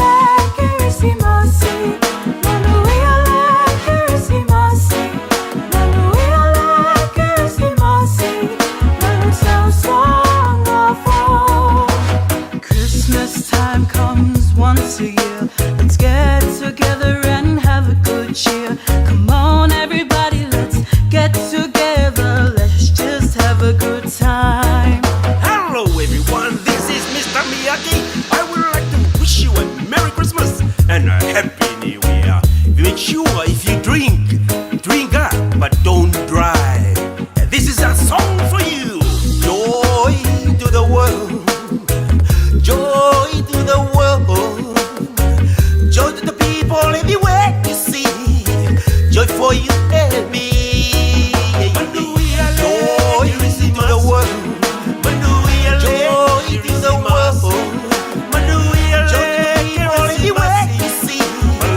Joy for you and me. Merry Christmas, everyone. Lana o te leo ala pesela tino o Australia le o mon mai la to fa mo dia ngol Christmas mo tato ya o se me mana i tele wa tasilea awala foi wa fa nga e alo le tino pese ya mo mai la to fa mo dia mo tato ma le manga ya okay se su fonga mari se ne Australia mahalo se fo mo dia nei tai au le poti la tamai le minuto tal wai pe a mar se fulu fa sulu le o lo o ilo Wellington ne o lo o fa wau le tangi po le upule fa ngai na fa maori mo le o te lo le alo sa mo le na tangata valina tangata lo sa i pele le te mile nei le sunga Albert Enoka aso spolo te sema len tu po fa la vele lo nai e o mo le te mile nei o lo sa i le lo su varu tu sanga lo su fa wipu dara kapene e o mo le te mile nei o lo sa i pele le o ma le lapta inga le i awane i fa la tala i sitasi ona e faisi o lo ia ta tununga le lo ia la amalo sia te ia o stangata fo i o lo kere ia pe a ka no kingo ma ia le fo ile silfia le tu nei tai au ale vai ngara na ma le vai temine ma swingo tu la fo na fo ma lo le wai ele ko e so no mulia le a ma sha kai me fai tangi po o vai nga ia sa ninga fa to ia a kengi fo i e mo stasio la to vai nga fo wa maliu so li potila mo ni minuto tanwai o tu langa na o ia ilo Wellington no fanga lo fatu no na fo ia tulanga ai o lo sa dia pela le ele na lu su barto sanga e tonu le o yele le sa fa o inel maliu i le sunga ya Albert Enoka fa masila nga ngole tua bona ya inga wo me masani le fo i alo le tonu ya mal tulanga yai o tato fo la wa ile lo fo le tua nei vai taimi ma le lo ka ko pola kai mi e o mai loti ya tu langa na pe ona fa ali ne foi tai fo ya wale silfio le tno tal no na va ngai Natasha ta silo va nga fa ta we le pe von il tar pokala man na fi male fi ngor sa tinia tu mar va si ki ashu sango le mutono o tanto lo to fali mana bia tato next door neighbors yang arlu fa tasi ma next door neighbors ina ya mauti no sango le mu tato ina ne vai time a fo ia va nga so se mete silfia po se ngaoi po stangata msalmio isela malosi po se penga va vena vili leo tasi o le telefoni na leo e vili ai ia ona va ve fo leo nga minoi mai leo ia va ve ona fa file muma ia motino lo mo ta tau sa ngane mo ne vai tai ia sa le la fa vai ia so le fam na tona va nga ia mo ta tau ne vai tai mi langa ua makua i makau kia le telo le sa fa afile le anga wa ye ne vai tai ia e ona afia i tatou ia le mena faina fai e si la tu i la next door neighbor po o soanga se si fam la nga oi ia vili kas fai I saw someone jump someone jump window someone also tafa malama ia o tu lama pena e silfia ngisi ke msalmia po yese la malosi po se penga vala kas I saw someone with a tree malosi the strong tree ia pule o e maunga mo e fa e pawal me e longo leo ma ia sanga le mutato sa le leita vai e ona o lava te fau fo ia e sauna o ngai mai tau atu o le makua i kele au la au malosi le fa atu la fonoina le laisene ina le o lo o itanga tel temine a man tuala ta vai le fo ia ato yang abandoned ile malai va alele ia o le mai tau atu ele ngata o vaenga na o loa faasaina Ia. ia a o le taavale foʻi lenga kuli lenga maua mai o papukura Ia. ia ai maua ane ai foʻi o loo iai la au e lē laiseneina la au malolosi ia ma matulaga uma fala au faasaina o longa uiga e mana o mea le saoga le mo tatou ai auala le ofo iai fai e faasaga e ua mea ga taʻu le leo E solo muli mai ai. ai o le vave sokai le leo kasi vavea ia pule ale o sa vai pule o malaungang o ki pule foi ai vai ai kan vai pum ai so amen pum peng ia lo vinga lo leo o me ngala kupua ia e fata la fonga a le me tonu na fai tanto vai o foi que malo vale mai alu foi o e kuni kamala e mala malosi a vidi leo e silafia la mo silafia leo vai lo le me fai il tangata e lo ina mang fa pena ia no pui lava saunga le mu ne time masau ku fo ya ki nganga vai ki kanga e ko ala kilo me ko ala wa fai ala ke fo this guy here hey you better run Yeah, you know this guy. I see his hand, you know, bang. Long winga, oh, yo, boy, coffee. Like you bang my boy. Yeah, on never angry. Le ora song le montanto, never time me fa mole. Yeah, ke de foi le amio le anga la ko e fa via i me yo fa la fa sain. Le wo ko ba ku bo foi mana ba le na ia va nga foi le wo. Ia o isi kanga wa fi pengi me alo forkisi masi ala kumu pa ko fa sa inga ia nga foi ba o ai ki o mai o fa kanga ka inga ia sa oi la ko wa mi o ba le va ngi fa fonga mai le tunu nga au le ngi fa ai o la va ngi me sa mo ni ta ya tu tanga na ia ia vai la wako ku ange se so wa me nga le ko pungi ri okay fa ko ni o le poko ka ngeri e fa ia wala ri e sa mai la ko ya le vai tem pisio le Christmas o tato yai le leile sang le mo mo tato fa mo mole le malo le tunu tato ngarulue fi o ya ima support lesi ainga fa mo mole si ratu si ainga o le lava fo fa so se ya lo fa tu yai ku fa ko yese kanga pakeka ia ma nei vai nga wa nei fa na sa ole le sa vai ole ku sa fo ngi vai kai mila ko ia leo foi kau i kanga pakeka pesa tau ngo fie fo i nei tau sanga ma vai atu ma kai mingi ele ai ia o ko ki kau or ko ka e kar mele o ia ka ko kanga sa ole lai or ko inga ia o la lai pakeka mele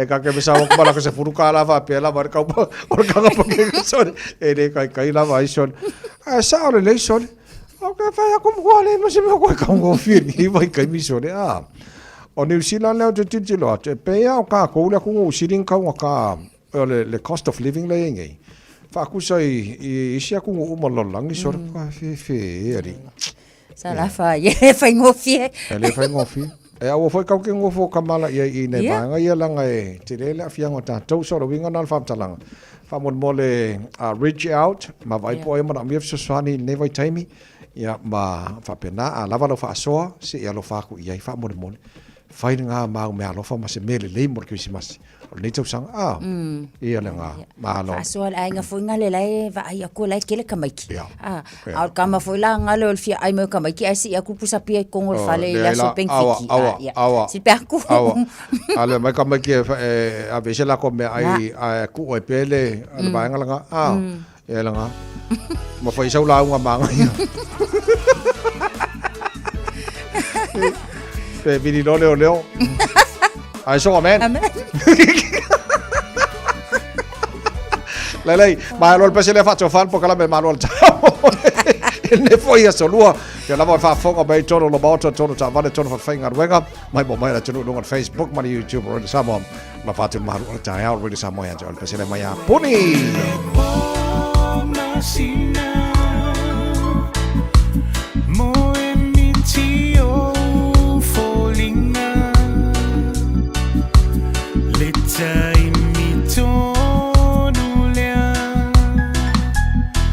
To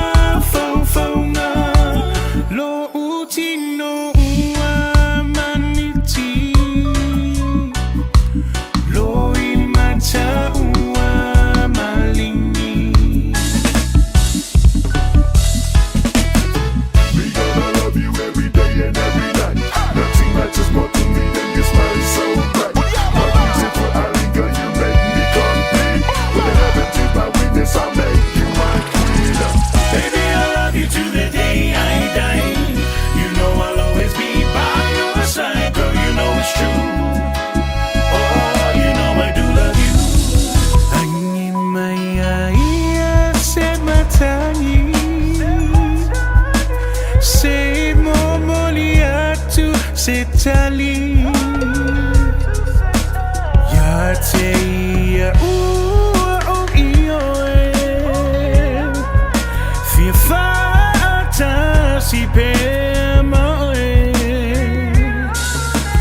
ilo unia nganga fi amaua pese mafutanga anale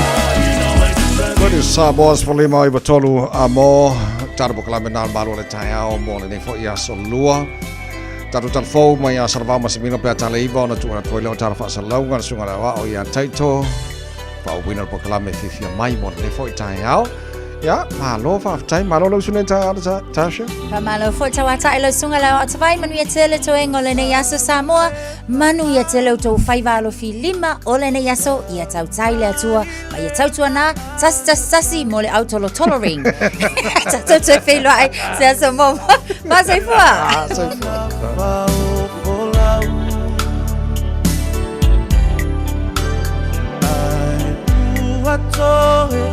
Oceana I uleni tau sana Oni aliu Ia lako ane I fonga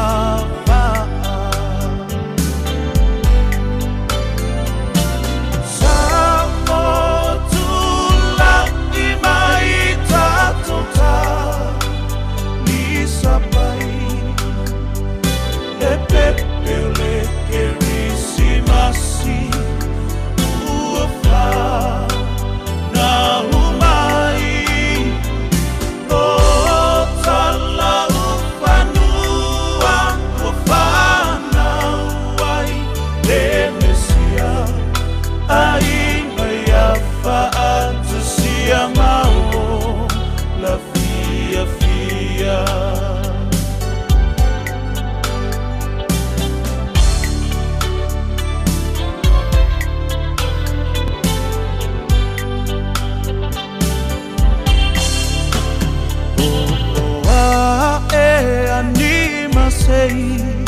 Le pepelea e fai malai Asala uta ia tonu tai isofu vai vai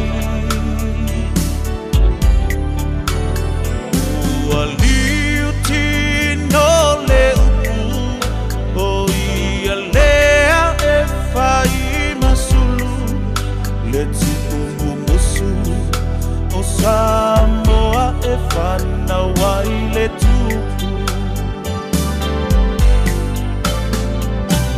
Samoa tula I mai tatota Ni sapai Le pepe le kerisi masi Ua wha na umai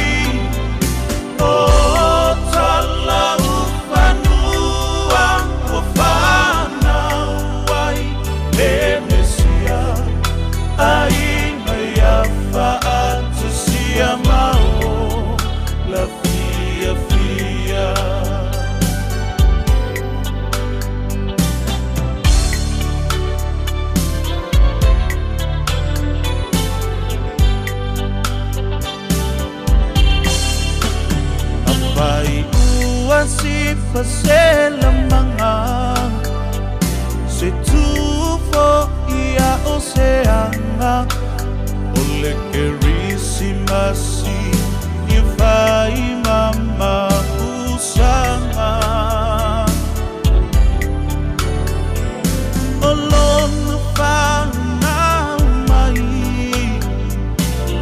ia mama loai o ni aleu ia la foa i le vai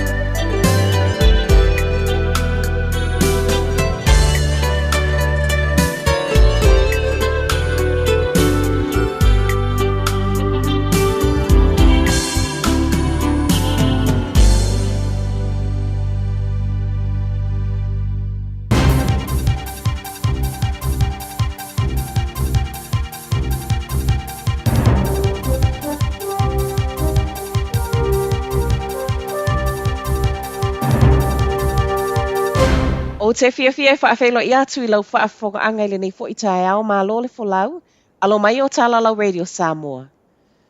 Wa whaia sao mea whaapapa I nisi o vaengo le South Island mō taimi o totoi o le sama. O le sa wa whaia nei le vaengo le tine mu, wa whaia lea ono le ono tu lai mai o se mu, mai mea whaapapa po o fireworks. Ma e patino lava le Mackenzie Basin ma Ashburton. O le tau mawhana whana ma le mātutu wa iei nei vaenga nei o le South Island. Wa whaingo fia I lavona la matia ma o le sa wa whaia foi e whaato a umai le aso tolu tasi o mati o le tausanga asau. E ele whaia le sa wa iei nei o le vai aso tālu waina whaia I tapu o le Mid-South Canterbury le wa whaasa I foi. Le whaia o se afi I no fuanga ta alaelai e au noa ma se pe mita mai le ofisa o le tinei mu. Wa sa wai ma le whautuanga I so o se tasi I totono o New Zealand a whaia o mawhau e whaia se afi I whafo. Whautuaina le anga I le upenga tawha I langia le checkitsalright.nz e loa ai po o iaini sa pele ai. E lata I le tolo se fulu kilo kalama le mamafa o methamphetamine ma ua I totonu o ato e lua wa la foa I le maleva alele au kilani. O ato na ina toe ma ua e sui o le vaengo tiute wa le pikia le tangata malanga ai ua whaata atitia I lava lata I le nofuanga e pikia I ato. Ina ua maua matu I lalo masini e wha ata na iloa iloa fuala au wha saina. Ma e wha pese fulu whale le iafi fi peisea I, oni pepa lau ti. O le luas fulu malevalu tesi 5 kilo kalama e wha atu saina lo na tau. Ma le se fulu tesi 7 miliona pe a wha atau. Ai o atu le luas fulu maleiva tesi 1 miliona. Le wha atu pe ino le afianga o tangata pe ana alu nei itua. O le whae unga le vaiaso le ana maa wai awhiwhi methamphetamine nei I le malaiva ale le whaavau maa lo I au kilani. E lua aso le watu uatu I tangata wapi ma wha mautu I le camping site I Wanganui e tā pena e se ai. O le tai awana nafi le ana asia I leo leo wha pesu I le pule nganu. Le Anzac Parade matu uatu I ai I tangata I tusa ma le se fulu ma le 5 I lato. Tusi wa wha atonu I nai le tatau na tula I ese. Na o le lua aso le watu I ai le pule nganu e tā pena e se ai ma o se whae unga ua whaia e le pulenga nu e le ngata mo le soifua maloloina a o le saunga le mu. Mo le mau mai le pulenga nu wa le saunga le mu e le ngata mo tangata nei e le ini fale no nofo ai. E whapea tangata lau tele o lo ofia o i le vai.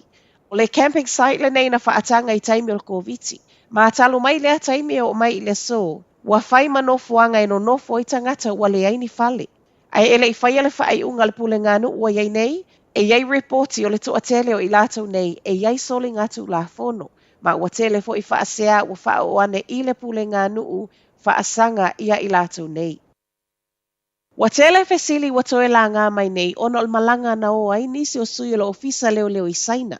Tolu se fulu ma le tolu sui o le au malanga ma o le masina o ke topa le ana o ai. Wha matala i nai na o lava i lātou wha atupe lava fo i le tangata ia ma le wha moe moe e o e una i le wha alawi loa o anganu.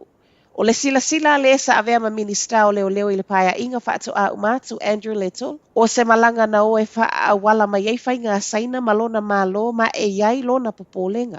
Fesilingia e Little le whai mai na wha atupe lava i le tangata ia lona pasese ma isi umatupe wha alu. A o lea e o atu i saina wha atupe e isi. Wha mauti no mai re sui ko mesina o leo leo i tala le tio wha vau malo a New Zealand. O le au malanga na o e olo o ave uma solivi, ma o le afo ina tāpena uma e se tasi o pule au kilani, wha atasi ma le fesoa soani a se tasi o ofisa malanga. Fina ua Little, e tatau na toe wha ai loa mea na maa wafua e le au malanga a o iei i saina. Ma e tatau fo i wha aulo le ofisa leo leo, o na sila sila toto ai mea nei. Wha mauti no mai le Independent Police Conduct Authority ananafi, o lea ua wha aulu aloa i atu le wha asea wha tatau i le malanga na alu. Matala whaaiu, o toe fo i tu risi au se talia to alua leana mamai i fiti masalo mia na wha o na.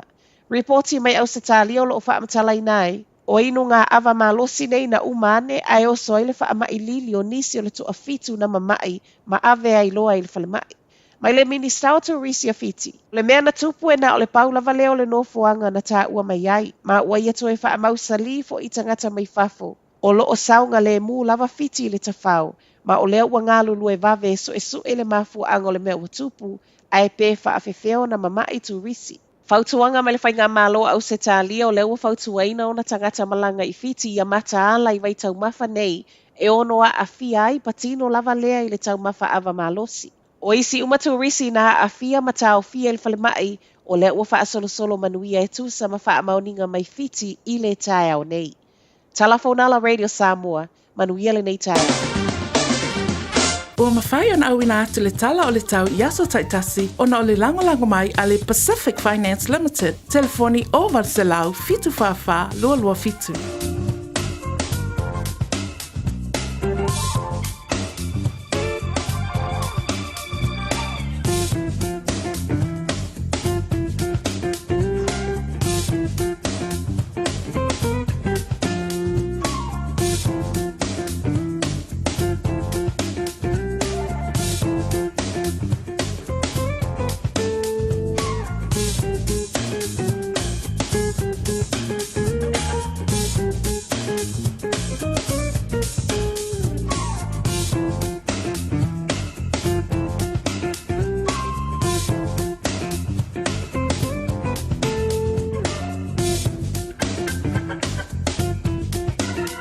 So se tasi e whaisana nonga tupe le Pacific Finance Limited mai lea so lusful 5 November se ia ulia lea so se fulu iwa o teisema e anga wa uma i le se e jono manu malo ai i le luse lau 5 sfultala pepa me alofa. Whaia le se i lea so fulu iwa o teisema i le mantou la lai Evandale mai wha ilo atu le ua manu malo i le Radio Samoa. Wala uloa le Pacific Finance Limited i le ovalu se lau fitu whawha lua lua fitu mo nisi whaamtalanga. Talofa, we're the Katinas, and you're listening to Radio Samoa on 1593 AM.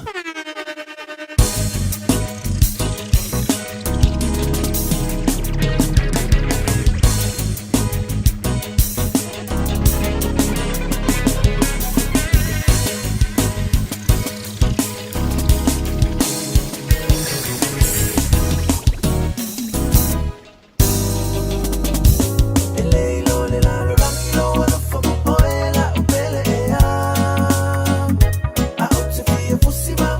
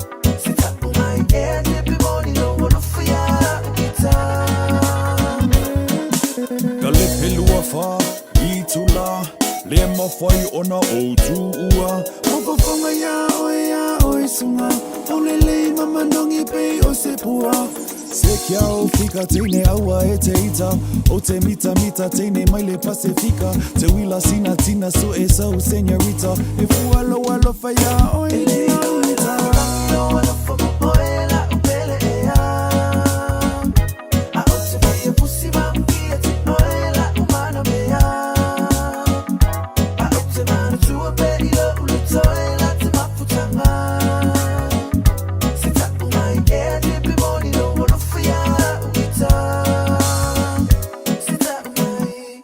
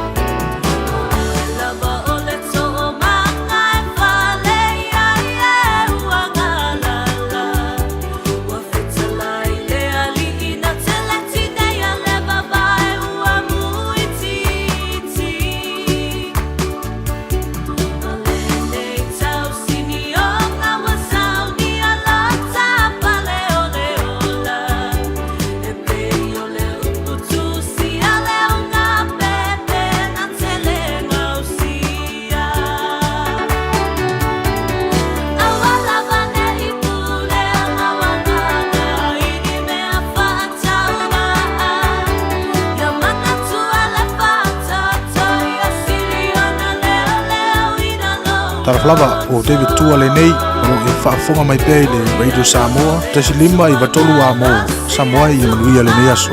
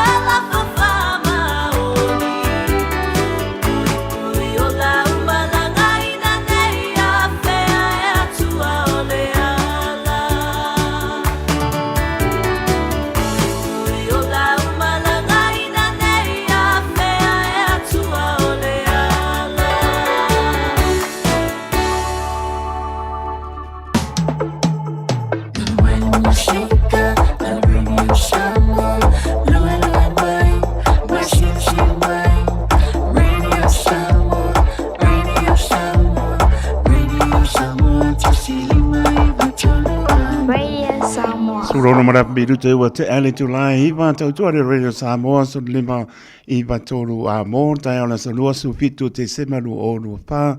Pero maputa mai ai au kanani manu tutua oi o tunu e mau poro mpatalo patu tau tuare Radio Samoa so lima I batolu a mo programe fifi mai sui tu lang foi se uso bana talenga te tia para tu si tia nisi o puanga para ingalo pianga ai mori fa malo mo fa tai sunga ya o ya tu mai meni mo na ba po le breakfast show to po me po la to fo I tau tua ile aso tai au pa dia le lofa malanga le lo tato tua nai minute Silvia Portato proclame ma sunga ya ken ai ono ia mai stasio stete I America ya wai panga solo po le tato proclame musica so froi su lima minute sfuru so tai po le ma tu man ia le uso wa po ia tu I Samoa to tai David tua ia panga solo po le tato proclame se pa ia po I le tu la es puru mare lua ia ta dono lo mniel malo tato tino la to ngora wala a wor fa ngai na telefoni ta wala wala le mole pasia mo ni fa mo mole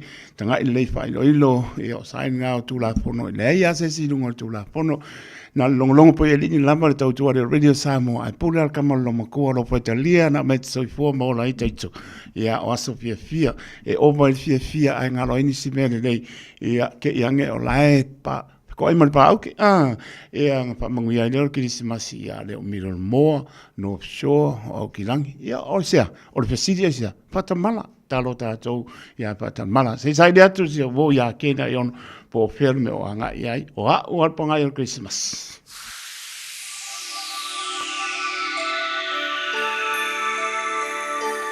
wai e a o de tanga sala Wamana tumaya Yesu lo ufaola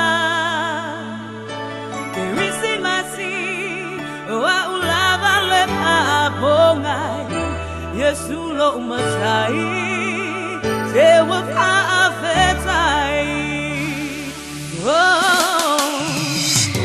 ulava le pongai Ole kerisi masi Wasoi puamai Ai lo umasai Na soy tua mai se ala sili ona mawalalo Awa ula tanga salai na ia mangalo Belanye Lili walo maya Salia la unei bi inga o te si itia inga O te ipo atu mapamanu Ile tupu o tupu O ia ole filemu O ia ole loko Loa lopa tunoa Oli utino tangata Awa unile tangata Nano posala Lene ua o mawai Leola maleksa o lotonga Papeta Yesu wa elabea ile papanonga Wa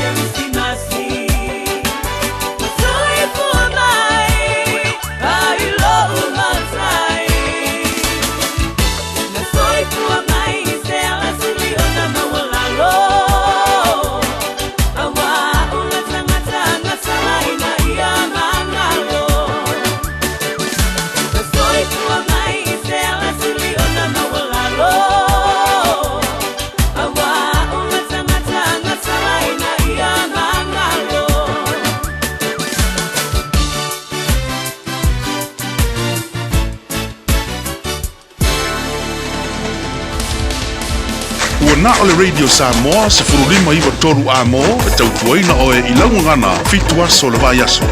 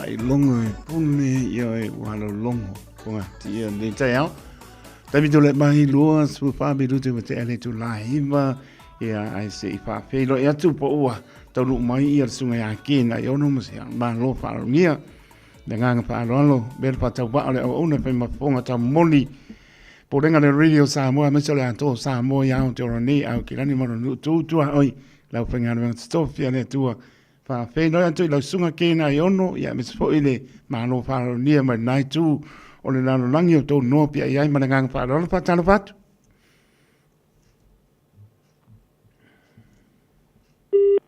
So, kano whaeson. Ia o lea na.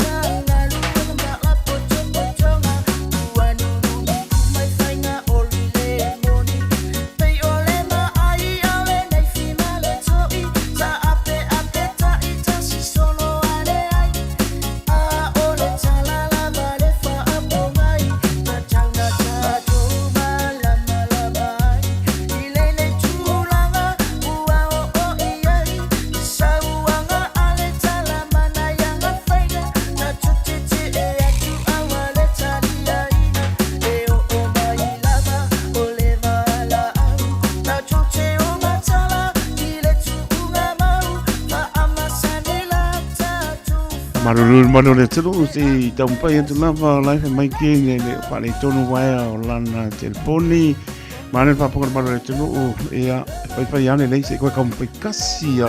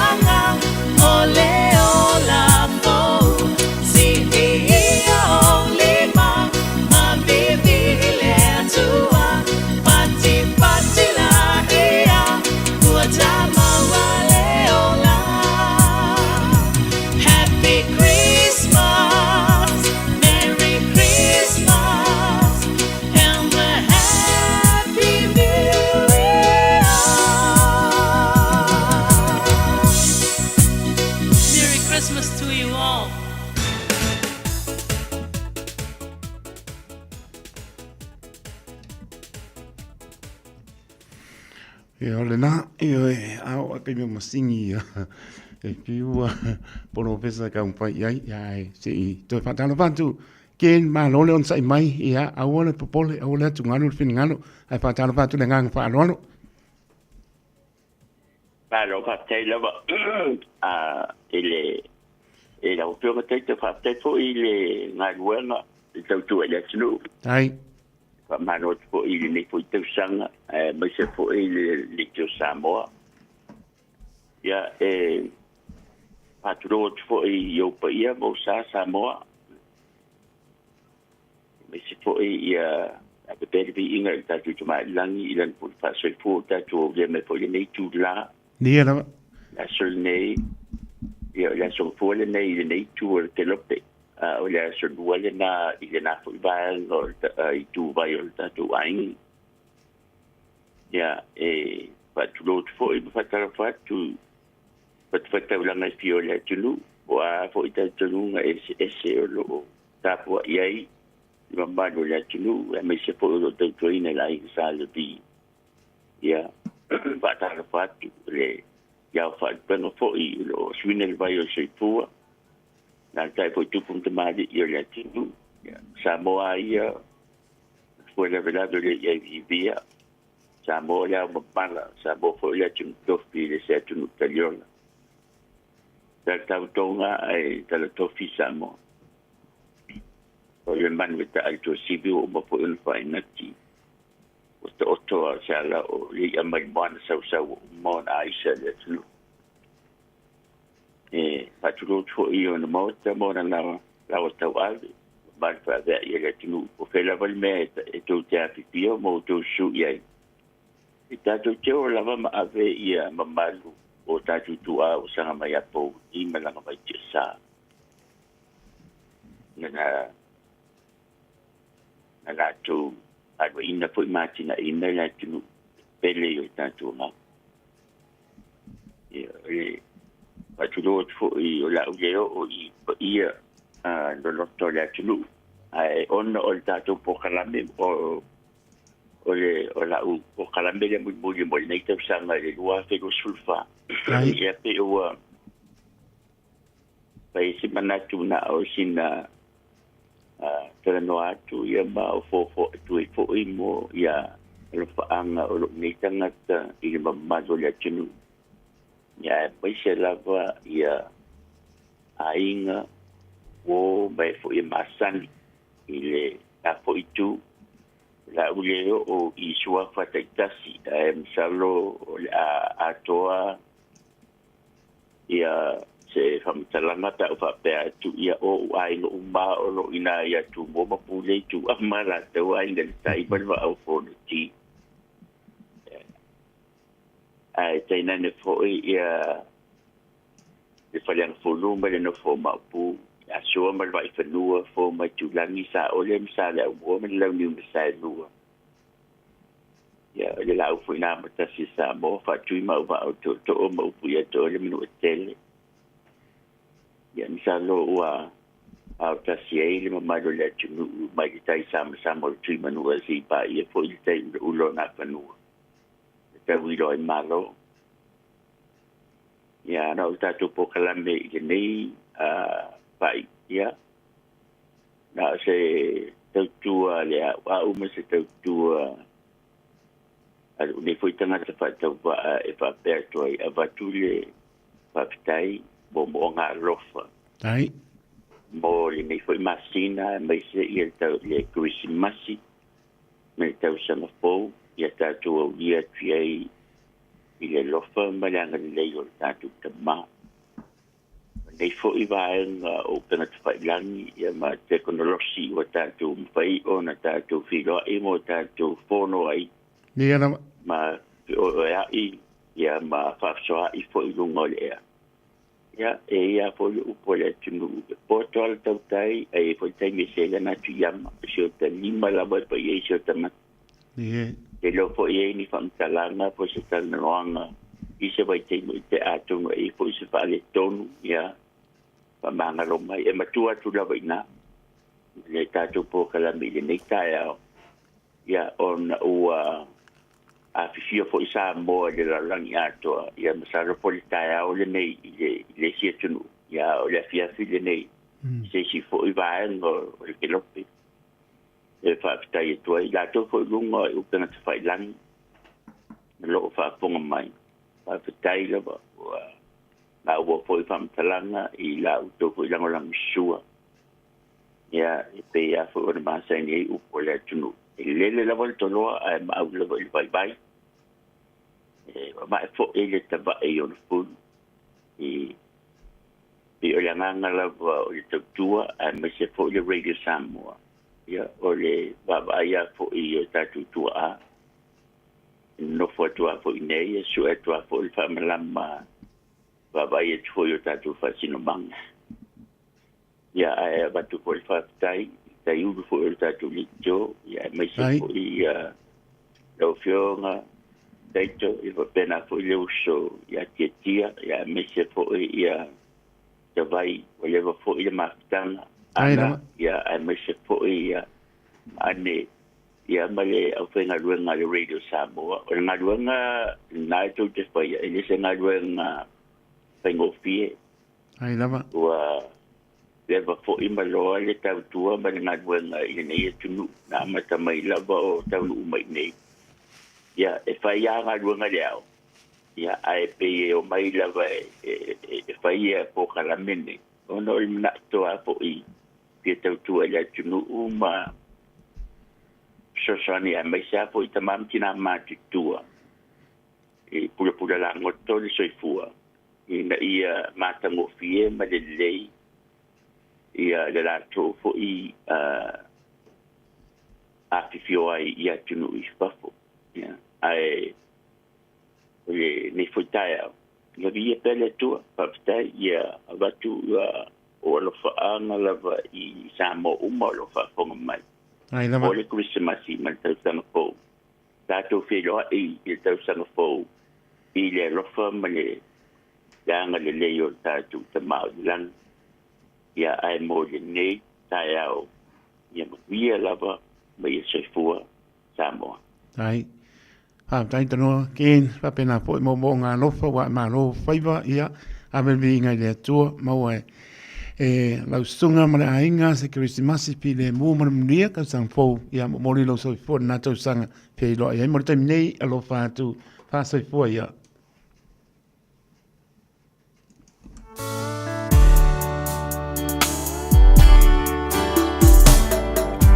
la upele vai ngocho le lai le sama fusa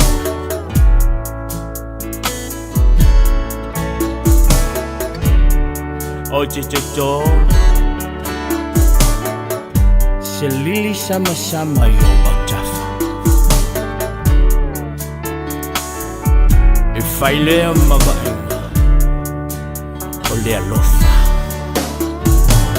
afai ai mucho lene olana ya eiloa ono banganga uma ona fai wacha wachala oche chota selili sama yo tafa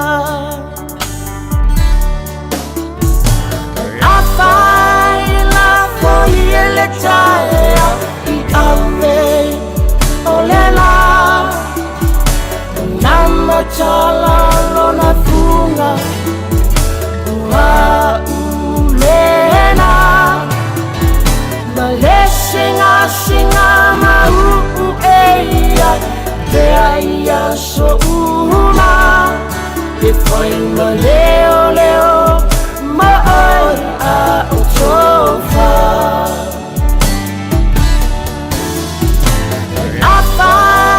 la foglia le taia I ave olela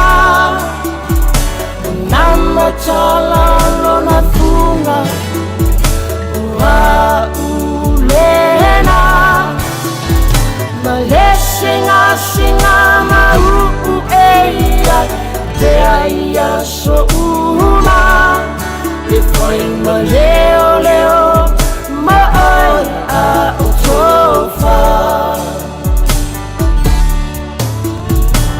vai le ma va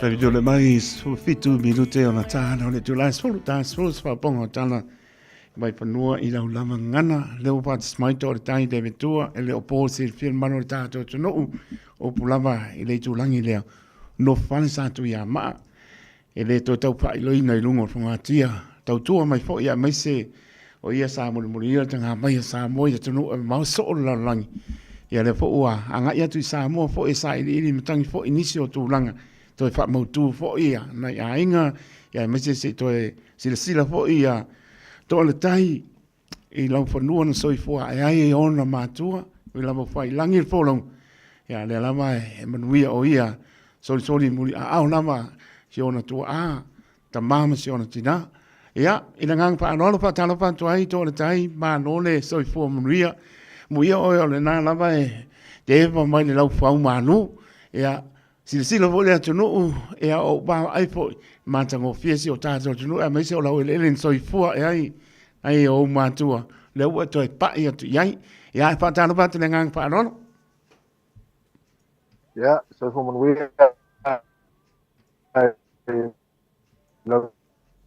sunga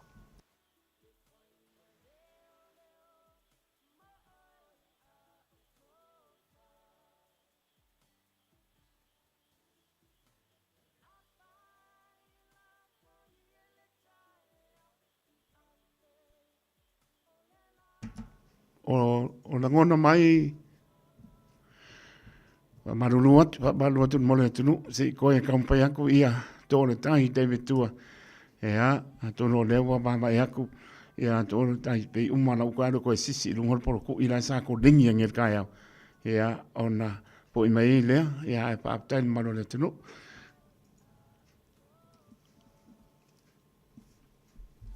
la upele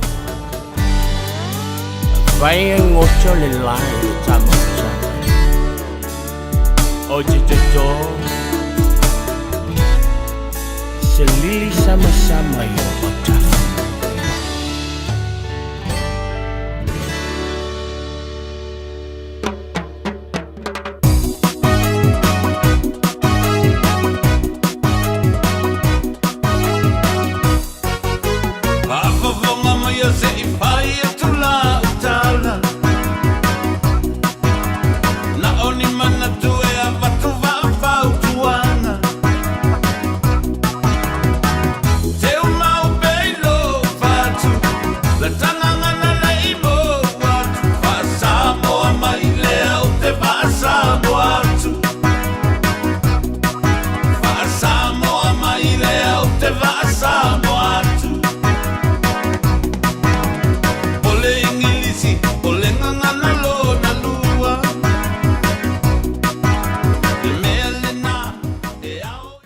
tatono lewa mau mai to le tai to patalo va tu ya lo so va ne so fa ma no la mo pe me ngai pai mai mo ya e patalo fa tu le nga tu mo fa lo sunga taito e fa pe foile pa po anta po sa mo ne ta o fo I mana tu sa manu ya le weekend ma la singa sa fe ngai ma lo sa le me ma le fo ma nga lo le tu ne sa mo lo sunga taito tai lewe tano le tu langa le sitting le lofo le o lewe ma ua mai pa mauni le lofo le I lo so fua me so fa tu ai nga li ya me so le lo le tu o lo salalau le tu me tu ke lope ya me se lama si o tato tu no pele o to pin ngalo mo tato lo to ma lo pa tai deve tu o tap sili mo ai ke le sola o le ase tu langa to ya e ai se to fa ma se pa to tanga ya o le uso ba ne so fa la to ta liu I lo elen so fo e ai na yo tu a ma ngang fa lo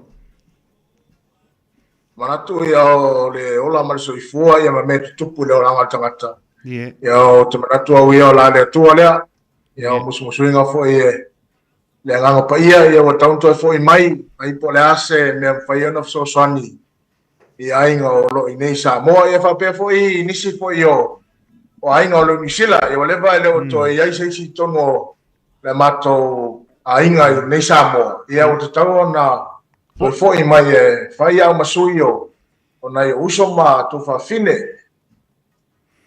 ma no pa tai I le taimi ma le aso mua pta e tu a aho I lau ele o si o tātou tonu. O le a se langona nga o I lau whionga to le tai. O le a se langona na ua e to e pai o ao. I le lau ele na e soifua e ai ma e ola e ai.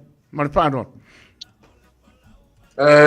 Langona le whaftai o le loto ma le anganga I le alofa ma le anga leo le tua. Wa ia me manao I tangata ale ngatusa ma le finangalo le tua ia manatua le manuia. O le langona ia ma le whaftai I sakatu vai fo ia. Mangaku maa ia vai fia. Fia o mawhai o koe fo mai tono tato atunu. Kilo foi po le ase sao fai ona so swani le tato atu nei vai tau tai. Ai.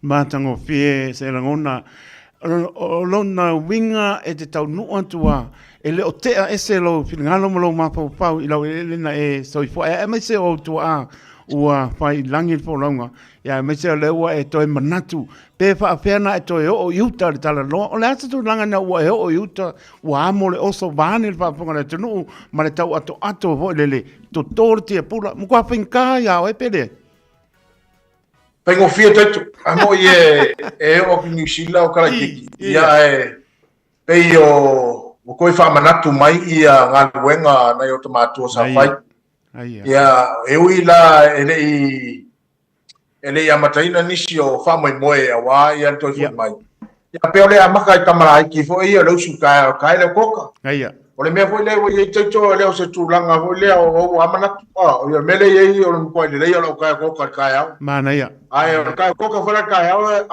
a misi de ala ka ia ba ngele fa fongsamo a misi lo be ala ka ia wa ai ala fo wa lunga le la bo be bela la ia o no e to isa nga e fa isa nga luenga bo bela ke ale le o le me ia ba be usu ta ia ka le lima o amata na luenga ia e o pe o taxa full tasi o fai maro ronga ngaua fai sina be bela le la tai mana ia le o e saunor tu langa le moni lava nai mana tua e osa e lo le la e te le ma le fua mai lo mota po lo o mo tua penga ta ona kau faaru le pasi o penga kau ku le pasi a foi o be bela e monia o lo tata o tunu na soifua e ai mo o wona e ai le to tusa o le ale umi o tausanga ia walena e anga I mai nei na i o matua le lopo le tolu po le wha tausanga o le ale umi na e ai nei New Zealand le ua toi fo ia si o tata o tunu tore toi o le sa ma wala vanoa sa faima asiasi mai ainga o le taimina I pitusili na ese mai taimi uma masanina o toi fo I mai ai ona o le umi le tanu o toi fo I mai samo o le ua alu le masina ma le maiaso o le afo I o le a tatou sava lia le Christmas ia tanu o toi fo I atu I tanu o wese atu ma Samoa o le kiki ia o se kilisi masi mo mua ngei lo o langa vaianga tai au tanu o toi fo I mai samo pe o le nganga fia le nata ia o lau sila la ia le tapin penanga o inei atu no e mamao e ke risi masi asa uma I lau sila mala wa ai o te unga ma tu langa e tu maua a lau sila le taimine o tu la lata le ba anga Christmas sorry o mo kwa ese spilling au ese fa se tanta le tu langa le na o tu la lata tanto e masi o tato tu no anga Christmas ta ma le longo ka markan palau ka mari landi ese la ma tu no e mamao to tai Aisa, ai le ngatala I fofonga Christmas. Ai o tulanga ia fu ia le afiafi, kai me ka le longo. Ia. Pai fai ngalo. Ia mal tai mi ole ta kai me ta au ma tai fa pena ma sa ngan ka le longo. Ia wa o tulanga I fofonga ma le olanga me soi fu samo. Ia tulanga fa pena le fai la bana ona misi.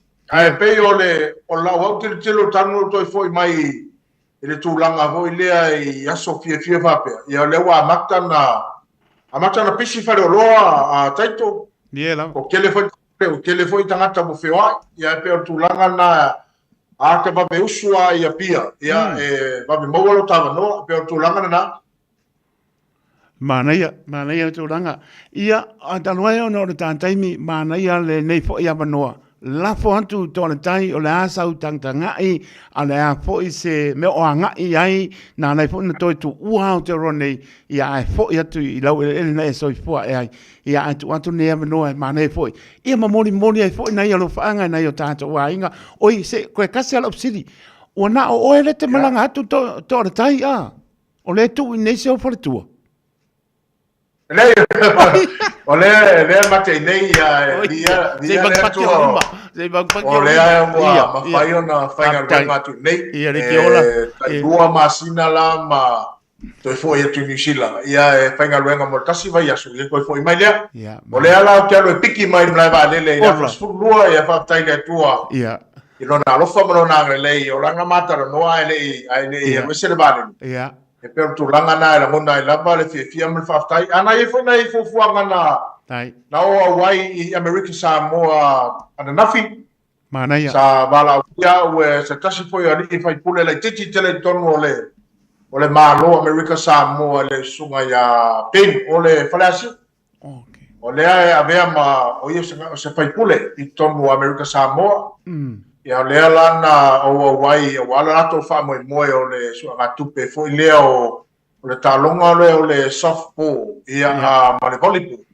o le fufua mo New Zealand i le masina fou ma nei fa mo o America Samoa sa mato fenga ia sa mo foi le no sa fa ala we loi foi ia talengia ala na to mai musika o le na watu nei ia o nei la ka mai ki ele o ni tata fo ia tauta ua ia e whaftai le sunga le ni fai pule wa mana ia nei ta mai ki e matu ia lato talini fo ia e whaala wiloa ia a wā ia se lumana i o lato wainga e peo tūlanga na teito a e mamoni atu le nganga o whaftai e manu e tele ia fuanga ia ma love singa fo le nei aso a wā le Christmas o tato sauni tuai a wā ia so i fu mai o pepe fo o le nei tau sanga taito.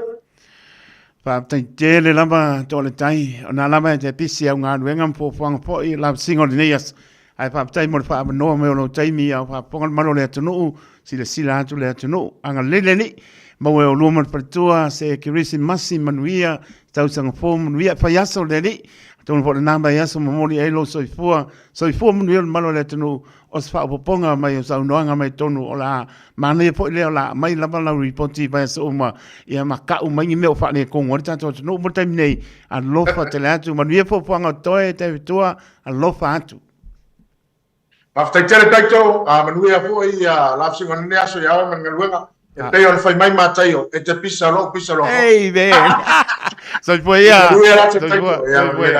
ia pasa na pta inga lona lua mo mātua o pepe fau. I le taiminei o lo whaatupula i ai le talivivini i Aotearoa New Zealand. E silon pipisi mai mawhai on lamati ai pepe fau whaatu a whananau mai. Ai mai se lama i le ono vai aso mua o le tu ese ina ma le tina au la ititi tele mo le tui. O lea a whai o le tina po se tausitama caregiver o le whai o le tui pui o lau pepe mai le whooping cough i le taimi te tau, o le awala sili le nae pui ai mai le pisia, infection, ma whaititia i a fianga o le wha mai. O tui e le se tutongi mai whai a ono vai aso le matua o le pepe fau, o na tue whai le tolu masina ma le 5 masina. Ia wha so o tai lau fo mai masani e wha mau pe poka aso mo tui pui. A whai o misia le tui mua lau pepe, o tui uma, a wal popole ai tala noa lau fo mai. Tātou pui a tātou oloa po taonga sile o le tāua. Tau tua nā le tui pui, immunize. Tala noa lau fo mai whaatua tuaina i se taimi vave. Sunga, o whenga whakao elo kawa le fo maunga Max Ila. Senga uka amilo i au kilangi. Mo koe foi mai lawa i o Tara i le Tire World and Auto Limited. Lea ma o aiso skoi ngā meg ma pa ukawa. A ole me Pico City. E ngā le lua lima ka aladwa i aso le kokongi. Le Tire World and Auto Limited e te moa i ta wale ma pa utau ngofia ia New Zealand antoa. Mo fo i se ti mag wheels mo so se tu ai ngā ta wale male telo isi au unanga. Warren of this ila na ole se fulu tala pia i wha i loi. Ia ina e wha afufonga le Radio Samoa ini wha abitoa. Talia wins quotes, cue cards maisi. Wala lo le Tire World and Auto Limited i le lua fitu tasi tolu o mo pa uta avale. Po le lua fitu fa tolu lua o mo le fale inisinia. Tala flava Samoa o foi nei o eni ma le tato fale tā vale la wiloa o le car for you. A fai lava ta sa ilisa tā vale, le aise laisene pe maua le laisene a o e fai ngaluenga tu mau, ma le leilo suafa. Fai ngofia lava le car for you na fisoswani mo oe, maua le tato cashback pe a mana mia le fisoswani. Talofa lava Samoa o a foi le nei o lofa, awa nei ngalo le tato Facebook page le car for you, pe te su mai le matoto atu si tolu se lao Craysel Front Manrewa, pe faso tai mai le mato telefoni, over te lau lolo a fitu whaiva na walu, fa fisili mo en po alofa. So fase fua. O le R-Dash Travel, o le company numera tasi le taungo fio pasese mo whemalanga inga i Samoa, whapea le malanga bai i Samoa i New Zealand ei. A whea de loa i le ofisa o le R-Dash Travel, tasi valu lima Great South Road i Marurua. Pe vili mai i le telefoni tolu iwa lua o wha o o. Tolu iwa lua o wha o o mo le R-Dash Travel. Talofa o lau ingo e mele palamo o lau ngaluenga o le sa i le awala ma faufautua i tūlanga tau mo kesi e owa le luas fulfale tupe o mātou ngā lulua i le taiminei a fia whaatau sau fale pe whaale leilo maota pe tuu whaatasi ai tā lafu pe whaatala nofo i tūlanga o lau mo kesi i le taiminei pala au mai loa au le telefoni o le olu o fitu valu tolu fitu valu wha valu o po oli e mele.palamo@loanmarket.co.nz o le tutongi o lea au onanga o loo kawa umai fale tupe o loo mātou ngā lue e fuli ai mo oe pala au mai loa au le telefoni olu o fitu valu tolu fitu valu wha valu o Radio Samoa Taslima Iwatomu Amo O te whiawhia e whaafelo i atu I lau whaafonga angaile nei fo I tae ao mā lo le folau, alo mai o Talalau Radio Samoa. Wa whaia sao mea whaapapa I nisi o vaenga le South Island mō taimi o totoi o le sama. O le sa wa whaia nei le vaenga o le tīnei mū, wa whaia lea ono le ono tū lai mai o se mū, mai mea whaapapa po o fireworks. Ma e patino lava le Mackenzie Basin ma Ashburton. O le tau mawhana whana ma le mātutu wa iei nei vaenga nei o le South Island, wa whaingo fia I lavona la matia ma o le sa wa whaia foi e whaato a umai le aso tolu tasi o mati o le tausanga asau. E ele I whaia le sa wa iei nei o le vai aso tālu waina whaia I tapu o le Mid-South Canterbury le ua whaasai foi. Le whaia o se afi I no fuanga taalaelai e au noa ma se pe mita mai le ofisa o le tīnei mū. Wa sa wai ma le whautuanga I so o se tasi I totono o New Zealand, a whaia o mawhau e whaia se afi I fafo. Whautuaina le anga I le upenga tawha ilangi a le checkitsalright.nz e loa ai po o iaini sa pele ai. E lata I le tolo se fulu kilo kalama le mamafa o methamphetamine ma ua I totono o ato e lua wa la foa I le maleva alele I au kilani. O ato neina to e ma ua e sui o le vaengo tiute wa le pikia I le tangata malanga ai ua whaata atitia I lava lata I le nofuanga e piki ai ato. Ina ua maua matu I lalo masini e wha ata na iloa fua la au whaasaina. Ma e wha pese fulu whale le afi fi peisea I, oni pepa lau ti. O le luas fulu malevalu tesi 5 kilo kalama e wha atu saina lo na tau. Ma le se fulu tesi 7 miliona pe a wha atau. Ai o atu le luas fulu maleiva tesi 1 miliona. Le wha atu pe ino le afianga o tangata pe ana alu nei itua. O le whae unga le vaiaso le ana maa wai afi methamphetamine nei I le malaiva ale le whaavau maa lo I au kilani. E lua aso le watu uatu I tangata wapi ma wha mautu I le camping site I Wanganui e tā pena e se ai. O le tai au na nafi le ana asia I leo leo wha pesu I le pule nganu. Le Anzac Parade matu uatu I ai I tangata I tusa ma le se fulu ma le 5 I lato. Tusi wa wha atonu I nai le tatau na tula I ese. Na o le lua aso le watu I ai le pule nganu e tā pena e se ai ma o se whaai unga ua whaia e le pule nganu e le ngata mo le soifua maloloina a o le saunga le mu. Mo le mau mai le pule nganu ua le saunga le mu e le ngata mo tangata nei e le eini fale no nofo ai. E whapea tangata lau tele o lo ofia o I le vai. O le camping site le nei na whaatanga I taimi o le koviti. Ma talo mai lea taimi o mai I le so. Ua whai manofuanga e no nofo I tangata ua le eini fale. Ai ele I whaia le whaai unga le pule nganu ua iei nei, e iei reporti o le toa tele o I lātou nei, e iei soli ngatu la fono, ma ua tele fo I whaasea ua wha o ane I le pule nganu whaasanga ia I lātou nei. Wa tele fesili wa toe la ngā mai nei, ona o malanga na o ai nisi o sui o le ofisa leo leo i saina. Tolu se fulu ma le tolu sui o le au malanga ma o le masina o ke topa le ana o ai. Wha matalai nai, na o lava i lato wha atupe lava fo i le tangata ia, ma le wha moe moe, e o e una i le wha lawi loa o anganu. O le sila sila le sa avea ma ministra o leo leo i le paia inga wha atu a umatu Andrew Little, o se malanga na o e wha a wala mai ei whai ngā saina malona malo ma e iai lona popolenga. Fesilingia e Little le whai mai na wha atupe lava i le tangata ia lona pasese ma isi umatupe wha alu. A o lea e o atu i saina wha atupe e isi. Wha mauti no mai le sui ko mesina o leo leo i tala le tio wha vau malo a New Zealand. O le au malanga na o e olo o ave uma solivi, ma o le a foina tāpena uma e se tasi o pule au kilani, wha atasi ma le fesoa soani a se tasi o ofisa malanga. Fina ua Little, e tatau na toe wha ailoa mea na maua fua le au malanga a o iai i saina. Ma e tatau fo i wha aulo le ofisa leo leo, o na sila sila totoa i mea nei. Wha mauti no mai le Independent Police Conduct Authority ananafi, o lea ua wha aulu aloa i atu le wha asea wha tatau i le malanga na alu. Matala wha aiu, o toe fo i tu risi au setalia to alua leana mamai i fiti masalo mia na wha o na. Reporti mai au setalia o lo wha matalai nai, o inu ngā awa malosi nei na umane ai o soile wha mai lili o nisi o le to a fitu na mamai ma ave ai loa i le whale mai. Mai le ministra o tu risi a fiti. Le mea na tupu e na o le paula valeo le nofuanga na tā ua mai ai, ma ua ia toe wha mausali fo i tangata mai fafo. O lo o saunga le mu lava fiti le tafau, ma o lea ua ngā lulu e vave so e su e le mafu ango le mea ua tupu, ai pe wha afefeo na mamai tu risi. Fautuanga mai le whainga malo au se tālia o lea ua fautuaina o na tangata malanga i fiti i a mata ala i vai tau mafa nei, e onoa a fia ai patino lava lea i le tau mafa ava malosi. O isi umatu risi na a fia mata o fia i le whale mai, o lea ua wha solo solo manuia e tusa ma wha mauninga mai fiti i le tae au nei. Talafonala Radio Samoa, manuia le nei tae. 24 hours a day, 7 days a week. Radio Samoa streaming live on www.radiosamoa.co.nz.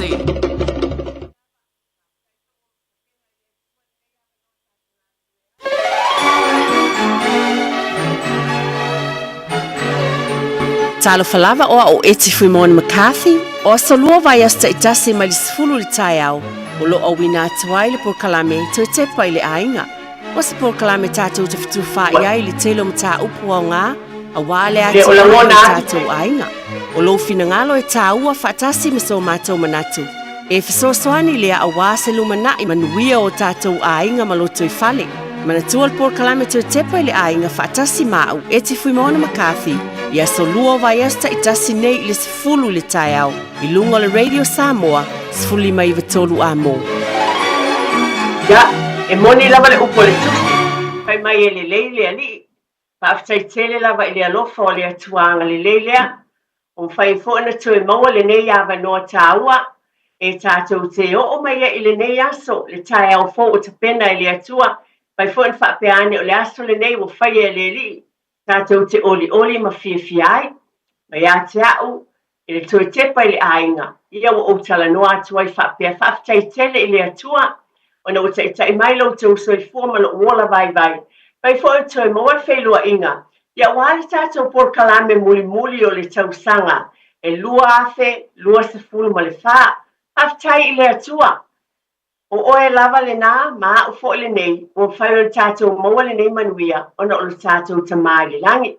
Le whaafelo e tuai pe lava no tau si whail e mawalunga o le tātou watino, tūlanga whaanupe Samoa, ai meiso le au whainga luenga pa ia le atua, o lo whaapena na tala ina le tala le Yesu Kiriso. Ai o tātou tua āsina sina, whaafetai tele lava pe lava na o tā ue por kalame umate te pele ainga. O lau tau te talo, o lo whaapena na manui ai, tata talo umalama. Ai taluai o na o te loa o lo tau pa ia mana manu o lo tāpua ia whaivalo filima, i so o se ngā luenga le e ka le estia o le malo o ainga, whaafetai tele lava. Ie whaapena na o whalo whaate le pa ia mawalunga o le tātou o tinu. Ue o awhio mai, i te tonu fo i New Zealand nei vai tau o le tau sanga, hawhelo e atu ma le whaaloalo. Tali tonu lava le alofa le atua na te tāpena ina manuia ilo ainga le nā. e te alala papa awai e po mafutanga whaale e kalesia. Nei fo i taimi le nganga whaalolo tele lava i le mawhaina whaangaloina. Na i o tātou tua a mātutua i tonu o maota ngase, pale mai o tangata mātutua tonu maota malawa, pa whelo i atu i oe. E o mai le tātou mātutua e whaata autolia i ngase o le tino, loto ma le mawhauwhau ai le te aile alofa o le atua vi ia le alii, pa whetai tele lava o e o lo whaafonga mafuta mai, tulanga whaneo na po lo tātou o tunu pele o Samoa, ai mai se o tunu ese le lalolangi, e whapenana e sila mai, ma e wala au mai fo inisi o taimi whaali mai long fina ngalo o tātou Port-Kalame, o le tue te pai le ainga. Ia o te whaafelo i atu mo lo whaalolo tele lava, vi ia lava le alii, whaafatai ilo nā lofa ma lo nā ngale leo. Pai fu e tue maua le nei taimi tā ua mo oe mau, le tātou Port-Kalame masani i vai o sāta e tasi, e lava o nou tau sila fia baba aia i manuia o tātou ainga. Nei lava taimi, pai o whaata o tolia i ngase, i whaapena o na watu i whaamalolo ngā lea li. Ia, e le mwhae whaangaloina. Mana tua na i o tātou ainga o fitia lea o pōmisa o na o bala o pa ia lea tua. A le te talo lava i whaamawhana whanaina, e lea tua o tau whinangalo, ma upu maasani o le fiong pa ia lea tua whamaio o lava i leoti. E le etea e se ai lea lofa o lea tua e awala ia Yesu Kiriso. Mo oe maa, o le vi ia ai lea tua. Ia fia fo le loto o le nei taiao. Ia o lea ua, papenana ma tiu te atu ma mafuta ma le sunga le awa o ia taito taloto. Pea na au na atu le Port-Kalame muli o toi tepa i le ainga le nei taiao. Ia, whaafitai tele i le lofa o lea tua le tautua. Papenana ma au na atu ai. E te lama na utau sila fia tulanga maasani a mataina lava ne Port-Kalame. I le upu a le atua. Paafonga mai le upu a le atua o filifilia mo le nei taiao. Tusia Isaia, e le oni upu foula o tau whaafonga. Ai te le whafangu mo lo ainga ma lo ainga. E mai le tusia Isaia lo ta upu e fitu o lo iai upu nei, ma ta upu e balu whaapele whaitawina. O le mea lea tuina mai e lea li i lava le whailonga i a te outou. Whaauta e tō le tau pou. Ma whanau mai se tamatane. Na te whaingoa fo i a te ia o Emanuelu. A wau whanau mai mo i tātou le tama. O fua ina mai mo i tātou le atali. E lo na ua le malo. E ngoa fo i o ia. O le sili ese. O le whaipule, o le atua malosi, o le tamā o le whaavavau, o le alii o le file e mu. E le aise mea ngata mai ai o na tele o lona malo. Ma le file e mu o lona malo i le nofo alii o tā vita ma lona malo. E whaatu mawina. Wha mausali le wha masinonga ma le ami o tonu. E a fua mai ia o na pō e o i le whaavavau. E whaia lea mea i le mā e le ngā o le alii o au.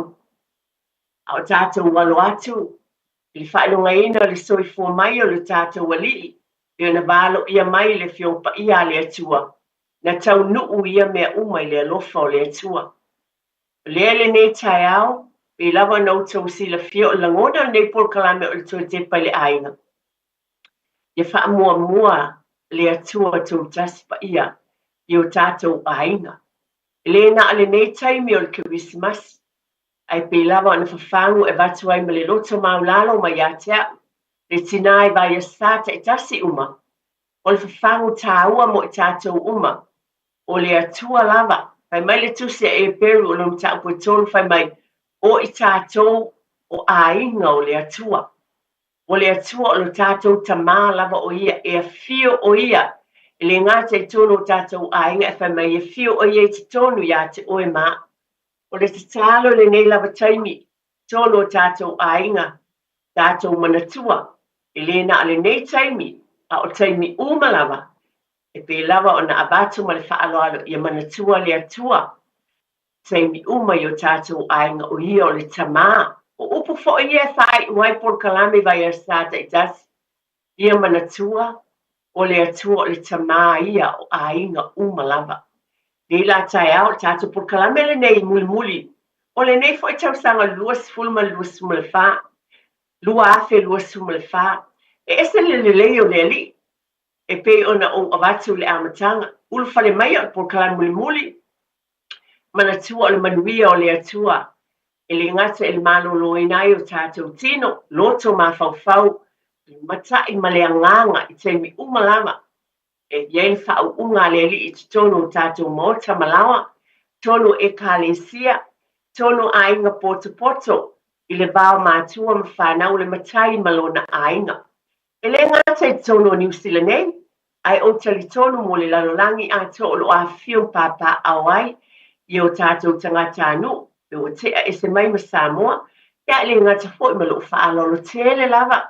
Pa ia male mamalu le tātou wa tunu o Samoa lo whapena fo i. O na silsila mai ma mafuta mai. O langona fo i lea. Ma ia tea o le tina le nei por kalame. O le talitonunga lava. O le atua o le tamaio a inga umalava. E mwha mua o ia mo le saunga le mu. E manui ai. O lo na lofa. E le whapito mo se a inga tulula se a inga tupu. Le whapito na se a inga maumea. O se a inga to tele tamaiti ma whanau. Le ai o le atua le tamaya lofa i a inga umalava. Le nei tai au na nai whamanatu mantua. O le ai e le tātou se i whaatino ina pe a mai a le tātou por kalame o le nei as. Salwai ona tātou por kalame muli o le nei tausanga. Ia marita ele o loto e hape atua i ate utou umala whawhitai tele lava. O le a fo se taimi wa e whaafonga mai ai po tono lau taavale. Tono maota malawa pe o ni sao no ai nisi. Nisi fo o whaata o tolia i tono whalemai o tangata mātutua. Ia e whai mai lava nai mātua o lo whapena na ki mai le tio. Ia o lo outou whaafonga i le Radio Samoa. Por kalame mai lava le tae o le fiafi. Ia o lo whapena fo o na e mafuta mai ai. Ma e whaafonga mai i fo i a solua i le nei fo i por kalame. O le te talo lava na iei se au ngā le nei por kalame. Molo aina. Pe lava na o avatu. O le por kalame na alfafangu lava ma whaamanatu ma le whaaloalo. Pio na iei a tātou mālo sa iei i tausanga atoa. Ese tātou mālo o e nā fio mai. Ma tuwha atu le poto ma le ata mai. Ia te o tau tono tātou ainga fsosoan iai. Pina iei a sunga i whaia onga. Pio nga fo i loia. Whapena fo i o tau si soifua. We umalama o le sui hai komisina o Samoa. O mātua. Aso tina, taimi whapena, whaia onga wa onga amata. O malo ia, ai mai se lava lo tau pa ia male mamalu. O tau na sili na tāua fo i o tau finangalo. Na o tau wala au mai le por kalame atoe te pale ai. Ale mea nai te tala ai le telefoni. Ese le manei o tau saunoanga, whaafitai tele lava. Sau tau wala au mai mo tau saunoa matufa. Na whaafafonga iai lo tātou o tunu. I tele o finangalo tāua ma le mātanga o fie. O upu whaamawhanawhana upu alofa. Whapena na whautua inai o tātou ainga. Sa e fo ini se tātou por kalame sa tātou tala no ai. I mātanga o fie o le li i te tono o tātou ainga. O mātanga o fie o le li i te tono o tātou e kalesia. Mātanga o fie o le li i le bao mātua ma whanau. Whaafetai tele lava. Whaafetai tele i lo sao o te awel nei taimi o te whapea tuai. Na iei lea o ngā lo wala au mai. Mana tua telo por kalame e o mai fo i whaelo mai se mea na tupu le ainga po le tangata la vaia. O nā o ngā lea o whapena. O na sosoani i le whaafafonga a leisi ainga. Peo nau tau whaafonga iai e ni se wala au mai tātou por kalame. Ma whapea mai na o whaalongo atu sa e whaafafonga i se tau noanga. O se tuwha atu se malo, o se tasi te tono le nei por kalame. Na avea ma fisosoani i lo ainga. O le au ngale na o le nei por kalame o le tue tepa i le ainga. O a na o se mea whai ngā lue ngā le atua. Whao ngā ina le ola e au nai peifo o le au whai ngā lue ngā umai te tono le nei ala leo. Le ala leo le tautu o lau te talo. Whaafetai tele i o tau finangalo i e wala au mai. Whaafitai I e whasosoani mai a wae tā ua o tau whinangalo. Whaailoa e whasosoani mo isi ainga, mo isi tangata, ai mai se fo I mo au. Pe lava na o avatu, e lea se ainga e atoa.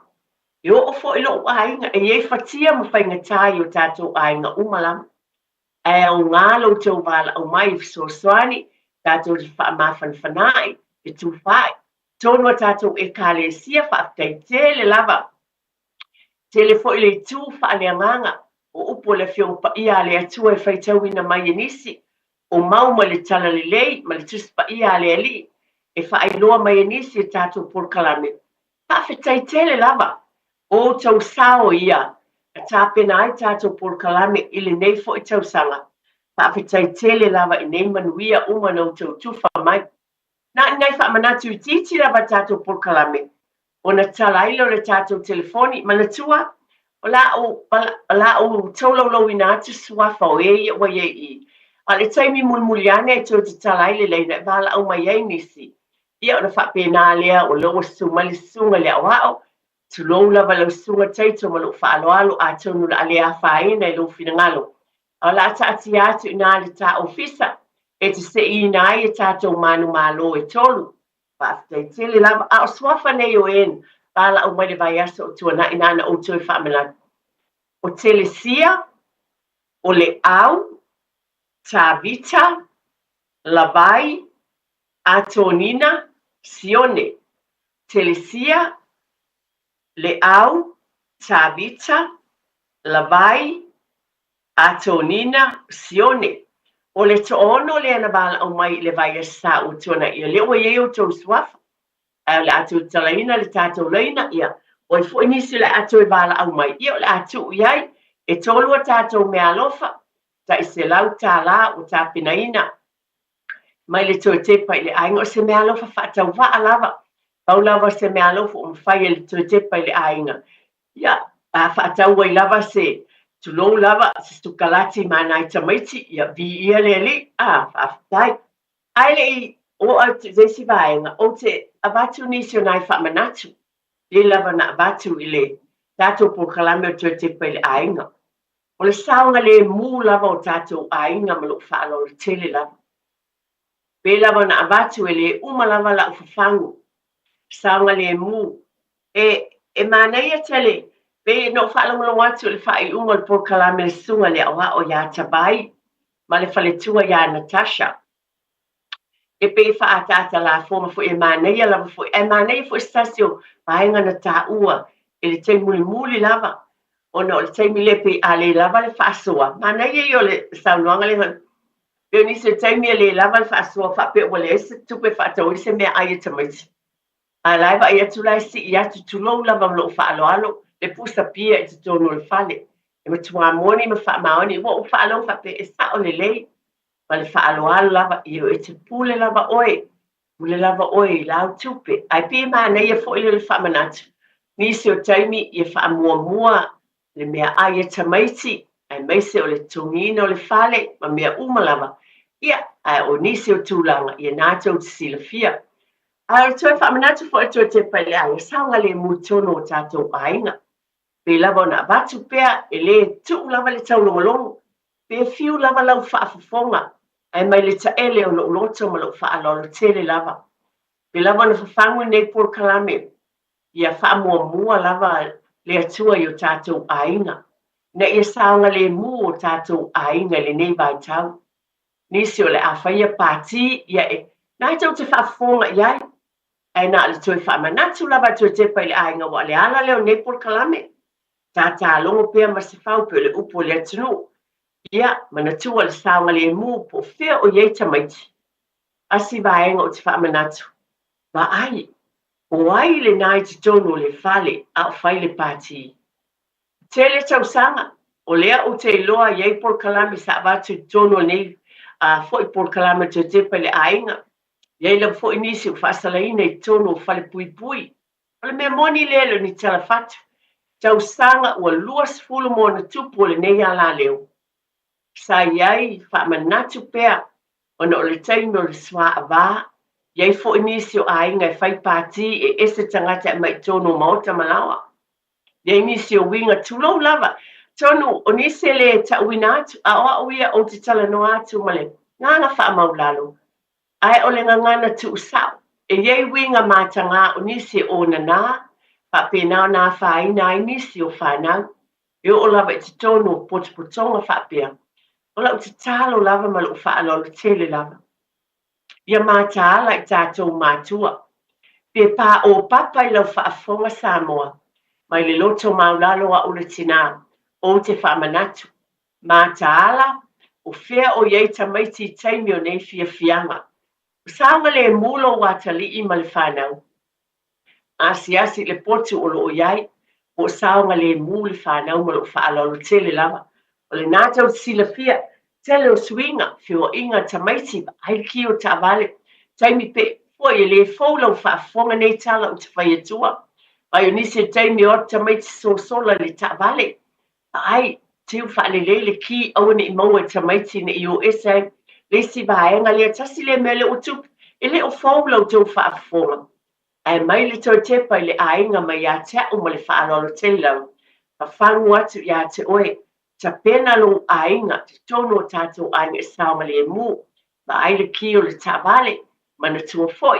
A tutu foi ni candles foi a moringa o le nei taimi. Pa manei ai tūlanga umpa ai e ta pē. A wale whaala tala taina ini i e whaamalama foi o nettings. Wa ni se whaatatu mo candles e tutu. E na tuu le whaamalama foi ia. A lai e mo nettings foi o curtains. Ne te ua mu ai. O mea umane. O mea na te tupu i tau sanga i te tonu lava le nei atunu.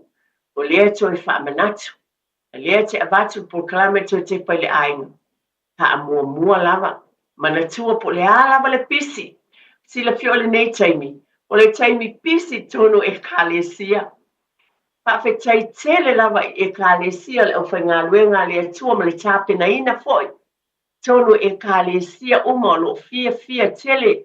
Vaenga o whaatau nuina pe o nei ai, nau mai ale whaamoe fitu aso pespisengol, Krisimasi na whaamanu nai le ngā vai e sā atoa.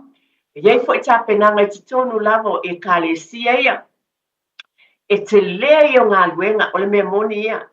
Ma ia te au ia oa o le tinai tonu le tele i o ngā luenga le au whai ngā luenga.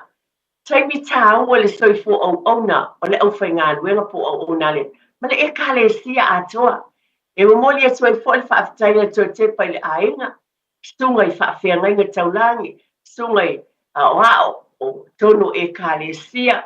A pēnā fo e sunga i le sea. Tausi mata ngā luenga. Whai launga. Pionga i pātele o tamaita i sā o moni. Tai umo e kālesia ke usiano. Whaafetai i le tautua. Pisi ia. Peilo iei. Lo pisi au. O le sama fuana nafi. Na o ta ua lo waso malolo. Na o malolo ai a wasa o pisi whaasolo atoa. O le asa sā. Na whai e le mātou to na i tele whaaftai e le atua mō ngā luengo le tausang. Pai e ma le lau ngā tong sili a tamaiti. Sami ngā sili a tamaiti. Pai e ma le pāti a tamaiti o mea uma whapena. Le winga leo le tala o le taimi fia. A le ale mea na mua. O le tau langa whaafetai i le atua. Nā le whawhangua, ka malia atu lau whinangalo. Aua e te ita i a teau. A le whawhangua tu te pai aina. E na o avatu fo le vai asa u tuanai.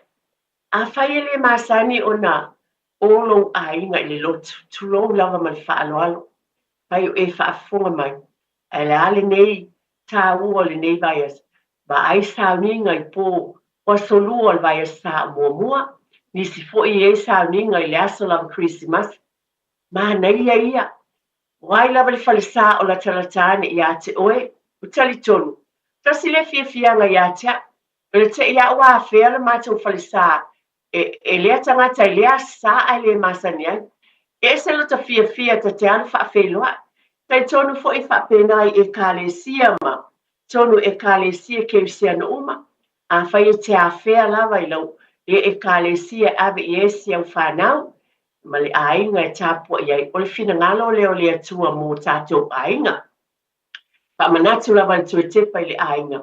Ina ia tātou muli lava ma manatua le alofa o le atua ua le ale mea laina faile nei vaenga o le Christmas.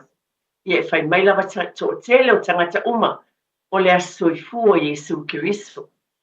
Ai o tātou whaatinoina ea i le ano moni, ma le whaalolo tele lava, e nā o whai ngā mea alofa, o le tatalo moe, e le o tāpua i mwha pēnā, e le ese e kālesia ia, tali tonu lava e tali e ina, oe malo ainga, po oe fo i lava. E whaafonga mai te ase se te whai tāpua inga, tono so se whate whai tālanga, i nei vai taimi o le Kirisimasi, ma fia ailo fina ngalo mō tātou loto, e lava taimi e whaafetai i le atua, tau sanga atoa i le alofa o le atua i lo nanga le leiti tono o lo ainga. Pa manatu e tāua le nei vai tau, manatu o tāua umalavo le tū whaaleanganga. Ai mai se pere tele o mea peo na avatu tātou polkalame i le nāva i sa. Ina whapena ai na tufa mai o ani tūlanga e whaava ai iai le saunga le mu o tātou ainga. A o afo ni moe mitinga, o lo whapena na e fuafuaina mo le nei vai tau Christmas. A whai o saungi malanga, ia atonu i le o pōle sila fia, ta pena ma le whautauta i le lei, pai fwoi peo na abatu, ta whaonga ma mea uma whapena, ia i ei lava le, anga le lei o le atua ma male pui pui au tau ainga le whai malanga atu ma le whai malanga mai, ia e whapena o na manui ai, ia pe fwoi o na o abatu, ia lau mea alofa i whale mai o tangata mātua, ia o le fwoi o ta pena, ia le fwoi la mātua wofoi, Ioi, avi foi nai mea alofa I maota o tangata mātutua. Mafutanga tinale, I ese lava painga e kālesia. O se o mātou a inga lotu ia leo o tā pena. Ia leo a mata le vai ese nei. Le atu e mamuli atu nai ato.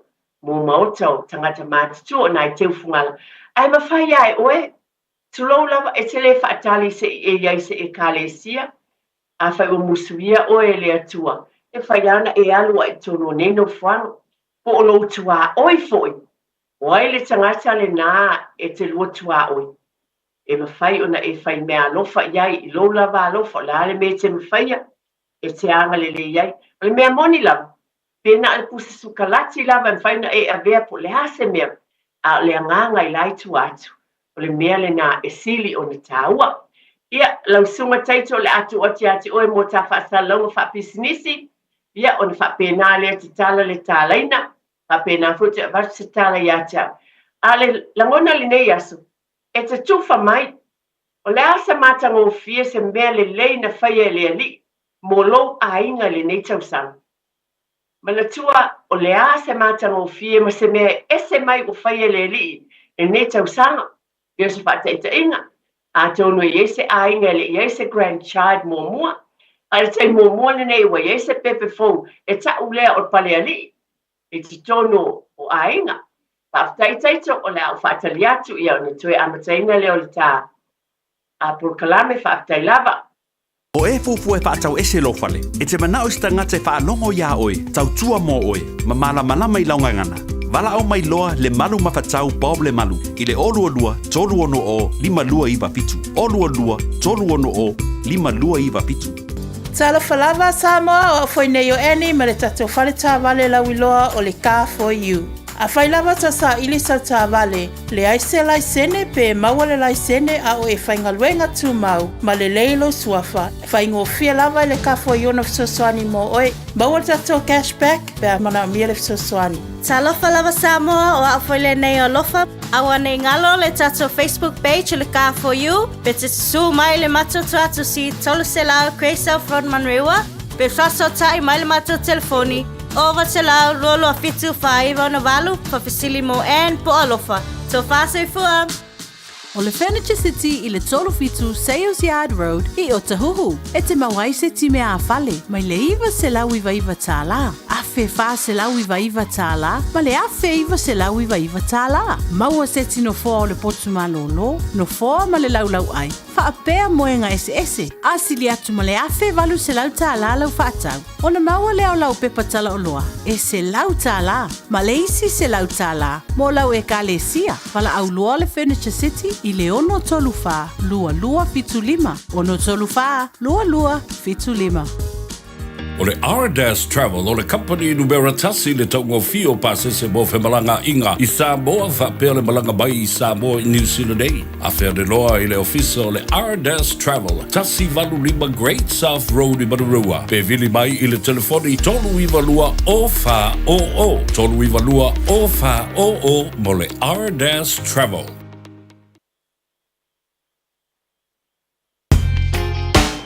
Radio Samoa Tasilima Ivatolu Amu Radio Samoa Tato Proclame o le tuisipa i le ainga man tu Tato Proclame muli ne o netau sanga whapena ni tato mafutai tai au sulua te tasi pia masane wale nei fo i tau sanga ese le leo le li na ia whapena na ia mua ma muli i lo tau whafu ma lo tato whale pia ua whiopa ia a le atua na manuiai o tato ahinga lava le lo tau whale tonu i mafutanga le bao matua ma whanau whapena fo i le bao le matai ma lo na ainga poto Pena fo ile e kale sia i tai po au na le atua mai la tu umo le ainga o le atua mana tua ese le manea wa e fiu mai ma usau le tu tau whamatalaina na alfa manatu le tau o tatou e kale sia po ainga lotu o peia o tatou nu tatou te taape tu lola vai au mga luenga le vai sa atua ai o loa le to tele la bonisi atono o tatou nisi o tatou e kale sia Tatou te whenua i le vai sa o ngā pese o whanga le au talavo o le au ngā sa o nisi e whenua i lava le to o tele na i tua a sina ma tatou tangata e kale si e lea sai tapo inga.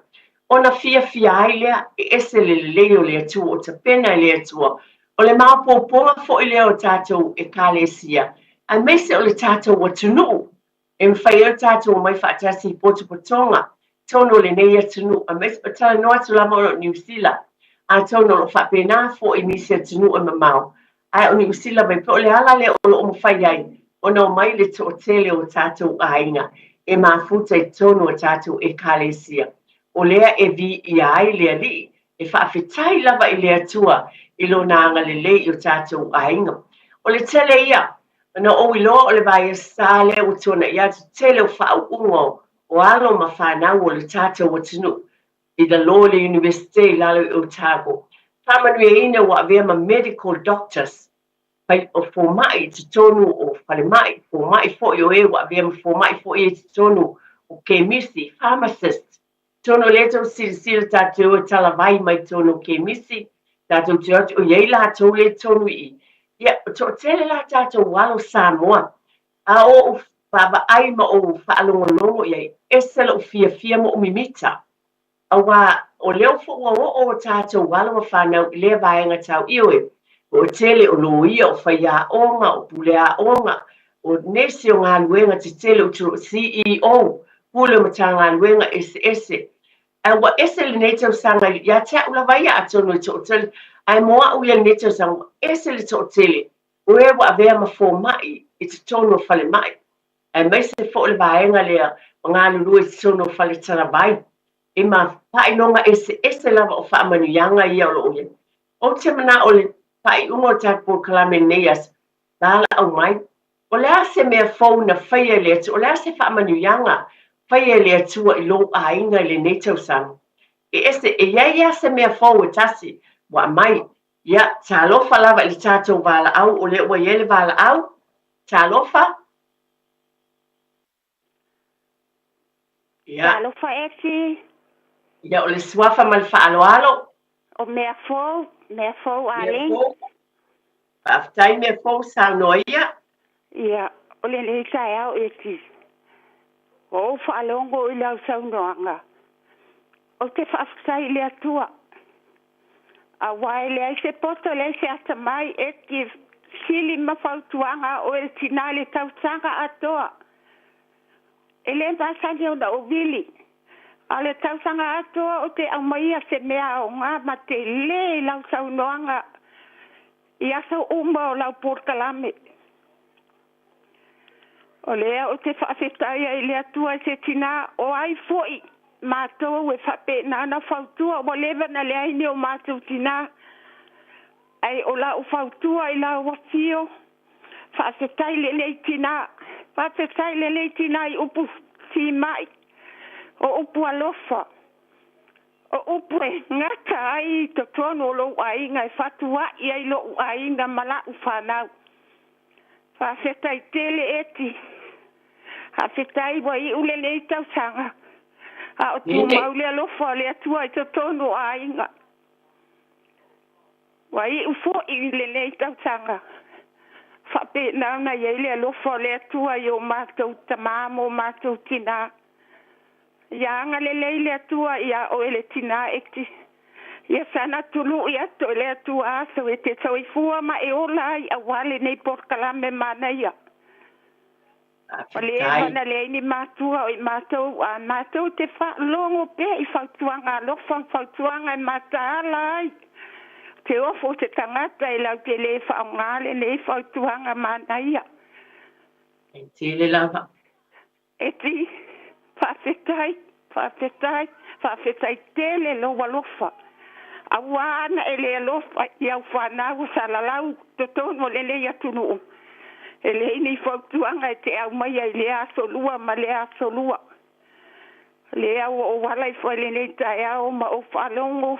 Sa whapea lo loto I le atua. Ta tauna o whawhetai I ate o le tina. Ia lea o e se tina e whapenana tu mau pea le matala I le ali. Mātou te lango atu fo I ate o e mātou te whalongo pea mātou te o e fo I le atua. E ti, ia manuia le le tai au. Manuia le kirisimasi ma le tautanga fau ia o lua ma le aina ma le whanau. Ia whaafua loa I le atua lo soifua e whapena na e pisa I pea I le asolua ma le asolua. Ia le tua whao Yesu eti. Ia amene le tai au. Whaafetai tele lava mea fau. Whaafetai tele lava ia te o le tina. Wa whaafonga le tātou watinu wa o whaalonglongo atu lau saunanga le ai o le whaafetai I le atua. Whaafetai o tofu a tātou mala awina. En tofu I le upo le atua, tofu tātou mo tāleni. Wa a mai nei le atua. A whaonga ina tātou tāleni le tanuina. E whaatele ina le ni o loo lava le langona. E a mai tāleni tātou te le tanuina. E iei se uina ngā luenga le ngā luenga le atua. Ai wa mai fo le tāleni po le mea lofa le atua me whai e o na tautala I le tio whaasala lau. O le ala fo I le whaonga ina a ia o ngā mo le li e whaafetai me fo. Whaafetai tele lava a e leiloa mātang o fia ala mea silin whaafetai. Peo na o watu. O la utitalo lava I vai esata I tas. Le iai se o ngā o le porkalame a tue tepa I le ainga. A to tasi as tangata o la utala lava le mazai na whai. A to tasi as tangata e o ngā I le porkalame a tue tepa I le ainga I vai esata I tas. I ia le li. Whaafetai tele mea fo. Ka manuia le atua ia te oe a meise le ainga. Krisimasi ma le tau sama fo. Whaafetai tele lava. Thank you, Lord. Ia. O leo wa ele se tātou bala au. Patalo fatu mo lo whaalolo tele lava o le suafa. Talofa o sa sua lea. Kai sa noa ia. Ia, whaatai tele lava mo le porkalame matango fie. Ai peo na sau noa lau sungal faltua. I se mea sili o na lelei pe tāua wa whaia le atua mo lo ainga. Ia. O a oe tolu lau whanau. O tolu sfulu ono tau sanga o lau tama matua. O le tolu sfulu ono fo ileo tau sanga o lona o langa. E polonga I lava o le tina I aso uma ona o le pia. Ai peitai, o le tuato tatalo ma ua matua I le atua. Na whaate ia I ma ua I se tasi o atu saa I le mato sao ni ngā lotu. Ua whai le wala au al whaife au. Ai o atu tangata I uma. E mā tilo atu o si mā tama matua lea. O le tama lea e pia mai lava o le taime maua I le tutongi e le ma whai na tā ofi le pia. Sa ia alu talia le whaola tanga le atua I le aso saa. o langona fia ia ua maua ua mātua i lenei tausaga ona ua tali le atua i talosaga ona o le polonga i whanau e whiangai ma le pia whaaleangaina i le mafaufau ai o te whaftai ua fia masina ua leto e ula ua leto e tango fo i o ia le pia ai ua ko anga o ia le lotu o se tala fia lea ma se mea sili na tā ua whaia le atua i tutonu si o ainga i le nei tausaga fou ia o le tala atu lea ia te oil faletua. Whaafetaitele lava sā, pe o winga leo o lo tala le nei taimi, por kalame muli. O te manao ia e sā noa mai ma tātou fitu whae, e le ngata le tonu o lewa e whaafonga mai le atunu pele Samoa. O tātou umalama, o langona fia leo mātuba ai le mana o le atua malona alofa, i le nei ainga, o le por kalame a le tue tepa i le ainga. Paalia vavenga le ali, pe o natali, talia le atali le whaolatanga, ai le ngata i le suia o le olanga. E le ai se me sili le whaaftaia i le atua o na uangalua i le nganga le nei tama. Mea ia tātou te whiawhia i tue tepa i le ainga. O whia o iai o tātou ainga. A lewa ta umai le nei tina. Le mātango whia o le atua ma le vavenga na whaia le li i lona ainga. Whaafetai sā molo wala au mai. O se sao mātango whia wa e au mai mo le tātou por kalame muli o le nei tausanga. Lua afe lua sumal wha. Manatu mai mo tātou vi ia le li. Te tele lava. Ia o le le se tātou wala au. Ma le whaalo alu tele lava o le suafa. Lava. Talo lava la ufionga eti. Fartua. Wafa ma lo whaalo alu tele lava. O tu Isaia le ingoa. Mole. Au tu. Isaia, ia. Ia, ona ole avango umau mai la ufionga eti, ona ole, te whanonong sopen nge por kalame. Ele mwhaenga, ai ele mwhaifungo wala wakwa, anga ole nganga whawhikai, misalo ko Californisi ofia. E ke lele nganga whawhitai eti, walongo ilong afo, i whawhonga le kungu. Walongo i ku uma, i whalongo wakupfo, i whakokua, ole kaulongo longo i lau por kalame.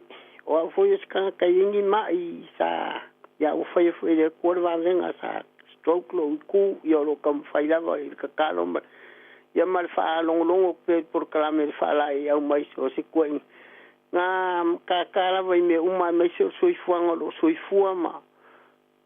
fuama o la ya inga kai ko kasi ko nie ko ye fa pe foi i so ka ko ya Samoa i ai whawhikai ke le eti o le anganga le ngala ingo fia wala awaku wa le mawala wangi kai miri ke leo aso.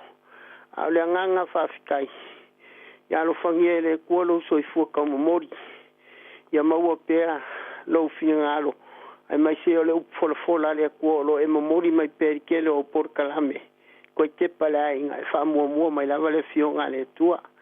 Ia ngifo i vai kaimi o ka ko falongo le leo nga alanga le va por e ala ya yoange le papiso ya o ke la ala le tua la ala le wa la afio mai o ya yo si au kala le eti e alo fangia le tua ya pupu inga pe le tua le fonga fikalai ila ki ori fatua a me soi o lo wali o le faise au foi ya o ar ka usinga le kalesia ai mai se foi e maus Christmas se fiamas kausang fo mangia ya or kalo kulea maleangang fa fikani kan asia o pesiale ekipe asinga lo usua ya usu mailau usu mailau pese fa taita mamo le sao lo le suafa yo fatuela por kalame ora alo mamo e fire mu e ala mai ua manu vai ia Maria uali ufetu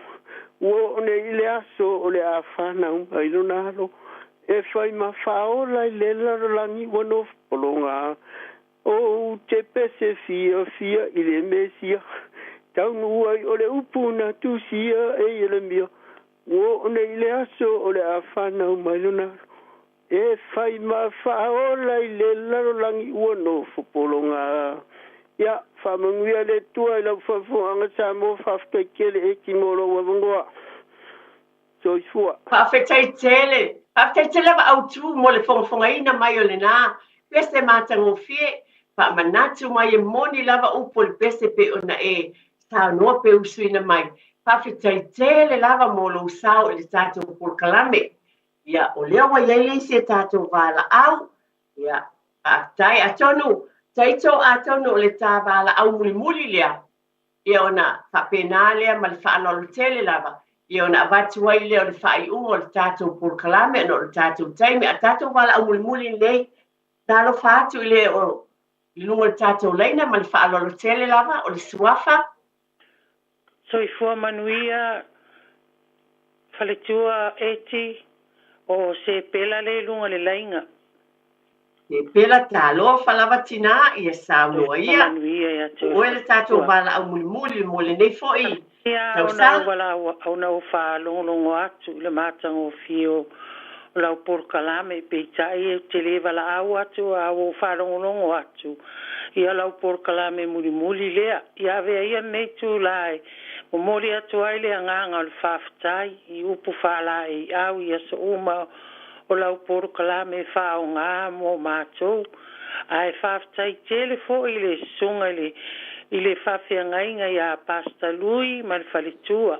Ai mai se o le pa ia ma lasi o le au whainga luenga pa radio Samoa wa o te tonu ana le ailo tau radio ia e le whapena o na whafonga le atu nuu I le mātango fie o tala mai o ma o ai mai se o me tupu ia paulawa le anganga o le talo ia lofa le atua ma ia sanga foa I le soifua manuia ma le soifua lau le ia ua lava le whianga iai ma whiau ma ngā luenga ia whapea fo I ona talo le atua ia tātou au lia manuia le kirisi masi ma le tausanga fo I lona lofa ma lona anga le lei sanga wha manuia le atua ia utou a fionga o autou pa ia mamamalu tunu atu whatini o tausala ai o le whawhitai lea mai lo nei tina whatau wā o te whawhitai tele I le puleanga a le reiti o Samoa manuia tele nei aso eti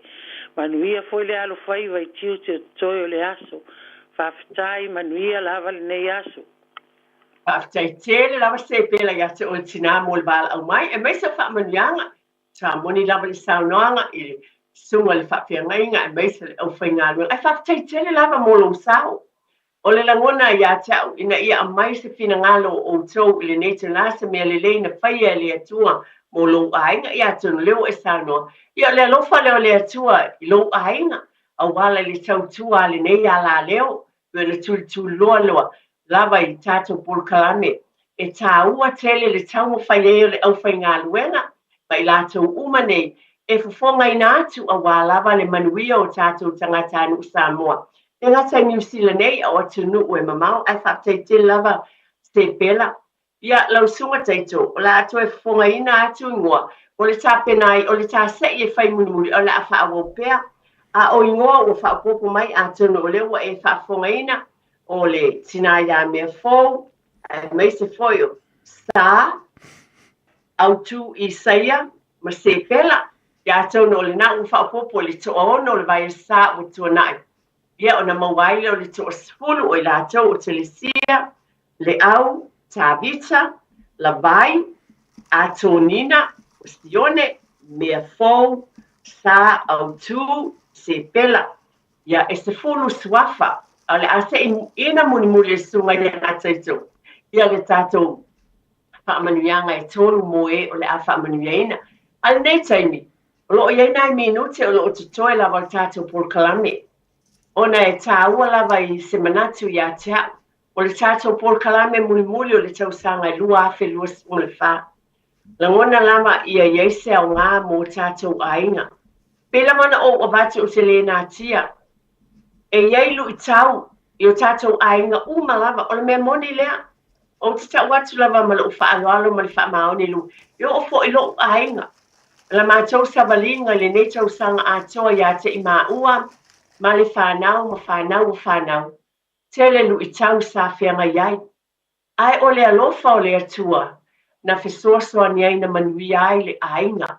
Pa whetai I le alofa o le atua, pa mua lava le atua I mea uma.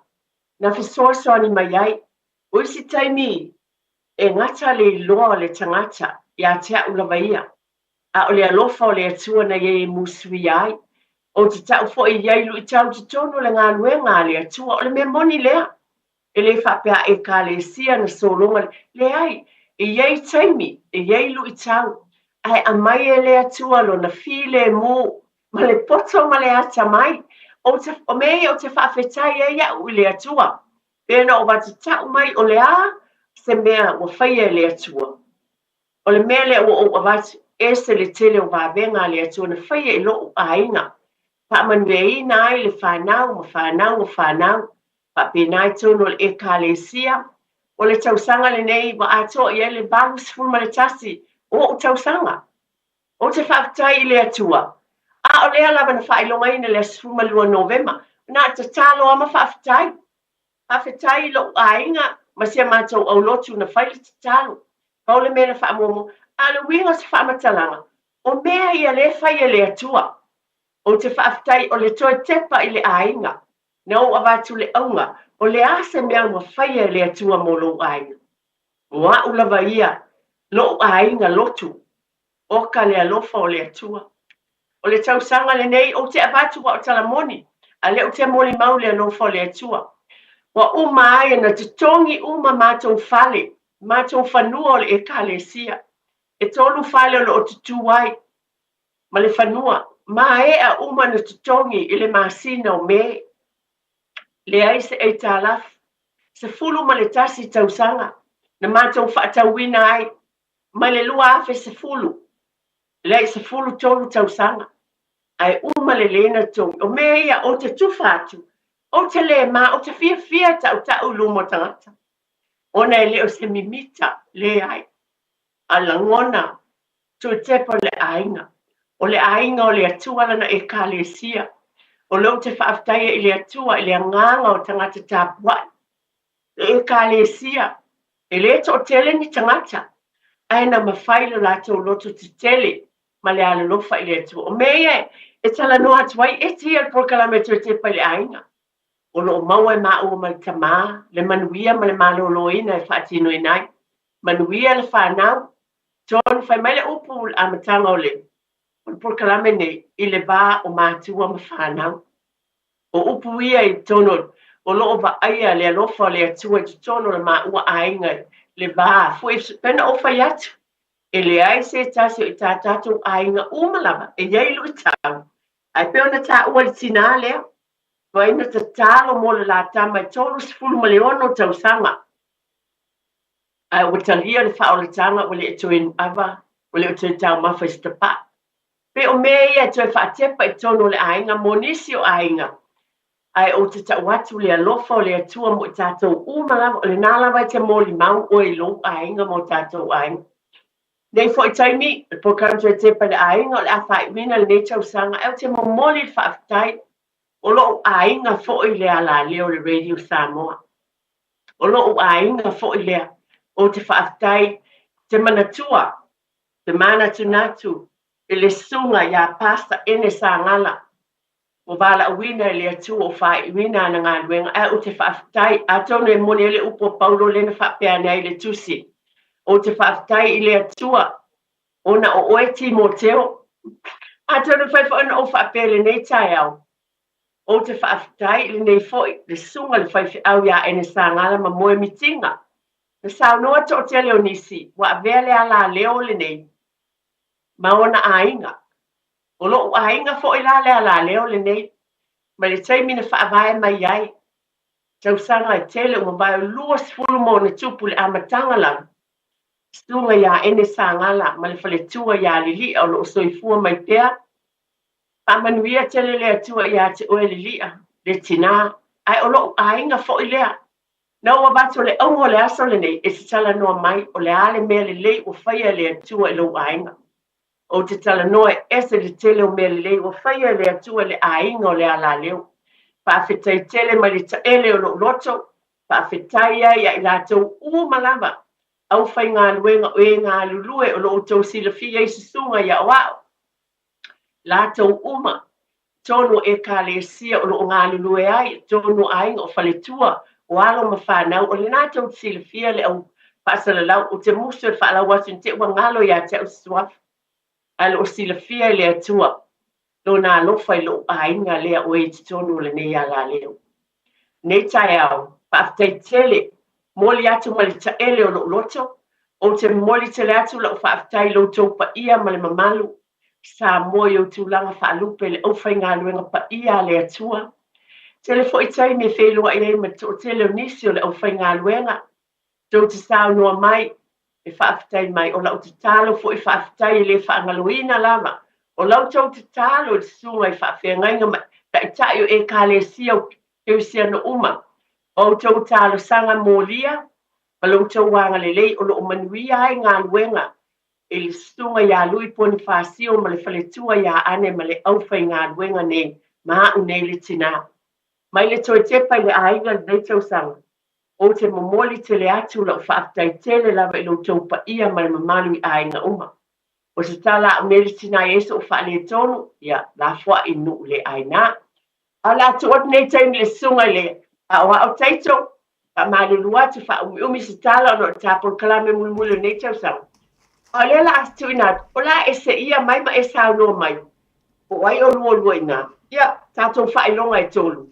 Ona pikina le tātou ofisa, le nā utou si la fia le numero tātou ofisa tau te suma iai. Ala tō te lau sunga. Whaafetai tele lava. Malo whaafetai mo moan whamalo atu por Kalame. Wa malo whaiva nei tau sanga o bi inga e po i le atua. Ia lewa tau nu umai le sui manual malo ia Sarah. Ia o ia lea tau sila mai sa mo se pulu ia swafa telesia le au o tā bita la vai.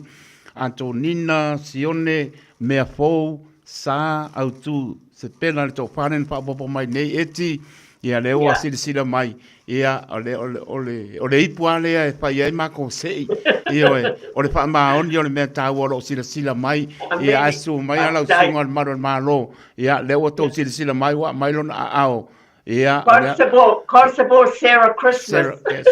Merry Christmas, ia, se whaapoponga, Manol Malo, Tamaitai, Manol Malo, Lewa, Oi Carlo Fai, the last call today, se pela. Se pela swapa, eti, ia, la alu tanto, se ilona lua eti. Ia, alona lua, pa mole, Sarah. Ia, lewa mai lona ao, sila mai le tonu ele olo lima, pa mole, male nganga pa ano. Olona lua le na, o le price longa lua le na. O lewa, oi, o wala au fou mai o sau, mea fou lona lua wha mole, whare tua eti. Ia, mea fou. Ia, mare tātou, se e muli, pei lenga ku ia maro ungoa o ile ai. Ia, Sarah wha mole, Leisa paina. Whaatai, le tātou, se e muli nā, mole wha manu, mare sila mai le tenu, wha mole, whaatai lava eti. Ia, la ua tala pe au koe pa u le mano. Constable Sarah. Sarah. Oi, so le, ia, o le last call last week, o le sunga ia Sione. Sione, ia, whaafetai tele lava. Mo le atu whaafetai Sarah, mo le kapena sosani mo le seina o tātou whainonga, whaafetai fo i lau sunga le awao. Ia le nā, le pa ia ma le mamalu Samoa, whaamalu ruatu, whaafetai tele lava. Peo no tau wala au mai whaaria o tau whinangalo le vai aso o tuana e meisen nei vai aso. Anawa e whaafonga o e o whaamanueina tai se lau tā la, sina ia se pela, o mea fōu, ia e meise fō ia le tamā po le sunga fō ia Sione, ia e piki ina o tau mea alofa tai se lau tā la mai le tātou ofisa, a matatu nei lava, ia e whaasotai, ia o nau tau suatu le ia, have a little ID. Male whaalolo tele lava.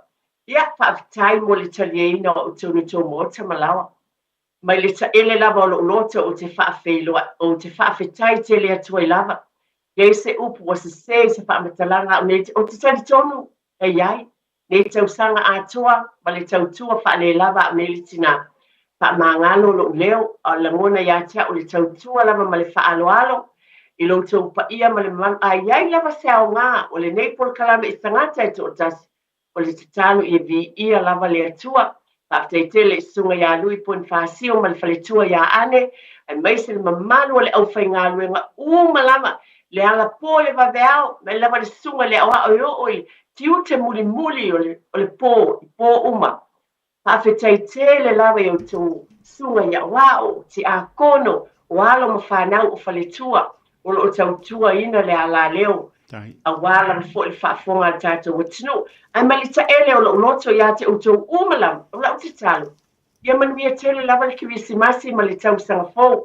A manuia lava I eile atua. Ia I tātou umalama, alofa tele mo o tau. Tu sai mal finanga lo lofa o le atua. Ia tātou wheloa I le tau sanga fō. Aftai tele lava la usunga le awao, taito. Tātou tele wheloa I le aso toki. Aftai tele lava mo la tātou. Le loa I le stofi le rofo le tua. Amo le nei taimi, ia malita ele o lo loto, mana tua, o le atua, o le tamā ia o ainga o malava. Ia soifua ia ma ia manuia. Soifua.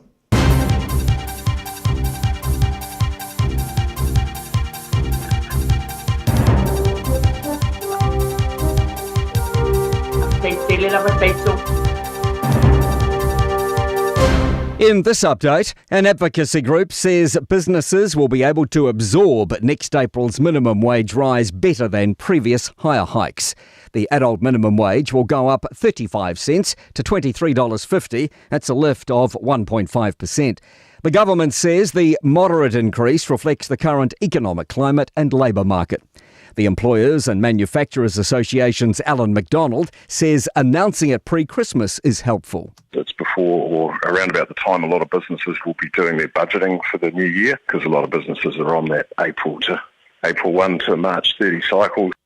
The government's planning on 2 rail-capable Cook Strait ferries unless a better deal is struck within a few months. It's been chasing a solution since cancelling plans for 2 new mega ferries around a year ago after cost increases. A deal around new inter-island ships is expected to be discussed in March as the government assesses new proposals for the connection. Prime Minister Christopher Luxon says they've got some time and admits there's a default plan. If that proposal can be improved upon and deliver more value for money and give us a better solution, then fantastic. Meanwhile, Treasury will today open its books, but they're not expected to make for pretty reading. The books were last opened during May's budget and showed the forecast for the government was to be back in the black by 2027. Political editor Jason Walls has more. However, due to harsh economic conditions over the last 6 months, that forecast has come under pressure, and economists now believe the expected surplus will be pushed out to a later date. Although she wouldn't confirm the numbers, Finance Minister Nicola Willis has been playing down surplus expectations ahead of the data being released. Unions are raising red flags over further planned job cuts at WorkSafe. Unionised WorkSafe staff have picketed this morning over plans to axe a further 54 roles, according to the Public Service Association. It follows cuts to more than 100 roles in November last year. In the US, a teacher and a teen student have been killed in a school shooting in Wisconsin at Madison's Abundant Life Christian School. It's the 83rd school shooting in the US this year. That's news. In sport, England have resumed on 18 for 2 in sunny conditions in Hamilton as the Black Caps look to procure 8 more wickets for a consolation third test win. A short time ago, the English were 45 for the loss of 2. That's after 12 overs in their second innings with Bethel and Root at the crease. The target, 658, New Zealand needing 8 wickets. 45 for 2 a short time ago. England.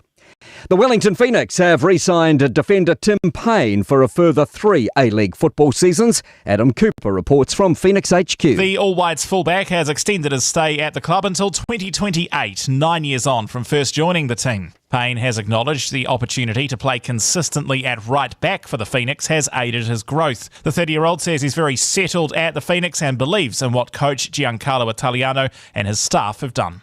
Kiwi darts player Ben Robb's visit to the World Championship Oki in London has been short-lived. The only New Zealander in the draw has been dumped out 3-0 by England's Connor Scutt. That's sport. I'm Malcolm Jordan. All I hear Samoa, Radio Samoa, tasilima iwa tolu amo. Radio Samoa, tasilima iwa kolu amo.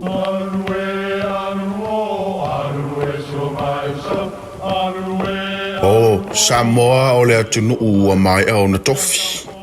O le la au ua mai au ngā tātulanga e le to e tau au whangaina. O le vai fo i ua malili ua mai au na saili.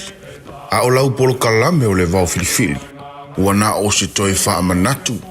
Ua na o se toi whangu whangu ia ua nganuu Samoa. Mau upu ta oto, mau upu tu.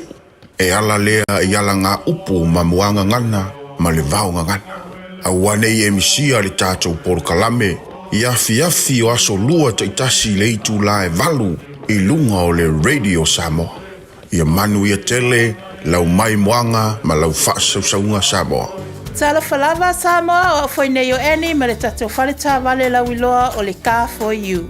A whai lava ta sa ili sa tā vale, le aise lai sene pe maua le lai sene a o e whaingaluenga tū mau, ma le leilo suafa. Whaingo fia lava i le Car for You na fsoswani mo oe, maua le tatou cashback pe a mana mia le fsoswani. Talofa lava Samoa o afoile nei o lofa, awa nei ngalo le tatou Facebook page le Car for You, pe te su mai le matoto atu si tolu se lao Craysel Frodman Rewa, pe flaso tai mai le matoto telefoni, over te lau lolo fitu whaiva no walu, pa fisili mo en po alofa. So whase fua.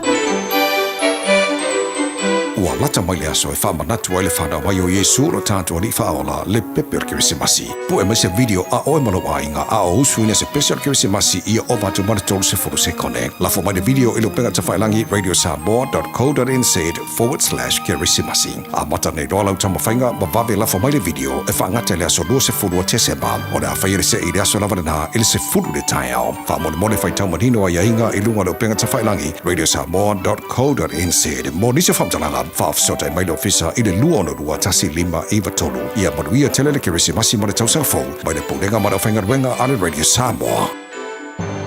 Whai mea alofa i ainga ma wo i Samoa, e ala i le whaatawina o se hotel ta alofa voucher. E ma whai ona whaongaina mo aso tā ua whailongaina. E pei o aso whanau, whaipoiponga, pe whai malolonga mo ta whawhawai whaiungo vai aso. Whaatau e oi New Zealand nei, ai piki e lau ainga i Samoa. Tanga i ane i le pacific40.com/hotel. Ma whaatau nei loa. Pe vala au i le o lua tasi, o valu tolu tolu, lua lua lua tolu. O lua tasi, o valu tolu tolu, lua lua lua tolu. O le Furniture City i le tolu fitu Sales Yard Road i Otahuhu. E te mawai se ti mea awhale, mai le iwa se lau iwa iwa tāla. Afe wha se lau iwa iwa tāla, ma le afe iwa se lau iwa iwa tāla. Maua se ti no fōa o le potu malolo, no fōa ma le lau lau ai. Whaapea moenga ese. Asili atu ma le afe valu se lau tāla lau whaatau. O na maua leo lau pepa tala o loa. E se lau tāla, ma le isi se lau tāla. Mo lau e ka le sia. Wala au loa le Furniture City i le ono tolu wha, lua lua fitu lima. Ono tolu wha, lua lua fitu lima. Tasi lima iwa tolu amo. Radio Samoa. Ai tōna mai lua minute wa te ale tōna su tasi tōi mori whamaromori pāpai. Pare tōi a enti pui mauna makapi o nei Paul Kalame.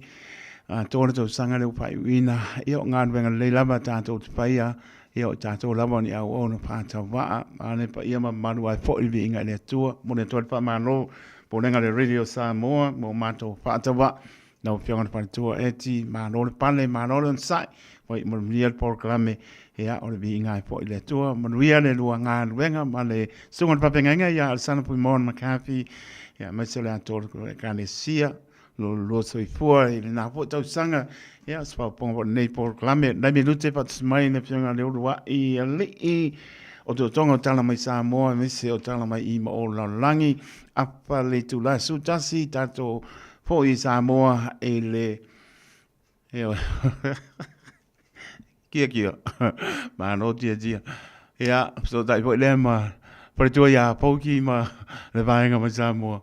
Ia tasu lua pat mai le. Ia pongomua, taringa pongomua po le. Taringa pasala pai se manu Francisco ane. Ia tane tu la sulma lua tau te maputa.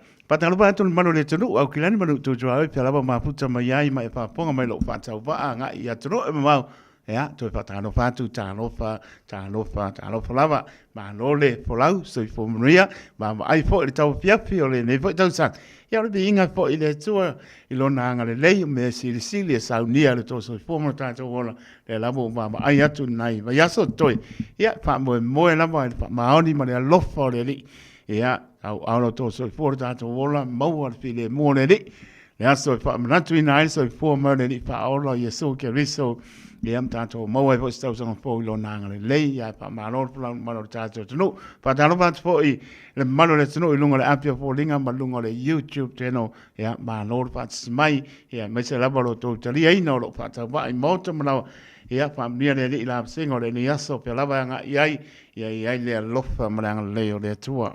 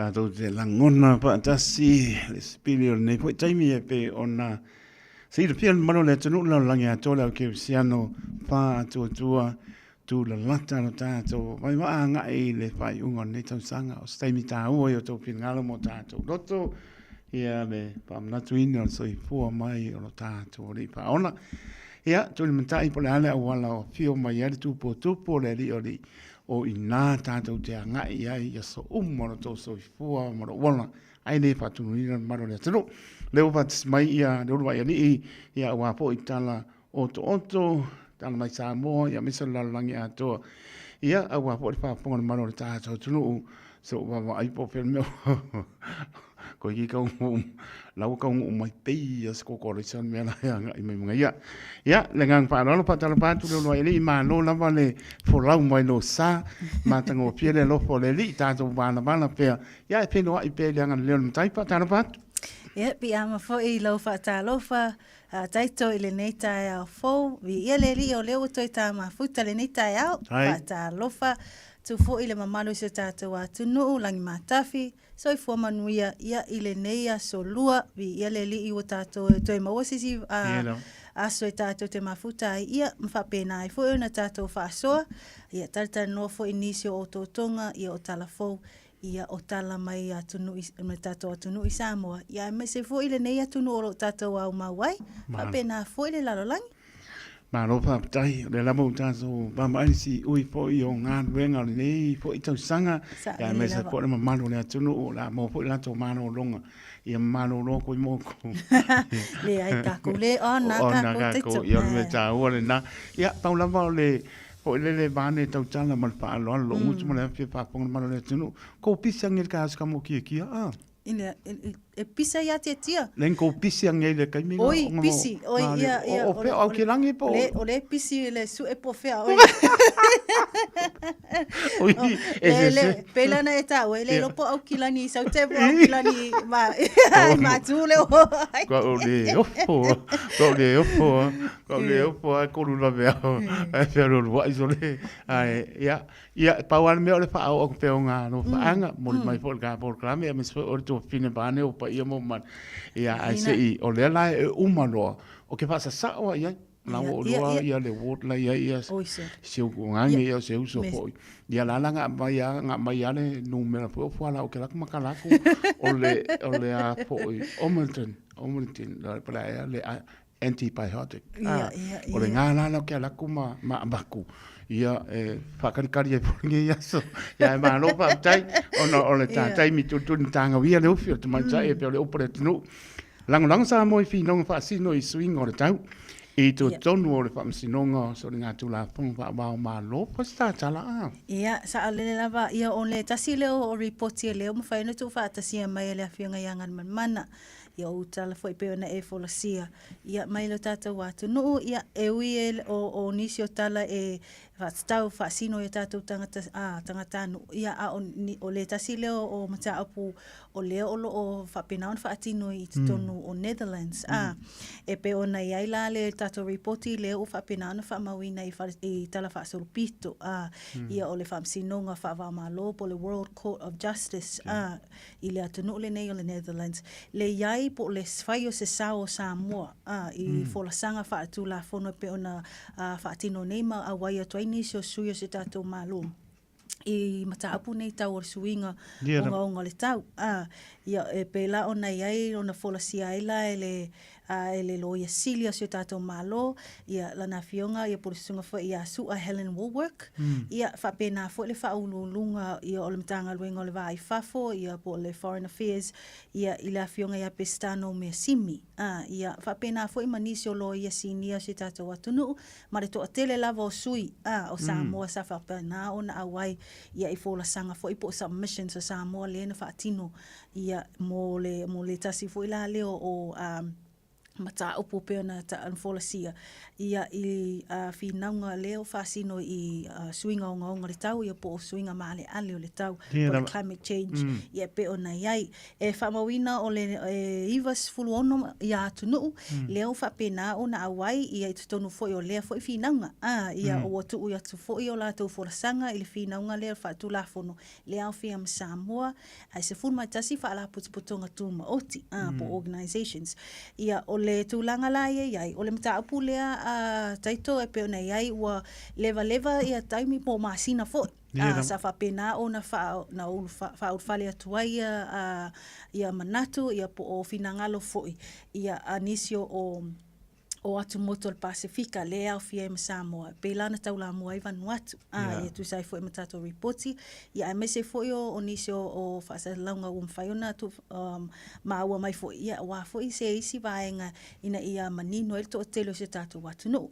O le mataupu lale nei. Ia e toru lava ia atu no utau watia. Po developing countries lea o Samoa, Fiti, ma Vanuatu. Lea peona tau la mua. Ia wa nai masina o tau wa alu masina o tu atu la ia la to foi la finau nei. Ina ia mawhai o na tilo ai foi la le to telo atu no. I tūlanga ia ina ia mawhai o na whaatu la fonoina avea ia nisi o vaenga pe ua o le ecocide o le whaupunga le nei o ecocide e avea ma se loa o criminal law i lalo i le tula fono ina ia whapena o na whape o le ala wale atu nuu e whaatino ni vaenga e a fia ia le sio manga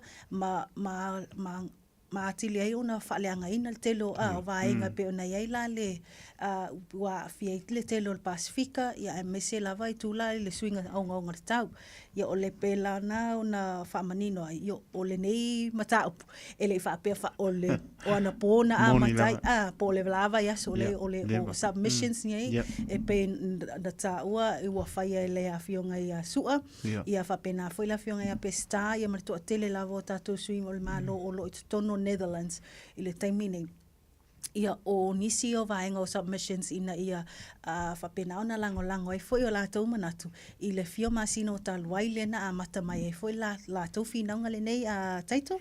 Malo, tai marino tu nanga o marama e moni au e o ta mahani pole paponga rea tunu na e soi pua e o la e o e paponga i ai le ai a le anamo mama ai pe i ai mana i tau tu ana pule nuo le alofa ia tau au i ai le whailonga tau o loa o ia te tau o tangata ia sa o le ia ele o te loe le toe whailo lea tamali ia o le tamaitai fo ia mta wha sino utumapu ia o ia fo i lea po le pulisili lea o le nuo le alofa ia po le noula fo i pe ona i loa i horto tele ia o le nei o lea lea na whapenao na tau au atua ia te ia se whailonga ta waloa ia po le award fo ia i le tautuaina fo i o le nei fo organizations ai mai se lavo tangata lau tele se tātou atu nu ia i le amana ia o lana tautua ia maleuna ia o le ai atatau o tangata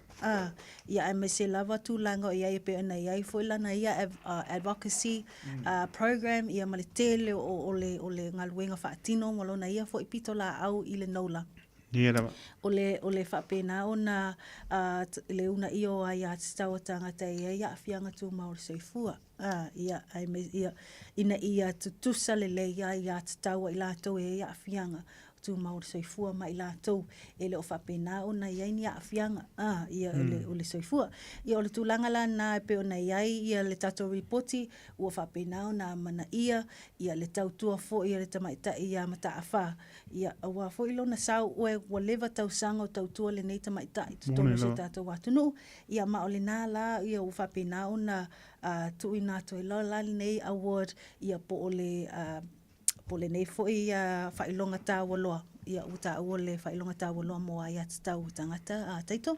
Malo, tai malatua e muri au ngā ni venga a le wha maani o le me tāua lea sa ini malo o lea lama apai ua whamuniaina o au ngā nuenga, e tala au ngā nuenga, pe an whamanata o spoi, tātou wala le o au ngā nuenga, e muli a te oe, a whai ate le whamaoni, e o le whamaoni, e muli a te oe, a me whamalo, e am tā wha, a sino tu mapu, e a malo, well done, o le pia o makamaka au. Pai a swinga le tu mau, ona ua, to ngā o le openga nuenga, e le vaenga o ngā se ngase, tau sa mani, ia. Ia o le tū lea o vaenga o le emergency, ia pe ona iai, ia ele o se a fua tuai a taitoi tūlanga iai lea foi mata apu ele o se taimi mua le nei, o va ai le ai o ni au whainga luenga a pe to anga ngau ia o se punai tu o iai o le to anga ngau ia ona o se mata upu e tātou te vai a pea ma tātou moli mawina pea i lea so mlea su foi ia me se foi tutono se tātou watu nu o i lātou e tau sa vali atu ia o lea la ua whapena ona tu uina mai se whautuanga ia po se pepa foi e whaalawi loa ai ia tūlanga iai ia i suinga le tu mau nei wa mata tu lai le vai aso nei ia suinga i tu lai ta lai vai ngo ngasi tau sa vali le mauta ngasi o tu puata me se me ole i mto tua ia e pe ona whaalawi loa mai ona ua tu anga le au whainga luenga o lea whamawina o le vaengo ngasi tau sa vali o le a whapena ona tala i le itu lai valu le tae au ai o le a tāpunia i le itu lai valu i le pō ia o lea u whamawina o ngasi tinga ina mani whaalawalai whaafua sei o le a whaonga le vaengo ngasi whaafua sei po le emergency department ia o le tūlanga la te whaafua i mai lau tala i la matanga le whape o le emergency le vai atu le tala o le emergency a o i tū lai e ta o le pe o le outpatient a tono le tūna o le ua whamawina o le valu tae au anga i le valu i le pō ia tūlanga iai o le vaenga ne ia atono le tau whaasoa lava ia formai ia mai se foi ia tau si soifua i le nei taimi tūlanga iai ia le toanga ngao iai o le tūlanga lawa iai o lo maua foi tūlanga iai le tu ina mai o le nei whaasisilanga o lo maua foi lungo peng twailangi ale mtanga luenga o le soifua malo loina pe ona tu ina mai ai le nei a whaasala launga ia mōli sila fio le toa tele ia o tūlanga na ia ua iai ia i tū la pe ona ia le valu le tae au ia whapena fo e ona o le a tatala iai e tāpuni le valu le pō ia le vaenga pe ona whaasisila mai e soifua malo loina taito? Malo, whaatai. Te tono e leo pōsi whian mano tātou, te noum tātou uma so'ola langi me rau whala au pasahina. E mana tua, o la ua tālai whai, e ofo au lo lato tau mwhamai, o umoto inga au walai a mai ai, e o i ko kingi tu lo, e o i se e vai, e le pa pe sau ai, e le o sau kia ianga ako ai rea, le o waku e latai le kolu spulu ki ka lama, se paise tala. Ia. E sa alele lava ia le peona e ta ua le tūle o whala au whasaina ia me se o pauta. Ia ua le asa lava se aso. Ua le ai se lava se aso o tātou molmawina ia i reporti i o tātou whaalongoina fo i whaasala launga le to'atelo i lātou ia ua maua fo i tūlanga lea. E peila na i forasia i ta reporti o se tasile o tala ia mwhaina tu whātasia tātou tu sala i nei i New Zealand. Ia lea peila ona ia e tolus fulu kilo kalama le mamafa o le methamphetamine. Ia po le meth, e whapupu unga ia o le pauta whaasaina. Lena maua te tono ni ato na whapena ona la fo ai ia pena tuu ai o le malaiwa alele i au kilani. Ia o lena whamawina na toi maua e sui le vaengo tiuti.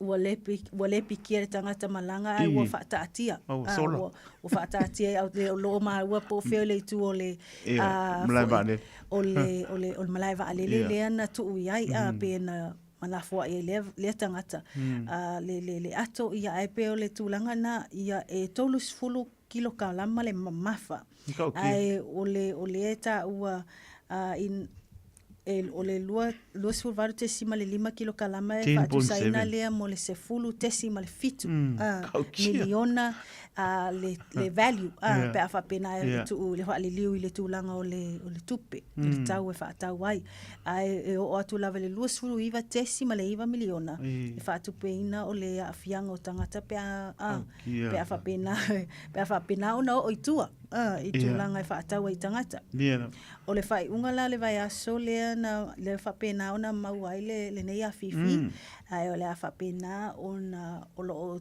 tuu faatino pea le galuega tausaili ia e maise o le suʻesuʻega a le matagaluega o leoleo ia e maise foʻi o le office o tiute ia o i latou ia lē na faapena ona maua atou nei le malae vaalele faavao malo i aukilani i New Zealand nei ia tulaga o iai lea foʻi falao faasaina po le pauta foʻi le metha taito Malo, o le o te ata po le tulofo le whapunga mara le setu liki o le whangarunga kia kia. Rongia no, o longo vinga ngālanga pa ngalo a kola i o. Paeba, aira i ko, o le whini ara kamore maua, soli, oke opo. O la lau whakakiki, a lau umanga i lorkanga kai lau koe, le vaipale le. Le wale maua kangaka len kuioa lenga kaunga le piki a fu kwai ya wa maua leo ya sorry ala se me kangaka len ma fa wa le piki ya tato tele lo pole sa wa pole me ole ne fatati o la kusis kangaka piki ala wa va venga maua ele au va nga yeso o le papea o pai mai e se furuka la fikus fu se ngene me mo sole 10.7 millions okay sole come I could pay. Yeah, it's not worth it. For the little one for pui. Oh my lord. I paila ele mo so se sau o me mau. Sau ki diva mai. Ia le ko pe ya wole ia ko ia pa nga kai ka. I ke fa pe la fa no long mar ka reng sama ko ia pe. Tai cho pa nga jau de ka reng. Ia la paila. Fa sa me pa fireworks. Inicio buying o sao po mga ya po ile ai pi yama straight away sa ole le lava ia ono tulanga ua iai ia le teminei ia ma le tamafainga foi ia le lato le tineimu le makaukia tineimu ia mai se foi le to tele lava tangata ia lau tele o lo tamafai e tinei le tele o mu ia tu lai mai ia ma ole la o fa pena ono tu mai ia se tapu ona iai ona toi fatino pe na toi va ai le fai oni vaenga ne o me fa papa po fireworks ile tu la le o le South Island ia ile taimi nei ia ona o le taimi o le wa fa pena ona malo si mai ai le la ai me so le dry season ole sama le nei o fa pena ona tirtir pa venga pa ie le mu a fa pena ona o le tele io e matutu le vao ia o le vao matua ia o le o tulanga na o tirtilo ia ina ia tu iti ai la le tele o afi esa sao i le vao matua ma le tele lava ona o leva ai atu lava o Canterbury lava le le o tamawhai pea ia le vaenga le tini mu ma le to tele tau fiambe ta pe ia le malaya tele le na whapena o lo afia i pe le to tele ia o le nei tu o Canterbury ia ona o se tūlanga la le nao. Whai o le sa ia awane i toi tūla ai mai nisi o vaenga na i le tū lava le Mackenzie Basin ma Ashburton. Ai ia whapena ona saunga le muto a tele. Ia waile ole a ufua to ile tele o ila to me fai ona ave ese mai o la to fale ia o tele la nisi o fafita le tula mai ia ole me mo level na le o tilo iai ina ia awane i to tula mai se isi afitele ia ai me se le terminate wo fa pena ona matutu ele ia ma fainga tai fo ila ona tautineia le afi ia empo le mala ia fo ia ole tulanga la na le utu ina mai ila le tapu le nei po se tulanga o fa saila ona toi va aia pe toi faia ia fireworks i le tulne South Island taito la koi mau kilangi na ko te tau lava waile lo lava le me tupu ia wa telo afia ta te va ai vai o fa longoina le fa papa fireworks ai ole pau al popolenga nei te o se firework tu se fale o seisi ia ai me se lava ole close proximity o fale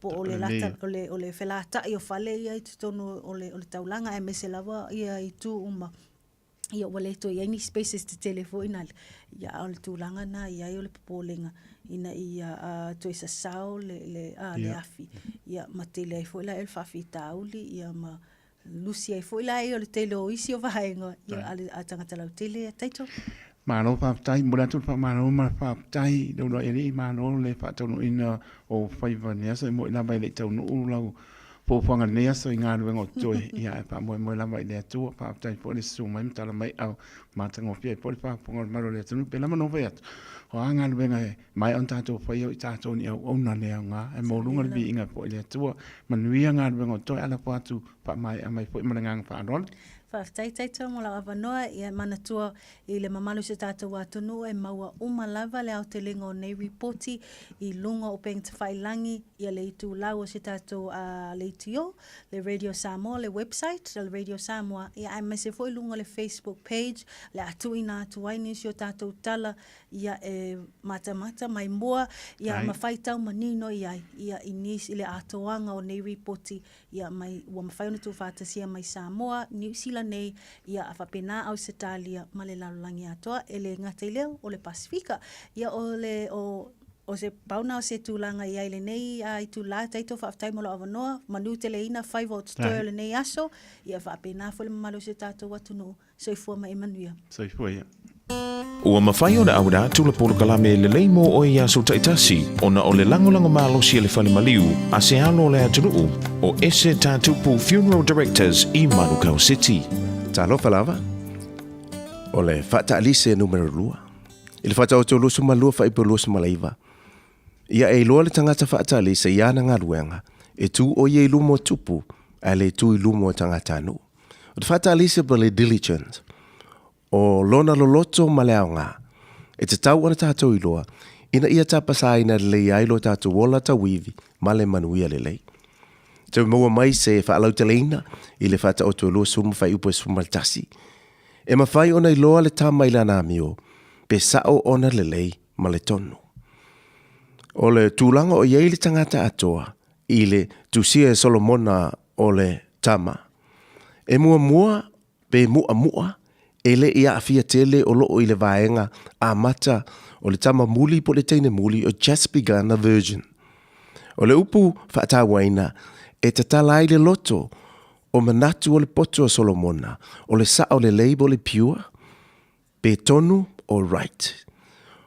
O le whaonga ina e Solomona o le pure po le sa o le lei e le ngata o le whaamatalai nai o le tūmaanga e whaia i le olanga o le tama. Ai o le isi winga tāua, o le whaamatala ina o le winga, o se whai o se ngā luenga, po le whaatino ino o se ngā luenga, i lona nganga sa o malelei, e pei ona o ina Yesu ana o so, whai manatu i a te tau ona ve i la tu e pei o tamaiti, o le winga moni e whaasino i a nganga mama, o purest form of the heart. E pei o le nganga o le tamaititi e mama, mua, e le ano anoa, e pei ona a fiai a nganga o tangata matutua e pei o tātou. E lua i tuka ai ngā nganga e whaia i sa ngā ruenga. Mua, i mana tua e iai li sa ngā te whaia, ma whaatino sa ngā ruenga le lei lea nganga lo iai se winga, le mātango fie o whaauviu fiai, po the hidden agenda. O lona nua, o sa ngā ruenga le ria whaatino ma whaia, i lona ato o toa le lei ma lona mātango fie, i lea nganga whaale tua, ma mā pei o le tamaititi. O le wha malosi mo oe, i ngalue, ma le wha maoni ma le fifia, e te manui ai ma manatua e lelei mo oi. O le temere tole mai leo ua spulu wanu vinu te ona tā leo spulu nua suira na foa e le ptalenga a pongamoa po le ptalenga ia se Juan Francisco ane ia leo tonu mai le tātou mano whaarungia nei tai au ia peon silpia i fōt wharitua ia pauki ia se whaistara mai si o tātou tunu maranganga whaarolo whaatalo wātu i lau whionga wharitua pauki maan lo lava le tau wasa mai le bebela mana manu nu au le lei mai lo sei a le reiso sei whaatalo wātu le ngang whaarolo ia whaatalo wātu lava ia e mōmua ona te ire bi inga I lea tua ona nei aso fō whaapopo I loto soifua so nei yola.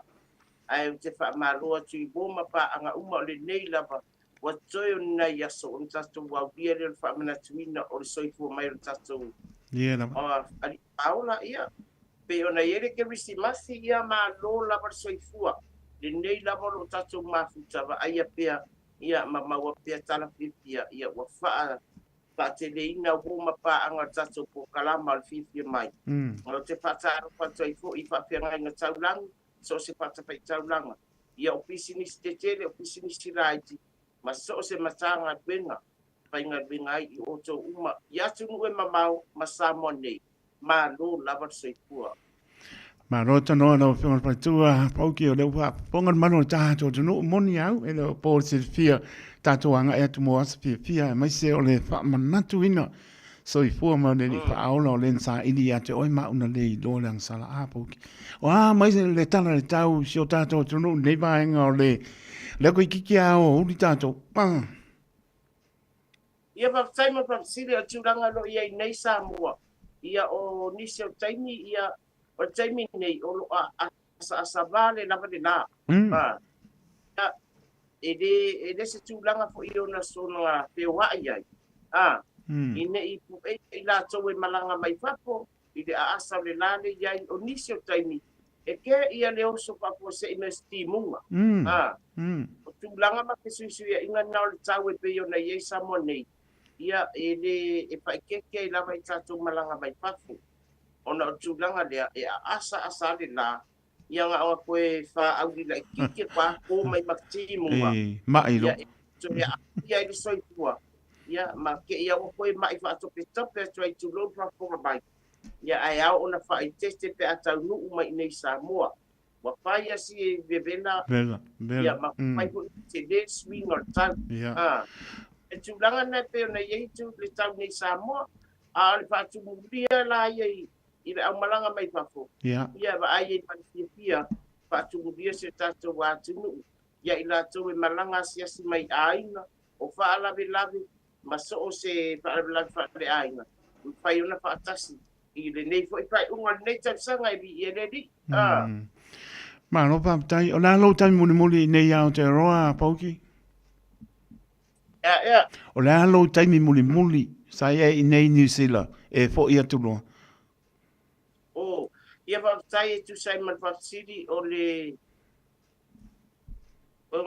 lua festival lua sa o ia ina ia o e moni lava e matango fia ia e au nga ia ila tu o nai o ia inga benga e wa fa benga e au nga fo ia ila tu iwe au ka ko yo ko ka fa e ila so kaimi ma no pa tai ma ka siri na wa ko malo o malosi Ia ai mai e so nga ai ma so nga pa ko tai mi le moe ma a tulanga na pe na ye tu sai ma sa no pa tai ma no pa tai wa tali si e mana tua o le upona tu no pa ki e anga tonu manu o sili o le tau tanga tonu ale na fo ia tu loa lua te alo mo to lua ma ne pa ponga le tu pele ai ia e tu sai ma pa sili ia Ole tulanga na pe yon esa no yai. Ia. O tulanga ko manga ngoi. Alo fai. Ole sa yai de va inga fo yon a inga tulanga fa pena. Ole uska. Ma kau. Wa kau so po lo al tala noi I mat. Tua ia ba ta ko e mau le sko, dua le ko mau se matua. Ta fio. Pagi o ni ma. Pagi o ni ma pe. O anga ke ma o anga ke ngai ta o kura banga ngai ya o kia o isa si o lo ako ngangene e ka ua mai ngabili mai po yang kele me o le fa ngarwe ai pa tai po ki pa tai o nai man via o fa tua pa tai tele lama mo por klame me se o lo tai mi fa monoi nai fa masui po o le radio mai Samoa moni ai tai mi po le fa anta la ponga ai pa tai lau tau tua ai me se po lau pa mano si au e tai mi anu lau pa mano si au e aluan wo ya e le fo mai ia ai mana ia a pa ia e tai se si ia o ia nga ai au nga fa mai o po ta fiofi o mai o mele le a po ki e le o le pa ko pa mano si ai fea a mai ka ku I mai ai kan kai pe lau ngur pe au ala unga mana pe au lai fa mele singa la wala unga mai ke ai se singi e la unga mana pe au mo ka ko uma o ka la nga ke e ia o ka ko nga nga e unga ia le la unga ia o le asa u sila nga ile ma ke ki ka ko ke mi ngai poki kelele ia na kalo o ka ko ma ke ki le we ni samo ia ma pa ke le ale le mia ai tu o mai ia ko I fa tu dia tele le mia mata o le fai o le talo tamu so se ko inga ia me se le fala au aina ia mane ano o ka pasa moa so se ko inga o lo fa tu dia le se me la fa fa nga o to no tatu makiti ona o lo tele mano no ia me ai fo I me ye di ia le ma o lo manuia I la to uma Maftai pele lo fore di ia I la to fai patoanga a pena o le kua kwa ia I resi kai mi fo I ke kele mai ia ni si fo yo o fala fale ainga o le uti pasua ia ala yo so kun maki la se ki mai la to ia pe o tana tu na ia o le si tu langa le pe ona na ba ai to no se ta to wa tu termine ia o le lo ka le ba ma le dama fe no ia le spa no fa na la iti le wo vai ko ka kia pela a le tup wa ma le so kingo ia ngai fa fo ma me o le lo I ba tanga tama tua ai ia malama le ka ko le upuma sania ia ma o mea tutu o le mea moni lava ia e le sa patangata se malai moni lava moni o le ka ko le ba a ko sisi la ingo penga tpai lang ia mo ma alfa sa wea tu do fa fo mai do tu mera de upule ba lu fa sa no le tupulanga bo le do le ba ta ia ma tangata matua moni le ma ka kia ana tu nga yo or kalangoa wa makwa o mai kalangoa kalangoa mai lungo la ele longo madi ele fa no fie fo lo tangata ko inga bunga fa pia ia e ke lo le lo va ta ia malesi tangata ai mai se ia ona tangata matutua ia sa o ia na fide tablang manera ia na chamama china matua ai wale la babasa babali ano fai ia sa fai de paulo ai la makai o kulanga fo ia vai taune ia kua ula sikaleki a kulo ka mai ma ia fai upu fo ia wale ai kilo matu tua wale lo fa ai a fa pe o songa matua le esa fai a wa o le fai a tala fa pia yo le situla o le ye fai lo I te tono taulanga kongi ye le murisika le titulo fa fonga ma dia ale o la ma ko ki nga ia sa ma le pa e le tama titiria e ya alo fai ki kilo ga ka ma naia nga me ku mai poki sorry poki ke sorry me le wa fa nga le fai ai kai ioi tai langa tu langa ina o le mele o ka ko soli kwale ma ko nga fa sa a ko me a tu langa le we ni dia e do le ba ya e o tono ai ia ioi we tu langa fa pena ai awalang I fipa ko matua ia e fa la ta tonga pena fa matua pautua ai ioi ave upu matala a fa kwa le sky ko ni lo le ma ai pa lo mo la kai li mai ma ai le ai ya ba au ye ke sawa ia ye mama vai o asona a cosa pa pena mana ia ali pa o matua tu spa ko ni ma ai o ina ma fu fa ia malo pa tai ya poki o le manino me mo pe o la tala na au ina tu mai fa fonga mai o la fa malo si na te foi pe ano fa tu a mo se mele se si o me ta o na ai fa ki ai kui mai ai ia fa talia o e wa no fa talia na mai soifua ma soifua ai poki mo na tai to ai fa pe tai po lo le fefe ia ta o le me moni o le tāpsili muli anga o tā taimi awe o lo whaanga Keresimasi. O le asau siasi atu I tonu o fio anga maranapanga I pūlenga li ima whai pule pe ona iai o le afiafi ua tutu komiti le awana ia o tae o le asa ua tua whane ia o luma whane o tu wai ia le ki a kongo ua leise me koe pusa ia on tātau maa paele marangang pānoana pauki. Ia waftai lava o le urta o tūlanga lea. O I nei lava I vai yala ma vai puna. Matau. O lo fai ia pere babau. Ia, mānaia. Alu al babau. Tā leono, urfale. Sek. Afa leono. O le sā. Mai an le sauni ngā fiafi. Patasi ngā fiafi a inga ma. Tūlanga whapena o koe ili leo le tanga. Whapena fwere kuru me masang. Se ia pā ia se pūru. Koe ili fwere fwere wale babau. Ona tūlanga nei. O lea buka ko kulaka ia sofiafia. Ia le afaali ai fu ia winga le tamati. Moni la. O ba ia fu te ai si mai le ai vi ma tulanga penga wa winga mai ave pare mai tulanga pena. Ma gera. Ia o aso pa pene. Ia o le lava fai ia o le si tulanga na e sa o le asa noanga. O lo ia pe sio o afio anga nu uma fio anga. O lo fa mamado I pe tulanga dia. E pe afa le ono. O le koe wa ia se umue. Ngai ia kena. E as. Iyo e. Ta fiofi umalwai. Nga ia kane le fiku. Wa wa I sauni. Sauni a inga ka ikase o loku. Ngai ia kene. O puka tono fale. Ia pe kasi tangata e whaamuli tono fale ngafa marakuka. Ai o mare a inga lotu. Ia au se uku ia yasu ia o nua pe o le papa e o ao ma. Koe e laso kaimi wai koe mangosua o mai taiwi ia kai alo sa. Ia pe o sanuanga na ia o lo whaia pia.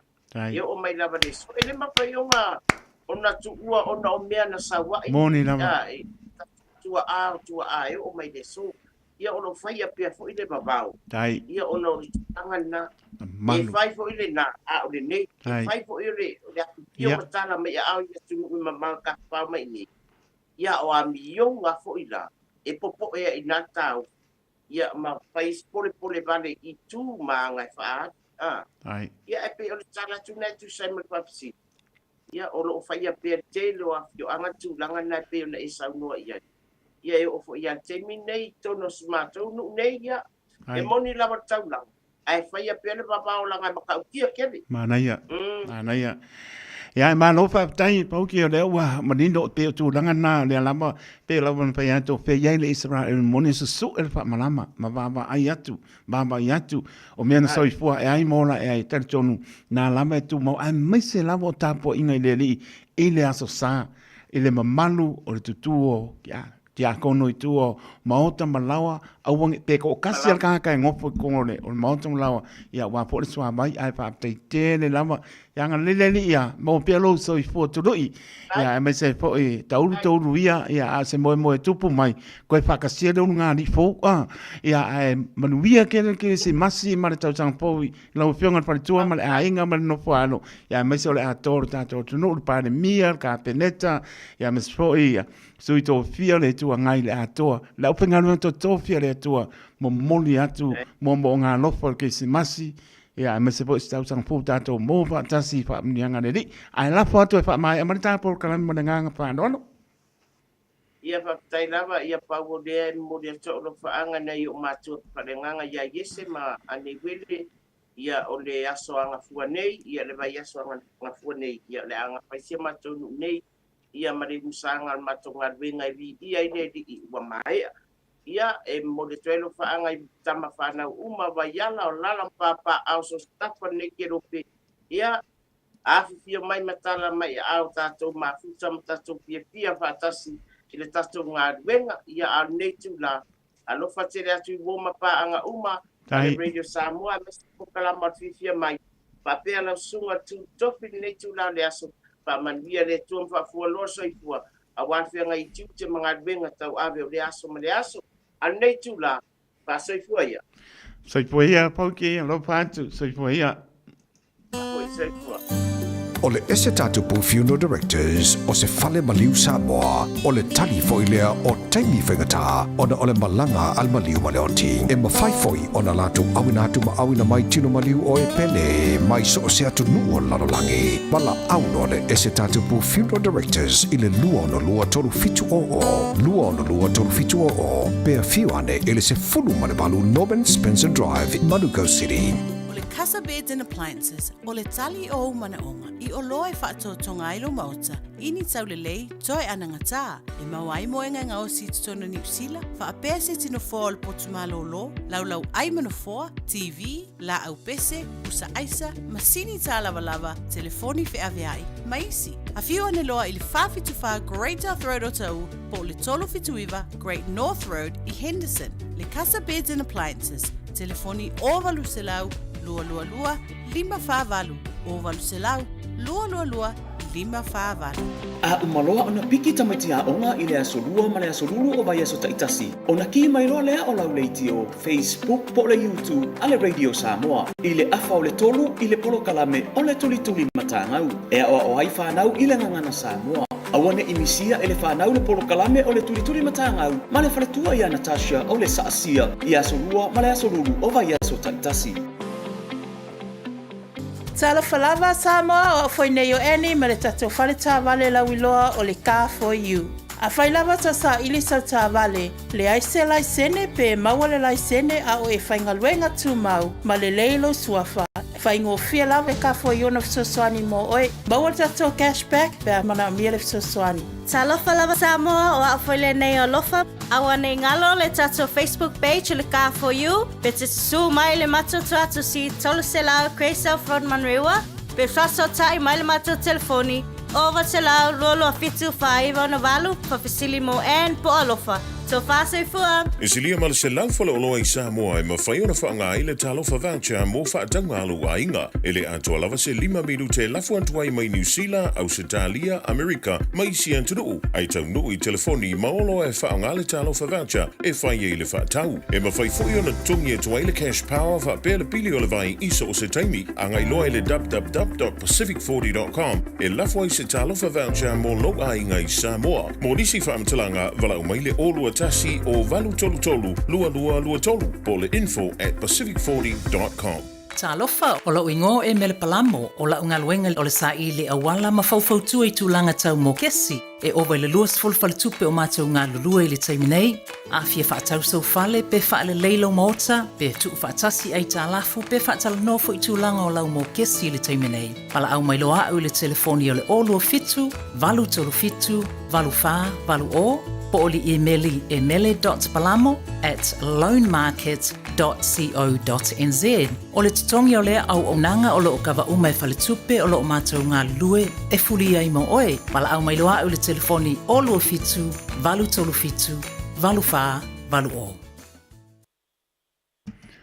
O le tangila tula mai lea ua tātou lama le tula sulua sa mora tonu pele pa aptai le au tāpo inga o i mia po tātou mawhtanga le upa sauri mai ia le tlenga ia ponga mua po le tlenga se man Francis se wane tau te maputa o le asa ngana o le tau tomani ia o le upa le tonu o pa usala le ngana sala ia wala lofa te le atu manuia tā pinanga Krismasi ma le tau sangapou tātou taroto le awa una soipua ma ia manuia.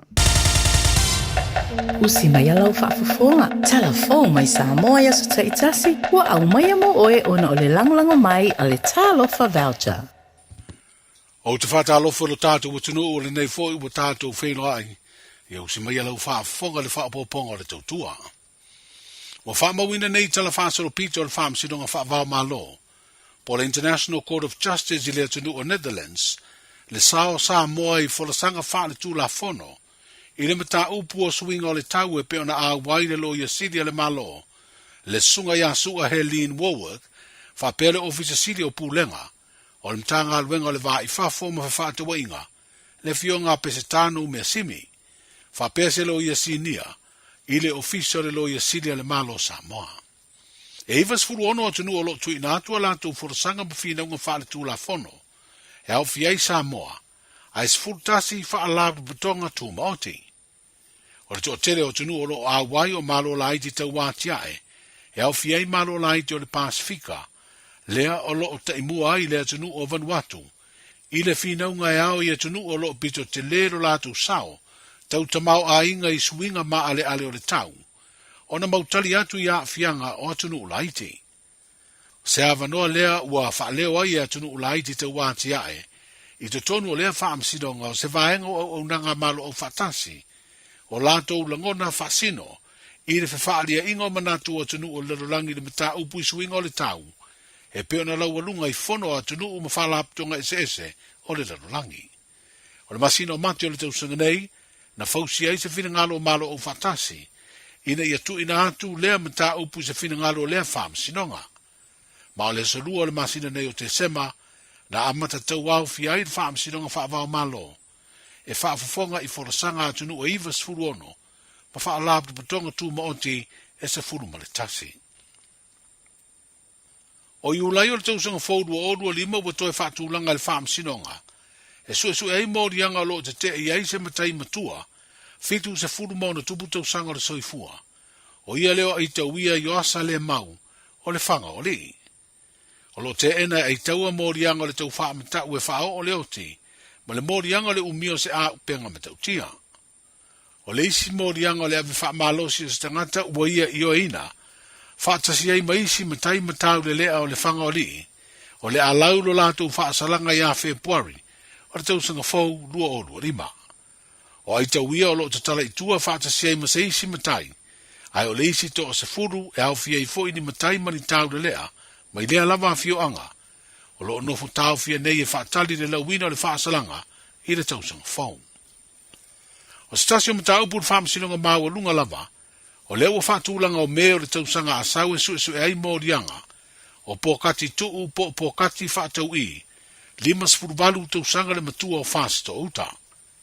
O mai atu ina atu lana tali te te i morianga e lua, o le fasio di tangata whaamoe moina, fa peisi morianga e peo le umio se au penga matau tio se la umalosi, umio ututau, morianga o le whao manua, whao 5, ma le umio se la umalosi e le leise neina.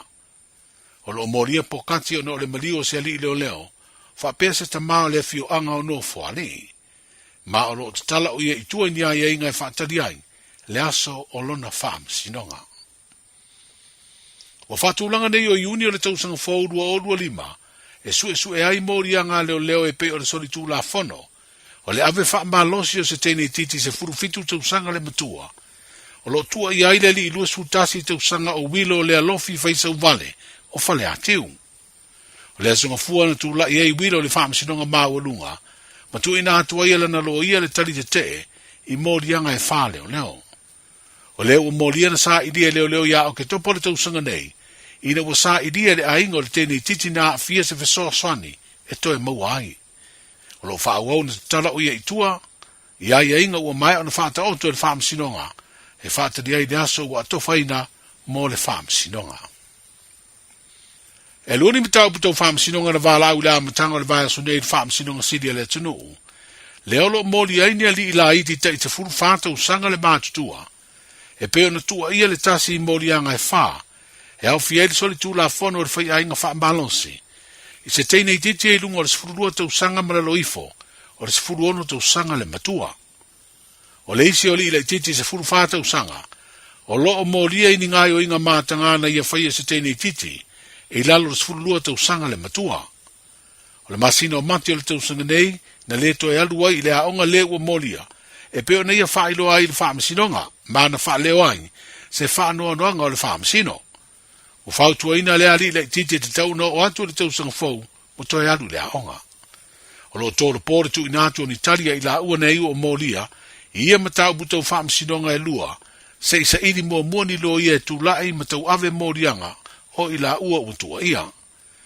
Wa mtua tapu mai e le wha masinonga na wha iloa so se wha matalanga, e ilo ai i la ua o molia wha pēta mai ta i la iti na fia. O le whailonga ina talua ina ia Samoa le aso whaavao malo, e whaatau ai ai a te tau o tangata soifua, e peo na tau lamu ai le ofisa o le komisina o surufaiga.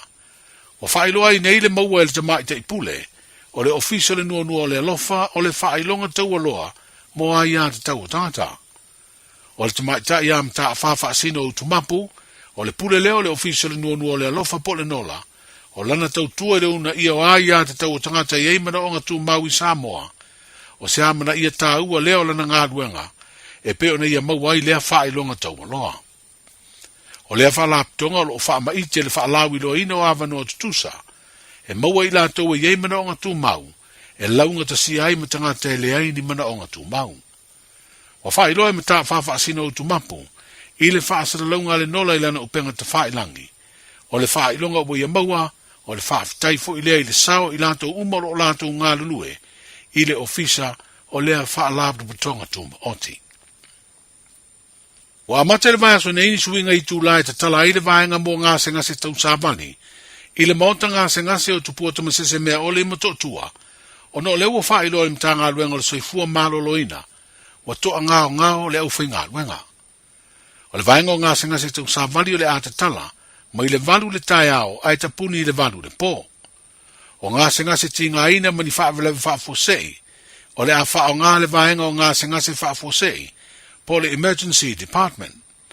O wha ilo im tā ngā luenga i se whaasara lunga whalau i tele, o le uwhi ngā luenga wa toa ngao o fo mai. O le asuinga o le a whaatino i se tūlanga le tū mau, ai le o wha ilo ina le whaasirisilanga po o a whea, e toe fo i ai tūla masani lea au nanga, a le soifua malolo ina. E eri tele tonunga o lea ua tūra lata i aso malolo, o le wha i unga o le tausanga, e mai ei nisi o le uwhi ngā luenga pe o fo mai ma tausi soifua, wa amato na ave o lato waso malo lo. Manuia na yaso soifua. Isilia mal se lau fala o loa i Samoa e mawhai o na whaanga i le